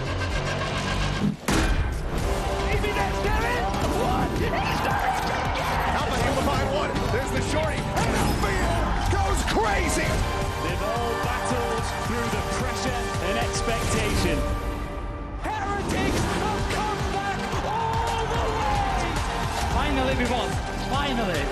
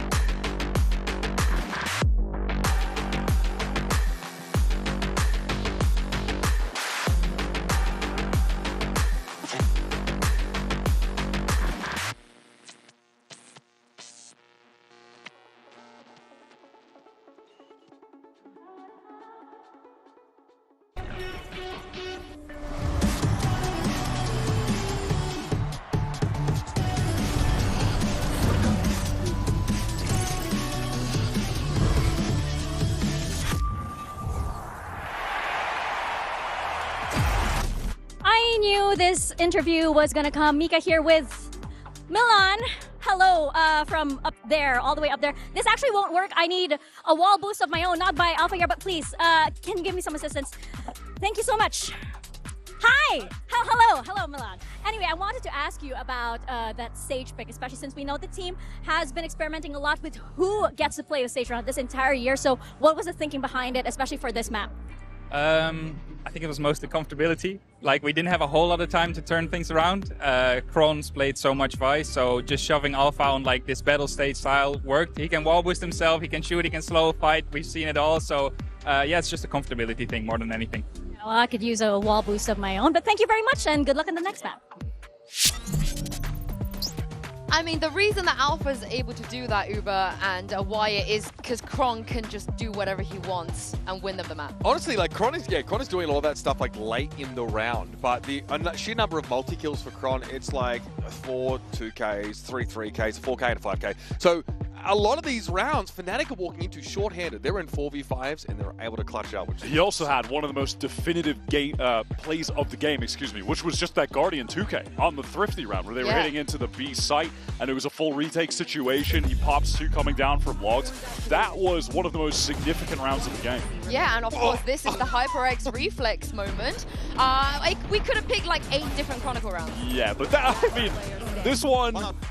Anti-eco, sure, but I've never seen a 3-man Guardian lineup in a pro game before. I mean, and it converted into an ace round, so even better than that. But generally one of the most terrifying moments I've seen, and a lot of the work Kron did was with like these weird buys, because neither team really got to set their economy up. It was so grindy, so back and forth. I mean, like, Boast is getting random frenzy kills through smoke. These guys are doing the most with the least. Alpha had a couple crazy opening kills as well. There was that little jiggle swing with the Guardian on Cat. He one-tapped someone straight away. But yeah, just having him on the stage, able to fight. Basically, he's just a guy with a gun until a post-plant throws all his Jutsu down. He can just focus on aiming. Yeah, we were like, oh, how does this play into the attack side strategy? Like, let me see this, like, Sage util if they're going to fight for space. No, they just wall boosted. Alpha just gets to do his thing, which is great. But Fnatic never let RRQ get rolling on their defense side. Really disruptive play. They didn't want to fight for B main, which, as we were talking before, is kind of a hallmark of what we've seen from them in MEA as well. Well, it wasn't a bad start for RRQ by any means, so let's hear what Coach Ewok had to say ahead of map 2. Mika here, and I'm with Ewok of RRQ. That was a tough loss on the first map, but you managed to bring the score very, very close. And in Pacific, we know you guys as the comeback king of kings. We are still haunted by a lot of your comebacks. So I just was very curious to know what was going on in the comms that the team was able to just still retain some of that momentum, even though the score was heavily favoring Fnatic. I think we knew we were still fine. The problem solving was good. Everyone's still calm. It's not a bad first map for us. Usually, our first maps don't go so well recently. So hopefully we can haunt Fnatic in this one as well. Well, good luck on the next map.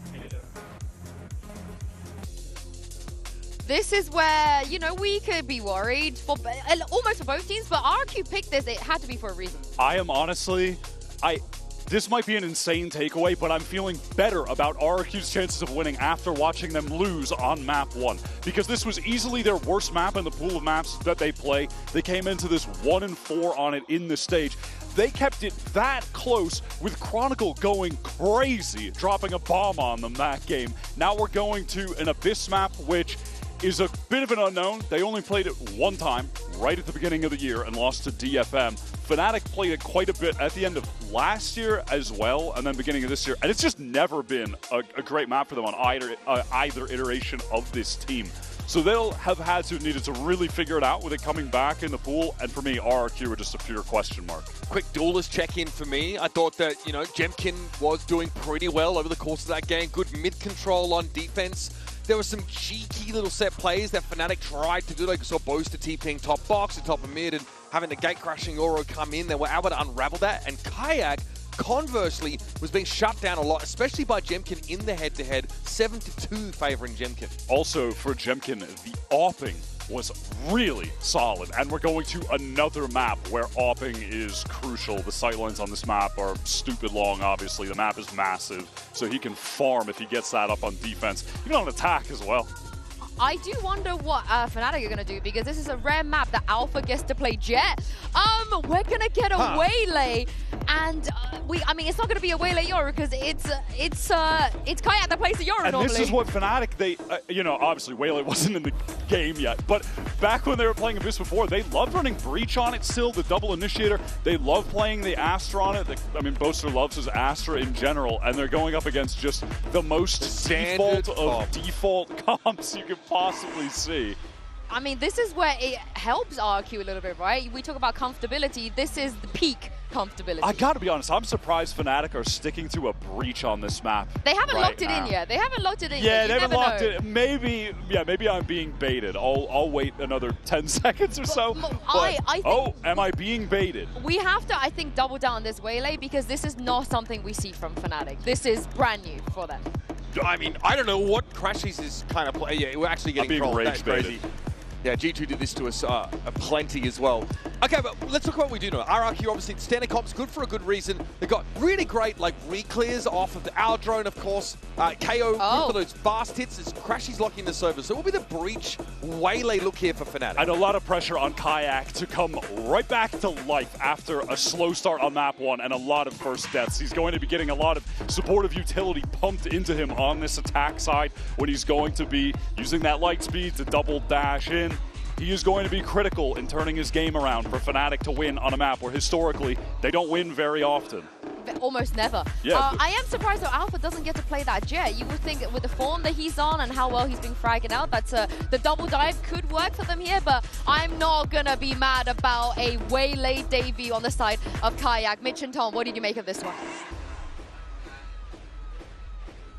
Well, I've been convinced by the waylay, I'll tell you that. I think in terms of what RRQ are bringing, we've already seen how this can be punished, I suppose, here on the map of Abyss. I'm curious to see Jemkin, and if he has the same struggles that we've seen before for Team Liquid when it came to that attack side, in terms of taking that space and then doing something with it. The only thing I'm sad about is the bit I liked about the previous waylay we saw was that there was a Yoru to go with it. Like, there was always a 1-2 punch. Like, this is a solo waylay, and actually running the comp in the past, Alpha was actually running the Jet. So it was like you had that double duelist that I think worked wonderfully for Fnatic on that attack side. And obviously there's benefits of having the other util, but I must wait a moment. I don't know. I kind of wanted to see the double duelist flare come out of Fnatic with that waylay in play. We'll see what ideas they have, at least for now. Kayak going walkabouts.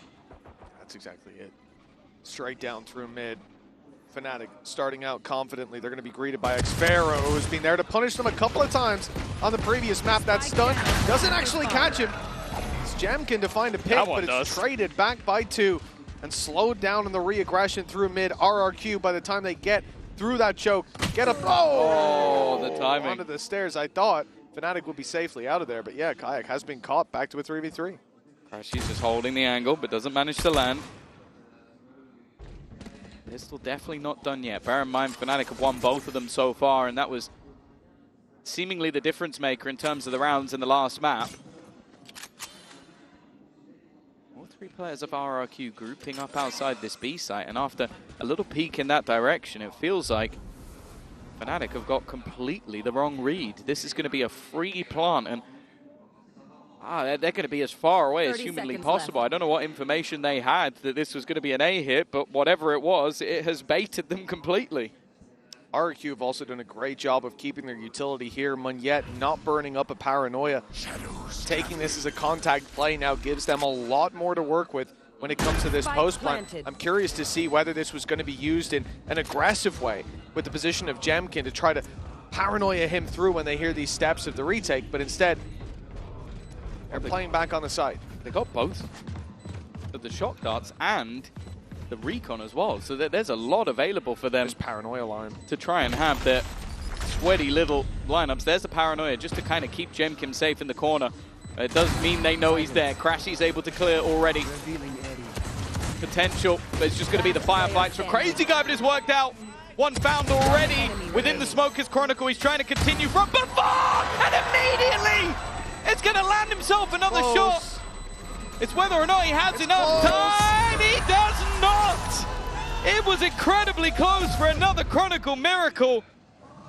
But instead, It will be RRQ taking the round. And we know how good he is with the Classic. We saw the Ghost in the last map, and now the Sheriff here, but 0.31 of a second stands between them and success. And this, as you said, was the difference maker. When you look back on the previous map, they won, Fnatic won by 3 rounds, and they got a 4-0 start in terms of those pistols and follow-ups. It makes all the difference.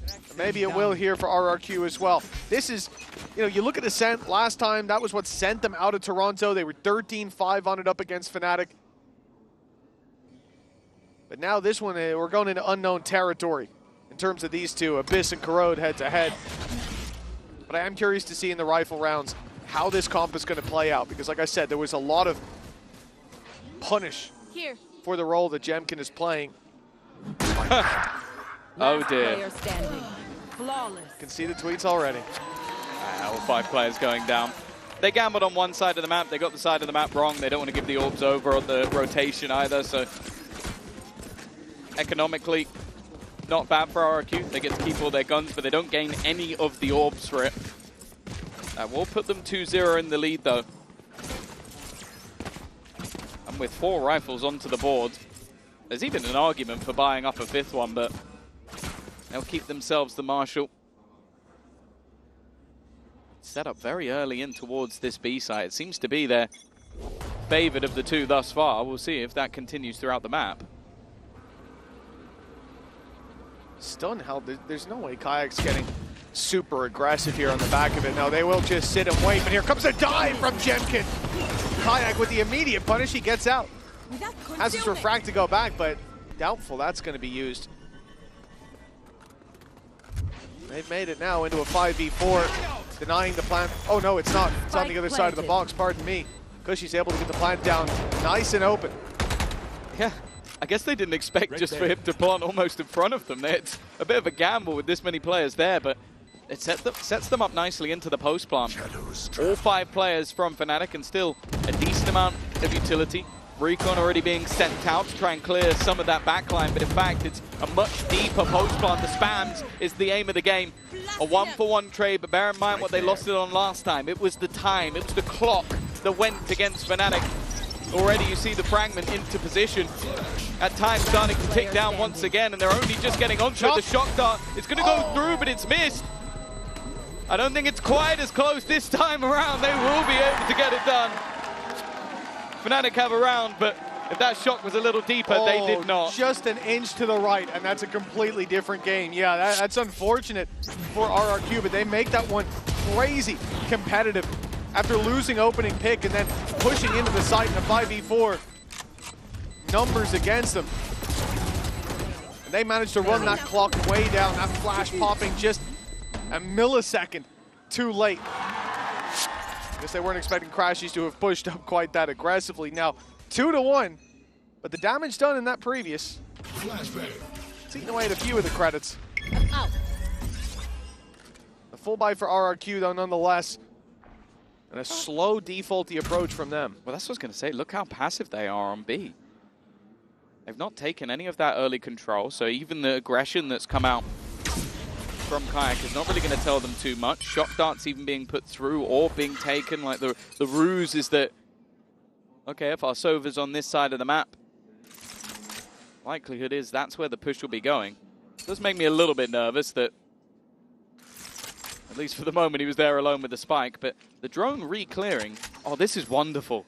They've sold a double fake. They've moved back so that then when the drone goes through, of course, Fnatic are going to rotate another player back to the other side of the map. Still having 2 players here, though, and the drone contact will probably be a quick scurry back to the A site. The decision then, when you see this utility come through from Alfear, do you stick around, do you look for the fight, or do you simply back off? And it looks like he's made the right call! And Crashies, he didn't think he needed a fallback.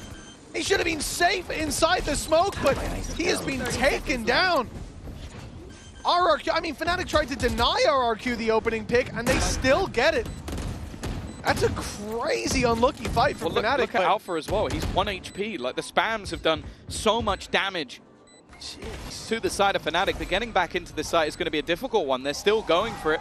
They're still trying to make that space. Kayak's actually won the opener. That's not a bad way to find themselves back into the round, but it's this late wraparound from Mumnya that could cause them problems. The fight on the site actually going the way of Fnatic, and an old school cam on the spike is going to be a nasty surprise.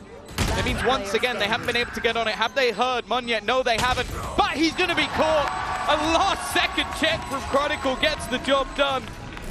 It could have been a wonderful moment for Mumnya, but instead he is caught. Yeah, just great work connecting the dots in the end for Chronicle. Not sure who made that call, but with Omen being there in the early round, they realize he's been missing for a little bit too long. It's a drone sent up top, but it wasn't even the tag, it was just a wild spray through. Guesstimating Crashy's path out of there. This is our map! We have a map! We have a map! Nice retakes, boys. That was a big conversation on the desk, right, about how the previous eras of Fnatic have always had a home ground. I think the most prominent in my mind is always going to be Icebox back in the day. They don't have that here. I would say Lotus, but you know. Lotus, I mean, it's more recent. It's not as niche. I like the aged one. Well, already taking a casualty. For the weaponry, well, the only rifle that's had is going to be the upgrade. I said I wanted to see those stingers. Well, I've got it in map number 2. Shot dart out, but a single bullet onto any of these players would be certain demise. Even still, though, the time ticking. And that's already been a bit of a burden so far for Fnatic. It's been a much better start for Monyet, and it looks like he'll have pressure on him again. Stun lined up and fired through. Here comes the flash. He'll be caught by it. Hunter's Fury, though, sent through as a response. Drop down is good for Boaster. They'll find the first. Monyet surrounded. Picks his fight from the corner. Boaster, though, putting the pressure on, and Monyet will be taken out by the Outlaw. Fnatic, they started this out on the back foot, but the lead is now theirs. Yeah, they've looked better and better as the retakes have gone on. I think Boaster being able to bait the player in main, the Hunter's Fury, not quite having the impact that they would have desired. Even still, from a low buy, it's not bad, but it's the committal of the ults late that definitely makes me say that it's a bit more costly than you might think. You look at 5 stingers and you go, okay, that's fine, but the loss of the Hunter's Fury... Listen to me, Jake, I'm trying to tell you something. I can't move, Alpha. Oh, it worked anyway. 3-2. A retake after a retake after a retake, but RRQ, well, they probably feel like the B site after it being half a second and a slightly missed shock dart. Might be the better of the two for them. They're heading there early. Knife is broken. Jemkin, though, already in, taking the space, but Kayak's there to punish. We've seen this before. He just gets out. Happy with his opening pick, with the advantage claim. The spike making it to backside. This is normally the aftershock goes down. This time they try to deny the close plant. The wraparound from Monyet catches them in that transition period, and it's a 4 versus 4. RRQ have a late flank coming in from Xfero as well, covering all their bases. There is still a trip covering it. These players on site could be under pressure. Kayak, that ult's not quite going to hit Monyet up in heaven. Xfero and Monyet both finding theirs. And then now that flank putting so much pressure on. Fnatic need to be quick, they gotta run forward. There's gaps in the play, and RRQ are exploiting them. 3-3 now, leveled back, and it seems difficult to separate these teams in the early stages of any map. Yeah, no, I really like that every round we're seeing a variation of those late flanks coming through. Like, they haven't always been successful, but this fight for Xfero was everything. And I think Monyet and his positioning has been sublime. Like, he's the reason they win this round. He's able to get a little pick on the corner, and then maneuver up top outside of the ult and find another as they try and switch in. Because of that, they're slower to get the kill onto Cushy. Great round from him individually. That trip's taking a worryingly long time to set up. If they had swung that corner, that man is certainly dead, but hey, he got it done in the end. Already you can see they've spotted Boaster, and they know with the knife popping that no one is on the site. Very quick to take the space. Well, there's the trip. Jemkins landed himself up top, a different route than was planned for by that trap wire. Hunter's Fury active, but denied immediately. The ult from KO taking all the abilities, all the ulties away, and buying so much time. It's Fnatic. We'll have to now wait. They've got so much util for the retake, but that clock is going to run low by the time they can use it. Well, it has been running low every single time. Monya faking out the idea, and well, Cushy's just swung into them. He knew where they were. That's messy though. Both of them have somehow managed to find 3. This round was looking done, but it's left all on to Monya. He's been revealed. They know where he is, but he wants to take that fight, and he will not win it.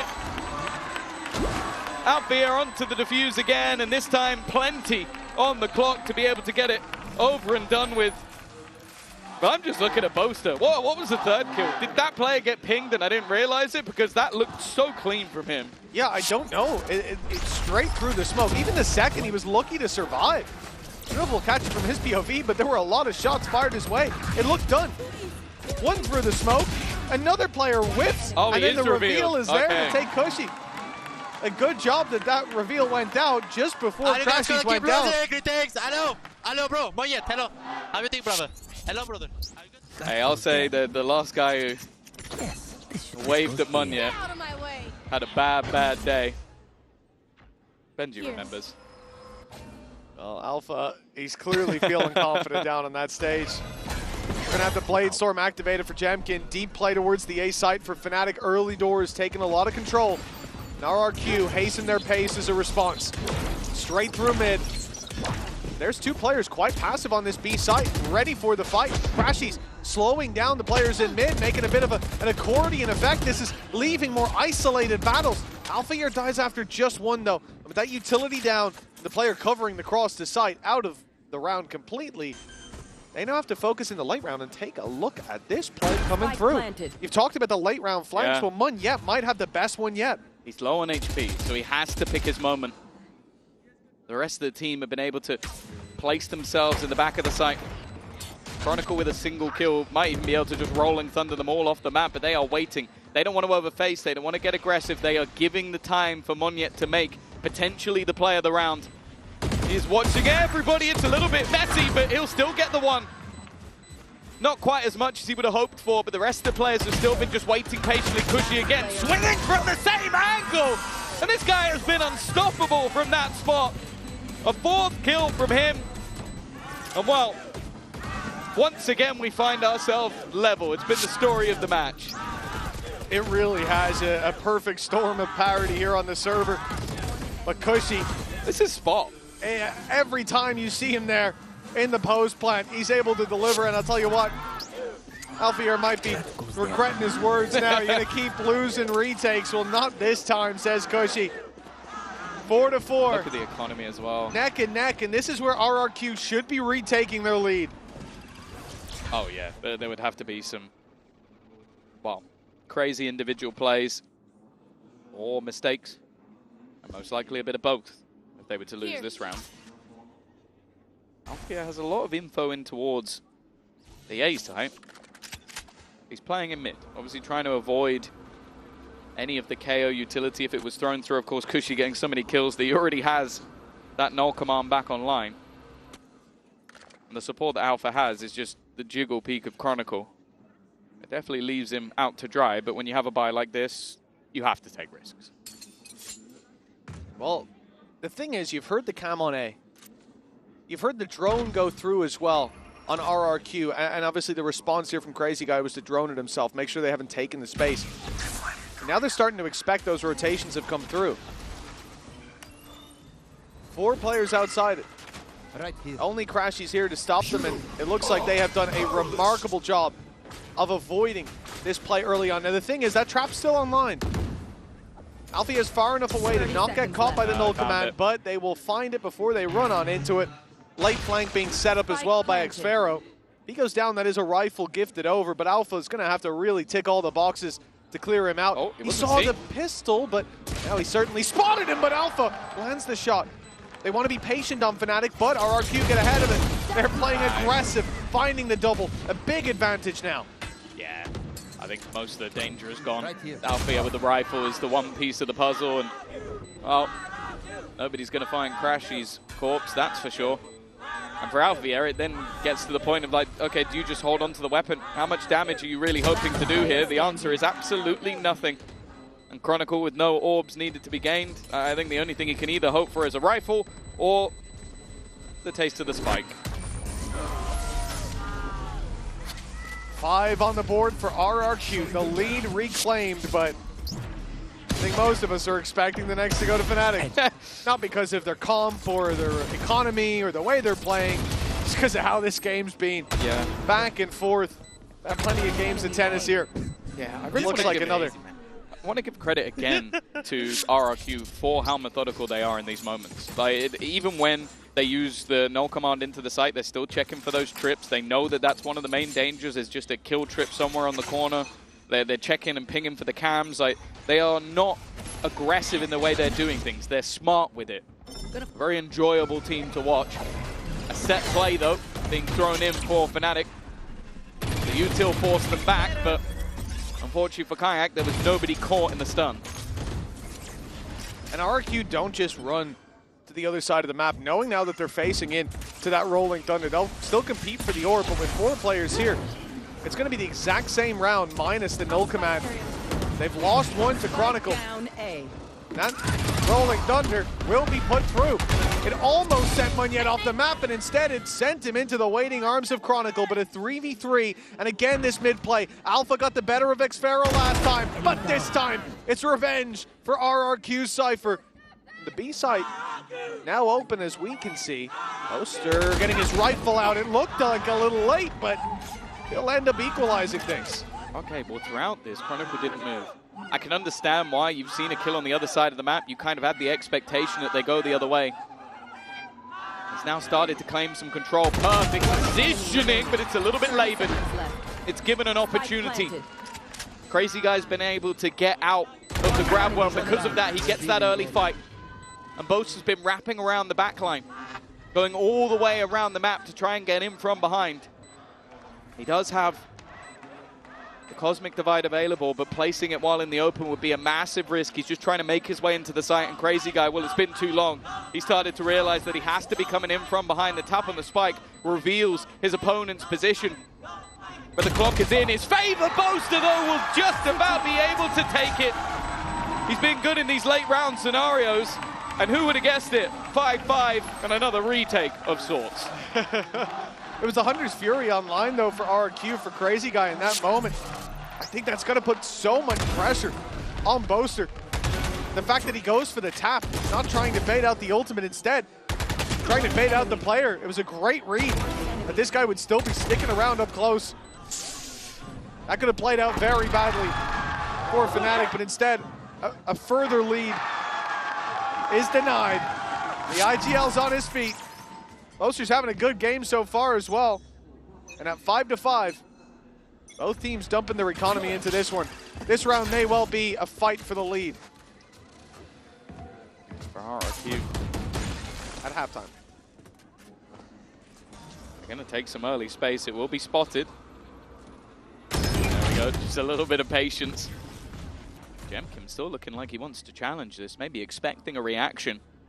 The A-site split, not something we've seen too much of. It's a very tight angle to try and make your way through. That's why Crashies is just happy to try and hold this one. Dart up, stun, keeps them locked in, and well, the players attempting to make it through A main are kind of stuck until they get through this choke. They have done a great job so far on the attacking side of dealing with Alpha Year's utility. It doesn't feel like he's getting a lot off those traps, constantly being destroyed. Always caution on the push through. It will be the same again. He's using this Fnatic to clear mid. Fnatic group up here. 4 players moving into heaven, but RRQ want to take the fight to them. Boaster and Chronicle, though, good for the duel. In goes the Hunter's Fury. It's a narrow laneway. Doesn't land for more than the one, though. 4 versus 3. Oh, Munyet! He's just delivered a double. Managed to find them, fall back, and then the trap on the other side reveals one of the last players, Boaster, the one that was unknown. Alpha will be caught by Crazy Guy in the 1v1. Back and forth as it went. It's RRQ for 6. Yeah, Munyet's having a game. Every single time it seems like when he's in the right place, he delivers. That will be the lead pick back up. We mentioned it, that it was a close first half in the last map, and the pistol was what made the difference. It seems like it might end up being the case again. Of course, RRQ were the ones to take it in this one. Come on, just look at what is on the board for Fnatic in this round. This series for Kayak has definitely been a nightmare one. We've yet to really see him deliver on either the Yoru or the Waylay. And what is a fast-paced take once again for RRQ. Jemkin looking to harvest souls, caught by the stun, yet he still survives. Kushi again, but it's Boaster with a double, breathing life into Fnatic. But in a 2v3, still on the back foot. He loves the cam on the spike. And it got down just in time. That shock dart landed just a little bit too late. And Crashies will have no more chance to play with the bow. Last man standing Alfier. He's got a classic now. Stinger at range. Rifle. Well, better than the classic, perhaps. Well, maybe not, actually. It depends. Certainly ended up with a better rifle. That is what RRQ have been so good at. They're not going to give him a single fight. Just jiggle peeking, baiting him into taking awkward positions. He doesn't have anything to play with. The time against him. And look, even at the end, the cam will be what decides the round. Just making sure that there is no fight to be had. The half will be won by RRQ. And well, they stopped all those retakes from happening again and again after the last few rounds. It was a razor's edge between triumph and tragedy in that first map. The pistol rounds ultimately cost RRQ the chance to be 1-0 up here. But they are not letting go of hope on map number 2. Camera taken out. A 7-5 scoreline, a strong performance from them across the board. Cushy stepping up to new heights, but I think you really look at the entirety of RRQ and say they have got a chance when we get to half number 2 after the halftime break. Et on a des fans de toutes les équipes ici en France, y compris RRQ. Hi, Maxime. I'm glad to welcome a French RRQ fan here with me. And the first question I want to ask you is, how did you discover RRQ? What gave you, faith in them and want to follow them? Donc, première question, c'est étonnant aussi d'avoir un fan de RRQ, une équipe qui vient de si loin. Qu'est-ce qui t'a donné envie de les suivre? Je suis tombé dessus un peu par hasard quand j'étais en Corée du Sud. J'ai regardé un match, ils ont gagné. C'était preuve de résilience, c'était juste incroyable en termes de gameplay. Je suis rentré, j'ai acheté tous les billets pour le reste de la régulière saison 2023 et je suis allé à tous les matchs. C'est pas compliqué. So it's a love story. Back in 2023, I started following them a bit randomly. I went to the arena in Seoul and I loved them. They had such a big resilience, so I bought all the tickets for their future matches back in 2023 and I never stopped following them. So that's beautiful dedication indeed. And this might be a tough question, but I want to ask you, what is the best region in the world? Are you going to go for EMEA, for Pacific? C'est quoi la meilleure région du monde? Bon, certainement pas les Américains. Ooh, definitely not the Americans. On aurait tendance à dire IMIA, mais il y a quand même la meilleure équipe du monde au Pacifique et RRQ, donc... Pacifique? Bah oui, bien sûr. So yeah, maybe I would say EMEA, but I have to stick with my boys from RRQ here. And last question, who do you think will carry this Abyss maps on the side of RRQ? Qui va carry cette carte pour RRQ? J'aime beaucoup Xero et j'aime beaucoup Ewok aussi, c'est des pierres angulaires du projet et ils sont là depuis le début et je les supporte depuis le début et c'est sûr qu'ils vont faire quelque chose de grand, c'est sûr, c'est certain. So yeah, I love Xfero, I love the coach too. I think they are really Stone Miles in that team, very, very strong player and coach. So I'm definitely rooting for them. Merci, Maxime. Thank you very much. And let's get back to the game. Well, it's time to get back into the game very, very soon, where RRQ are now leading. I guess the pistol really does make the difference as we get into the Coinbase Econ report. And you can take a look at Boaster. A lot of talk in the desk about his performance throughout the regular season, but he has certainly stepped it up here today. Yeah, no, he's definitely had his moments. I think especially on the defensive side, being able to get into those positions to basically get them back into the site that they'd lost, because every single round that they won was based off a defusal. The plant was going down, they were playing the retake. I think he's going to be pivotal in those post plants. I love seeing Astra on this map. Well, when I think of Astra, I think of him, I think of Boo. Having those post-plant gravity wells to buy you that little bit of extra time can make a massive amount of difference. The fact is, though, I'm going to be looking at RRQ and what they've got on this defensive side. I think they've had a great start to this map. But if they want to survive going into that lower bracket, they need to make sure that they close this one out. Well, this is their best chance so far. The lead by 2. The pistol round from Fnatic. Have to have Ascent. It was a bloodbath to start it out. Cushy getting aggressive, and he's being tagged up. It's time to fall back. Same for Crazy Guy. Taking some scars early on, but yet to drop a player. Question is, do they have the read right? As we see a lot of this defensive side flock towards the B side, and it certainly seems like for the moment that's where Fnatic want to take it. But I am seeing Boaster clearing a lot of space on A. Oh, it's almost an early pick. Kayak eventually will find one, but he's traded out by Cushy. Again, he seems to love this B site. But with space being held, this was something that the old Fnatic on this map loved to do. They'd just leave Boaster in the spawn. Crashies, though, has been caught, looking like maybe he wanted to try and get out of there. Instead, they're now walking into a site that I imagine they believe to be clear, but xFaroe definitely still waiting. And actually, he's in the perfect position. Now they try and split back through. They'll be able to deal with him. And in fact, Boaster's caught a couple. One of the remaining players incredibly low, but they need to get this plant in. And Boaster holding the line. 10 seconds left. He's found himself 3 already, but he's the last healthy player. Alpha down to 25. That's Sheriff. A 6 chambered up against him, and it's Boaster to deliver his 4th of the round. A big play from the IGL. We just highlighted him, and for good reason. Yeah, no, impressive stuff. And as said, like when you look back at their old composition where they had that double duelist, a lot of the time they would leave him behind as this hard lurk if he's setting up utility from afar and basically not allowing you to push across the map. This, though, was a different story. He completely took the A site on his own and then ended up clearing out the players as they went to rotate. A brilliant round from Boaster. And well, we mentioned the importance of the pistol rounds in the last map. They're even in this one. Conversion here. Oh, Alpha under pressure.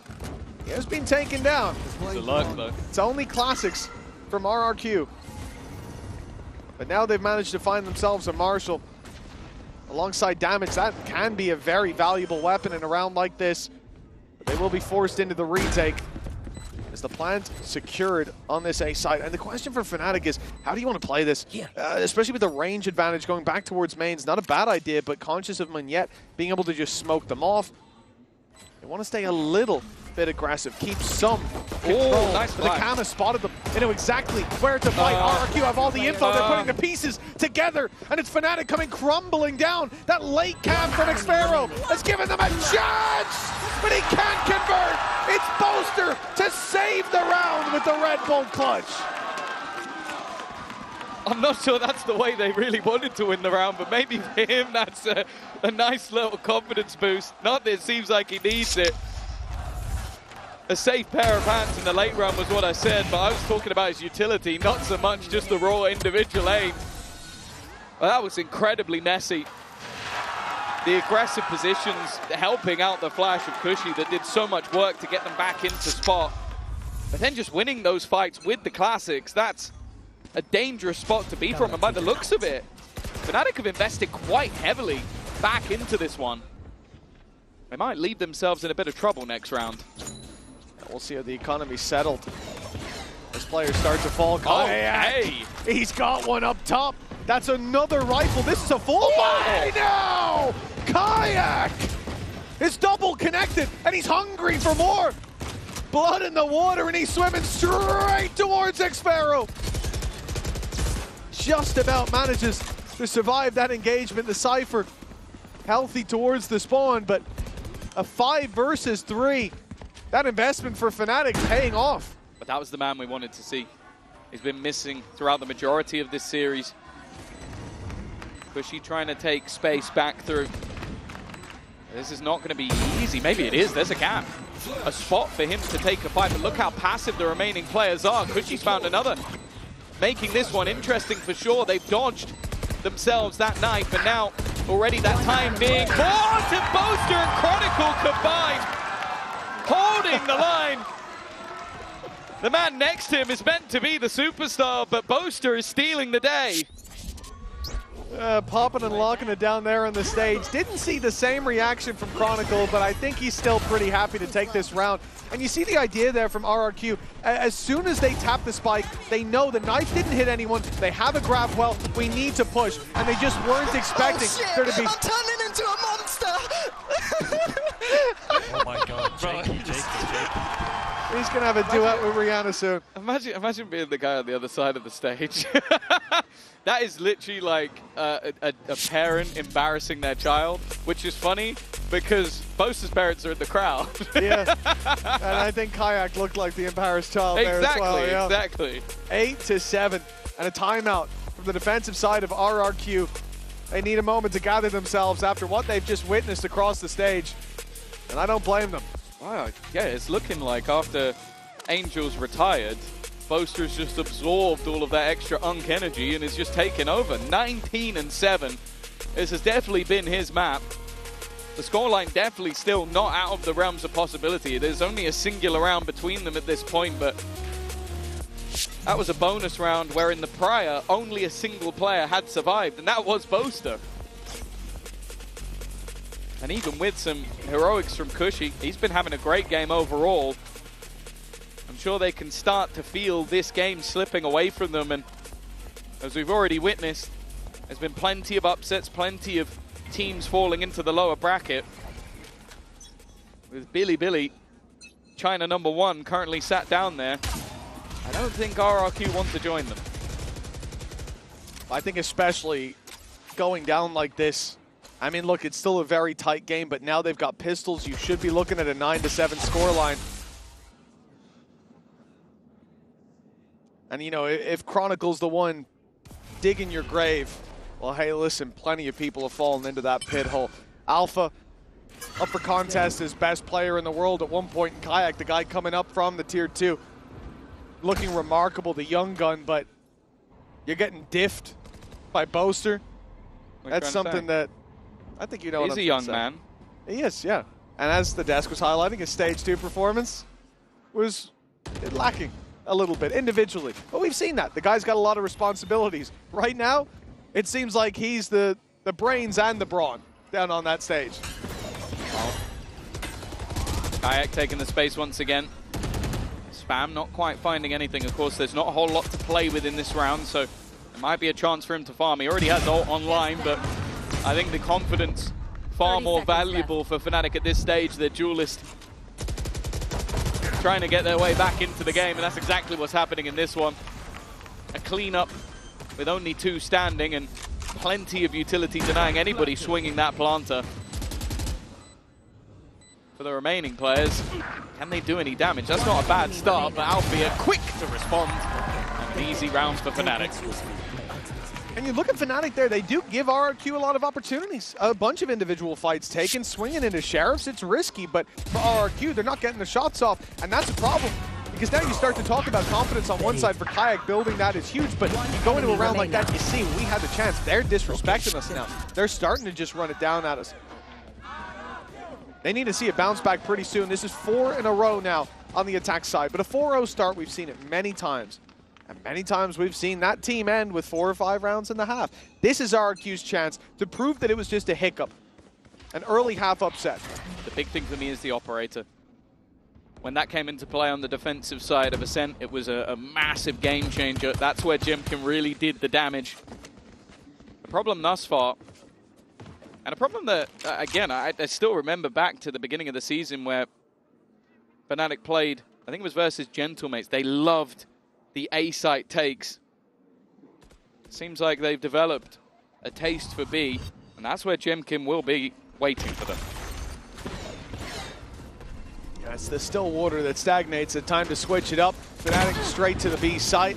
The op shot not landed, and quite a bit of damage done in return. X-Pharaoh falls. Utility now. Those trap plays no longer there to work with, and Alpha gets the info on the back of it. Oh, crazy guy trying for the punish.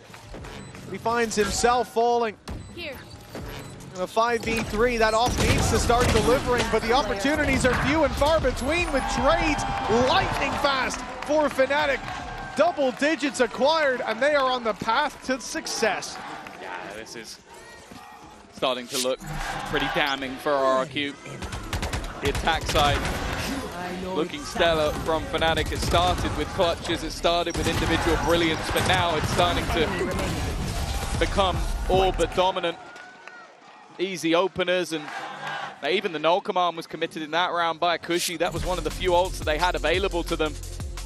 A panic pause taken from the side of RRQ, a chance for Ewok to try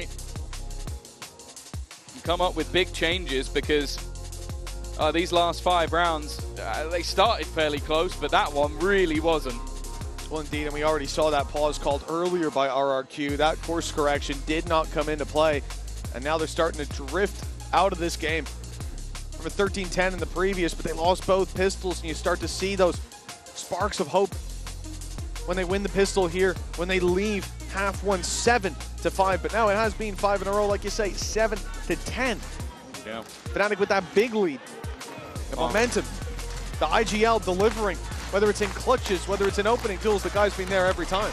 Yeah, it's worth noting as well that a victory here, of course, the next matches will be that upper bracket, but of course there is a day break tomorrow, a dark day from the broadcast that will give everybody a little bit of extra time to prepare. So for RRQ, it's starting to look like they may need that extra time, as this defensive side of the map they chose, bear in mind, not looking good at all. Let's see if things change in the next round. Here it's Sheriff's. Individual's going to be relied upon. The cam already spots Jemkin. The door has to be broken open, and as he fades away, Munyet fades out of the round, trying to cover his teammate. 4 Sheriffs now left in play, and for Fnatic, grouping and hitting a site, it's the right call. It's what you want to see happen from our perspective, and you can see they've made that call. Yeah, the worry as well is, like, the next buy, round number 19, potential for every single ultimate bar, maybe the Neural Theft, to be online for Fnatic. Like, they haven't had to use anything. The Neural Theft was used in the last round, but if they're clever here with like who plants, well, there you go, there's one, that's Chronicle Dolph. Maybe they send Crashies out to try and hunt, although he's always there to just sit passive with the shock darts and the recons. But it leaves things in such a terrifying spot. At least the ults will also be there for RRQ, even if it's just via deaths.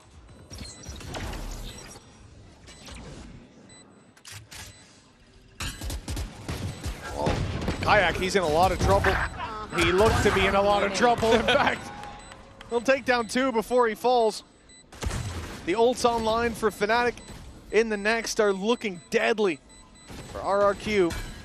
No need to give them even more, especially with Crashies 2 away from that Hunter's Fury. Going down to the spike is the correct play, but now back against the wall. It's been 6 straight rounds for Fnatic.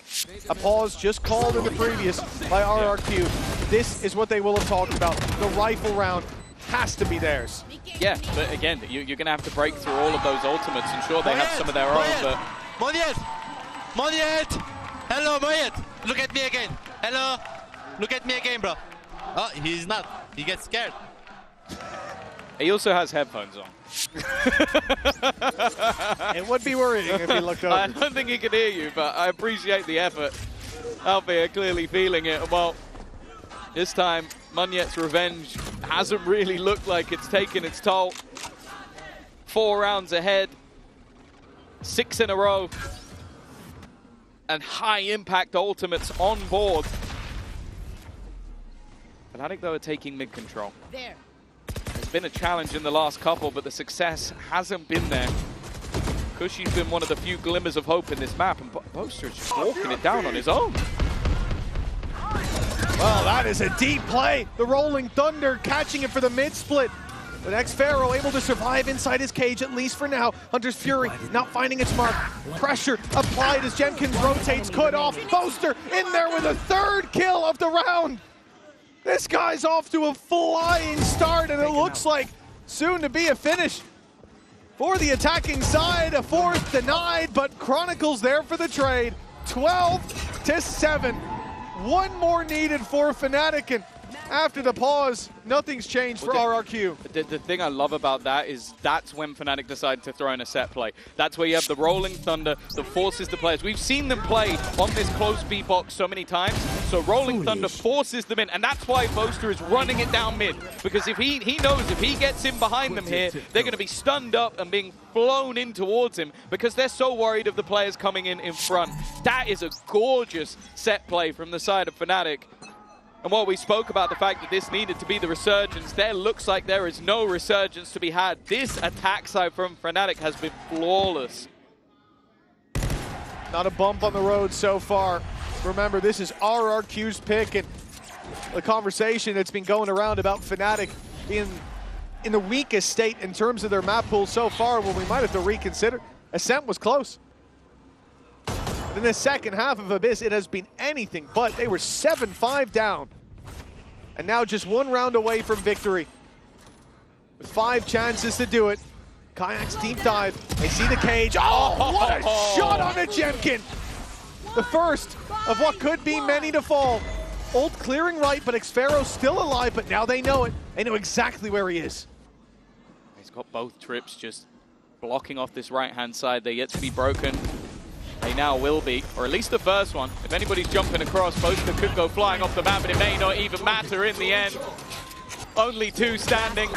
Make that just 1. Spike planted. Crazy guy needs a crazy finish, and he will not live to tell the tale. Perfection for Fnatic on that attack side. Not a single round dropped. And well, for a map choice of RRQ, they're left with egg on their face. Fnatic off to a hot start here at Champions, and it will be RRQ in their Champs debut, whose flesh serves as their kindling. Boaster reaching new heights on that stage as well. You can see all those times in the past that they've stepped on the Champions stage but never touched the trophy. Well, they are here with one goal in mind this time. And unfortunately, it was RRQ who had to face off against them first, now down to the lower bracket. Yeah, the fun thing as well is that this now sets Fnatic on a path to face off against Aspas once again, where we're running it back, so that should be a very exciting upper bracket matchup. And honestly, the display, at least in that second half, is the level that we expect to see of a powerhouse like Fnatic, a team that has been at every single Champions. This is hopefully just the start of what will be a long run for them. Sorry, what? All right. Yeah, Scud's not a fan of that one. The little head shake. Very confused. Not having that. I feel like we've just caught the end of whatever was going on there, and I don't know what we have just seen. That's got to be a first on the Champions stage. You know what? At least his parents aren't in the crowd. Dropping trial in front of the parents. All right, we love to see it. Fair play. Boaster always a man to give us a surprise. Well, it's time to throw it down to the stage where there is an interview with Chronicle standing by. Let's give this over to Lou Le for the joueur le Horizon plus post-match titré interview. de l'histoire de Valorant vient chercher sa première win à Paris avec Fnatic. Tim, do you have time for me for a quick interview? Can I bother you for a second, Chronicle? Of course, congratulations, first of all, for this huge victory against RRQ. And you are indeed a very big pride for EMEA, one of the best flex players in the world. We've seen some Vi, some Breach, some Viper, but deep down, what's your favorite agent to play? Harbor? Harbor! We never... I'm just joking, not Harbor. Harbor. Give me a serious answer. Sova, 100%. Actually, Sova, ok. Donc, première question, c'est l'un des meilleurs flex du monde, une fierté de l'IMEA. On a vu de la Vice, de la Viper, du Breach, il peut tout jouer, mais c'est quoi en vrai son pick préféré? Il nous dit Arbor pour troll, évidemment, mais en réalité, Sova. And the second question I wanted to ask you is that on stage, it seemed like you guys were having fun back like in 2023, you know, that fiber, that child spirit that was coming back. So what happened, you know, during those 2 weeks? How come do we see you in such a shape today? I don't know, Jake was popping off crazy with some emotions, I think. One round we actually had to chill him down because he couldn't get a gun. Like after he was like, yeah, we won! Like started screaming up, but he forgot about the taking gun. I was like, God bless, he took it.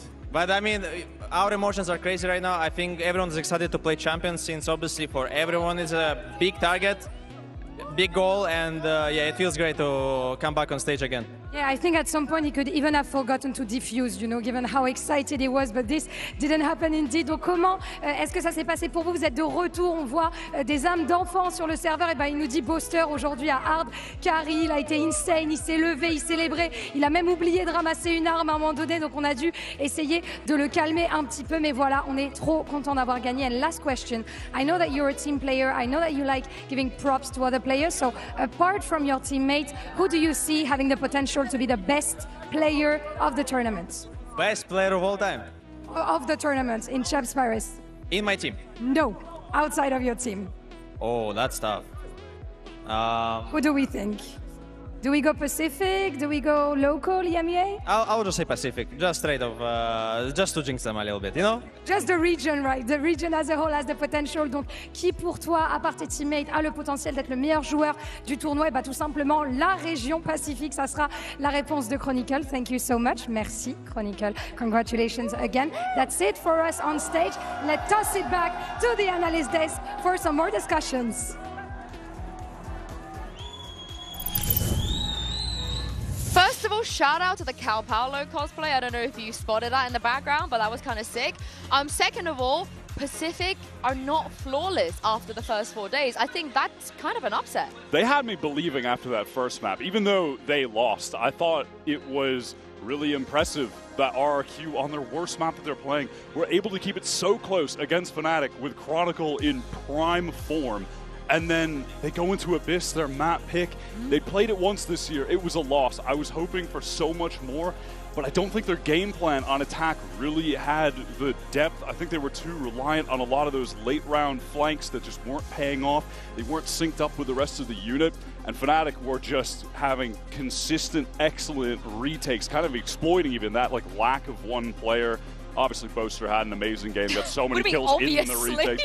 I mean, because if you were watching, well, I mean, if you have eyes and were watching, if you went into it, maybe you would not be thinking that he would be dropping 25 for like one death. But my eyes are set on this man Alpha? joining us, Alpha Jer. What's going on, bro? Come join us. Put your headset on. Chill. Holy moly, Alpha.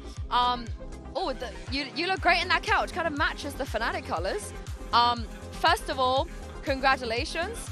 Second of all, how did you, like, what have you guys been doing that managed to make you boast a body swap? Like, how was he playing on your PC and you were playing on his PC? What happened? To be honest, I think he has a really good girlfriend who motivates him. Who motivates him. I have no idea actually, but thank God he was shooting today. Yeah, has he been shooting in scrims? Yeah, I think he's been good until we came here. He's been working hard and he's showing the progress. I mean, you can see it. Did y'all think that Abyss would be in this pool? Like that was a strong possibility they could pick it? It had like two options. They were gonna pick either Haven or Abyss, and they pick Abyss. We were ready for it, so that's fine. Where do you feel like Abyss is ranking in your map pool right now? Because that was obviously a big question mark. Like y'all were not always the best on it before end of 2024 into 2025. Also tagging on that, is it a nerf? Do you feel, because we've been saying it kind of nerfs you that you have to play Abyss over Icebox. Is it enough? I think every map who just out from the map pool is nerf for us because we were good with every map. They just remove the maps, we were good at it, like Split, Fracture. They just remove all the maps, we are good at it, but it's fine. We are good also Abyss team, so I don't have any worries. We do have some Boaster stat. I don't know if you saw what he ended up on. It's a little bit silly, isn't it, Alpha? That's like, that's your kind of numbers. Yeah, no, I just sat down from my PC and I look at crashes. I said, this guy is 300 AC. And Boaster has like one thing. He always plays good against Chinese team. You can see like my comms videos as well. I said, bro, they are not Chinese. Chill out. They are not Chinese team. Chill, I said. And I was like, he was laughing at me. So I was impressed. That's very funny. Coming into this game against RRQ, what did you guys feel were the most important things as far as their play style that you had to watch out for, maybe adapt to? I mean, RRQ is gonna be a bit ego, but I don't think it's hard to play against because we played against them on Toronto and they didn't ban us Sen on Toronto and they lost. And they did the same disrespect today as well. They didn't ban us Sen. They also lost again. I think these guys are not learning from their mistakes. I think they need to start learning from mistakes. Oh, that's big words, but I think you're right because it's also, if we take a look at the comps you ran today as well, the last time you played when they let Ascent through, you brought out a sick comp with you on Chamber, and then this time around, you bring out your comp again against them they have to deal with, but this is the Paper Rex comp. Alpha, I never thought I would see you on Sage. Do you like it? Is this your choice? You know, where does this Sage come from? I think Sage is pretty cool. After she get buff, she's really strong right now. And I'm playing better Sage actually. It's great. Mean, if you check scoreboard, probably I have like 0 plant or something. I just didn't even go side. I was playing like a Chamber Sage. You have heal and res, which Chamber doesn't have, so it's still same. Is this a comp that you guys wanted to switch to pretty much straight after the EMEA playoffs were over, or did it take a bit of time? No, I think we just tried like 5 different comp, and we just ended up playing this comp because I think this comp is like more suits us as a team. So yeah, we ended up with this comp. Was there ever a world on Abyss, because everyone's playing Waylay Yoru, every region is running it. Was there ever a world where we get maybe like Kayak Yoru, you on Waylay? Did you try that at all on Abyss? I mean, we didn't try yet, which I think if we try, it's gonna be good. Yeah, me too. I think so too. I mean, maybe not for now, but maybe for final or something, we can just do a little bit changes to make them spread or something. When you get a little bit of break, right? When you have more time to prep. Has that been an issue at all for you guys? Because we hear you guys talk about, you know, you want to break, you're always playing, you're suffering from success a little bit. Do you feel refreshed? Have you had a nice break? Yeah, we had a nice break after EMEA. I'm happy that we lost actually against Giants and BBL because we had a little break which helped me and which helped the team a lot. I think, yeah, we just refreshed. We are more motivated than every tournament. We are like more ready than every tournament right now. And from my perspective, I also enjoy playing Valorant, and I can see the players also enjoying playing Valorant, which I didn't see normally the last 2 years. It's great to see actually. I'm going to Prague room, everyone is playing game because after the little break they refresh and they want to play the game a lot. So it's really nice right now. Did you feel like the fatigue in Stage 2 was the biggest issue that you guys had, or were there some other things as well that you wanted to focus on heading into Champions? Yeah, I mean, we had only one mistake. I mean, we had one only little thing. We were struggling a bit. Every map we had the same comp and same strategy because we didn't have a time to change anything on VCT EMEA.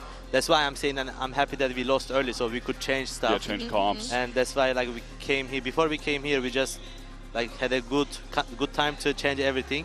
And we had also time here as well. So everything is fresh right now. Other maps as well. So it's nice. Yeah, for sure. I'm happy to see you happy. And of course, you talk about people who like playing the games. I don't want to put Chronicle on blast, but I heard that in the Pro City, in the EMEA version of the Pro City, he was suffering a little bit. Because everybody first picks him, because you get Chronicle in the lobby, they're like, I'll take Chron. So he was sort of, his win rate wasn't the highest. Is that true? Yeah, it is true. I think he had like 115 or something, 1 win, 15 lose. No. Are you playing in the server as well? Yeah, I played a lot. I mean, I played 10 games, but I won like 9 of them or something. Oh. Are there any players from outside of EMEA that you got to play with you don't normally play with? Outside of, yeah, I think I mean, you can see every different style. Like, I'm playing with T1 players, Energy players was also playing. Like, a lot of teams are playing, and you can see their style and their perspective to the game is really nice. You can, because you live and learn, and you can learn something from your opponents as well. And I think it helps, yeah. I think maybe Chron was like, the loss rate got to him, so he came today and he was like, I'm settling a debt. Yeah, well, RRQ in Pro City? Or any of those players in there? Oh, I think I saw Crazy Guy in it. I'm pretty maybe sure Crazy Guy. Yeah. It's one of those 15 losses that he took. Wonyet also playing. I saw it's Revenge. Yeah, Revenge Arc for sure. Yeah, Have any of the MIBR guys been in there? Great question. No, I actually didn't see any MIBR. But they played. They've really been here for a few weeks. They've been grinding, as far as I know. Yeah, did you get to watch them at all today? They went crazy. I didn't expect that coming, to be honest. I thought Bilibili is gonna 2-0, but MIBR showed really good game, which I didn't actually expect. That was insane. How are you feeling going up against them in the future? I'm pretty happy because Brazilian Aspas fans, I also said that in interview as well before, they were flaming me because my name is on Twitter is Paris Final Boss. And they think I'm an Aspas fan. They're just flaming me on Twitter, which I can literally show why I'm Paris Final Boss, not Aspas, in our next game. Yeah. Whoa! Wait, hold on a minute. When was the last time you played against Aspas? Do you remember? It was 2023, looking. Yeah. No, it wasn't. Champions. Yeah, it was. Yeah, what happened? We lost. Yeah. So you got a bit of fire in you. You know, you got to get that revenge. I don't have any fire, to be honest, because I like Aspas a lot. He's my really good friend. So when I play against my close friends, I don't get fired that much, to be honest. I'm sure Boaster will after today. I don't know what was going on. But also, very quickly, tomorrow, the next time we see you guys, we've got PaperX versus GX and DRX versus NRG. Very quick predictions, Alpha. Give it to me. PaperX, GX first. GX. Oh, why? Because I think PaperX game style, GX game style and PaperX game style, I think is same. Like, if PaperX is going as somewhere as 5, Giants will be there as 5. So whoever shoots, he will win. That's actually great analysis. DRX versus NRG. NRG. Wyatt loves that. I do. I like NRG a lot. I know. I'm a big fan of the team right now. I like where they're at. Any more questions for Alpha before we get kicked out of the venue? No, I'm all good. I feel like, I don't know, I can see security approaching us. I feel like it's our time. No, don't worry, Alpha. We're out of here. You guys get behind me. Get behind me. But thank you very much, Alpha, for joining us. Congratulations. Thank you, Wyatt, for today as well. Thank you for you guys for watching us in the last 4 days. We're going to take a wee bit of a break tomorrow. Catacombs? We going Catacombs? Yeah, I went yesterday, actually. You went already? Yes. Okay, they went to the Catacombs already. We're going to go there tomorrow. But for now, have a lovely day off. You guys are home tomorrow. But make sure to come back the day after and join us for more VALORANT Champions action. Have a lovely evening, and we'll see you then. It's VCTCN's #1 seed versus the team that very nearly did not even make it to chance. 2 kills found, but MIBR punch back. Time dwindling away. The shock just a bit off the mark as Verno repositions, looks to take the fight into Levius's lap and does. A 1v1, and Verno delivers for MIBR. MIBR with the double smokes. Now another fight into long, but this one even between the two squads. Hold on, what is going on? Body block, net falls. Aspas left to fight. Will find his one. Then one more waiting on the other side. Dashes back, throws it in reverse, and gets another for MIBR. Flawless to close out map 1. BLG's map pick. The Hunter's Fury through, and this time it finds Verno. Art scene falls. Aspas swings into his death. Cortesia waiting for the first challenge, waiting for it to arrive. But crawling on his skin, Shenum falls. Cortesia left alone. A 1v3. YZ gets 4. As BLG will get to 7. I'd argue 4. I mean, Artsine wasn't there at time. Oh, I love this set! Oh! It's beautiful! Aspas gets 3! Waylay believers rejoice. Aspas gets 4. We'll see if he can find it. They know where he is. The king returns to the international stage and does it with an ace. The spam through from Verno denying entry onto the site. Cortesia tried to move into the save, but Aspas gets 2 with the up. Verno gets another. And now the ult pop. Artsine paves the way. K-Knight left in a 1v3, and he will fall. They might be fit for a glass slipper after all. MIBR shock the world and take down BLG. We have seen this matchup once already this year, this time coming onto the champion stage. They are swarming in, a lot of pressure. Put on the critical! Was that a triple wallbang? That's unbelievable! They're all trying to give the opportunity for this man to get the ace, and he will get it. Maybe gives them a little bit of extra space. The problem, though, is Crashy's already gone down in response. They also need a pick, and that's what Jemkin gives them. Cushy following up as well. The Thorns to the back, but they don't get activated, and Cushy continues to deliver on the backside. Boaster landing 1, leaves Cushy alone, but it's a 1v1, and with Boaster so desperately low, and the clock draining, it's Cushy to find all 5! Alfie are not really willing to risk it, but eventually jumps through, but doesn't realize maybe there's somebody on the other side. They will now, and even going to trade it out. The TP used as bait. Monye to try and keep them in the map, and he cannot do it. Althea standing once again. Eventually, Fnatic, they got the job done. 4 versus 3. Oh, Monye! He's just delivered a double, and then the trap on the other side reveals one of the last players, Boaster, the one that was unknown. Alpha will be caught by Crazy Guy in the 1v1. Know exactly where to fight. RRQ have all the info. They're putting the pieces together, and it's Fnatic coming crumbling down. That late cam from Xvero has given them a chance, but he can't convert. It's Boaster. A 5v3, that off needs to start delivering, but the opportunities are few and far between with trades lightning fast for Fnatic. Perfection for Fnatic on that attack side. Not a single round drop. And while for a map choice of RRQ, they're left with egg on their face.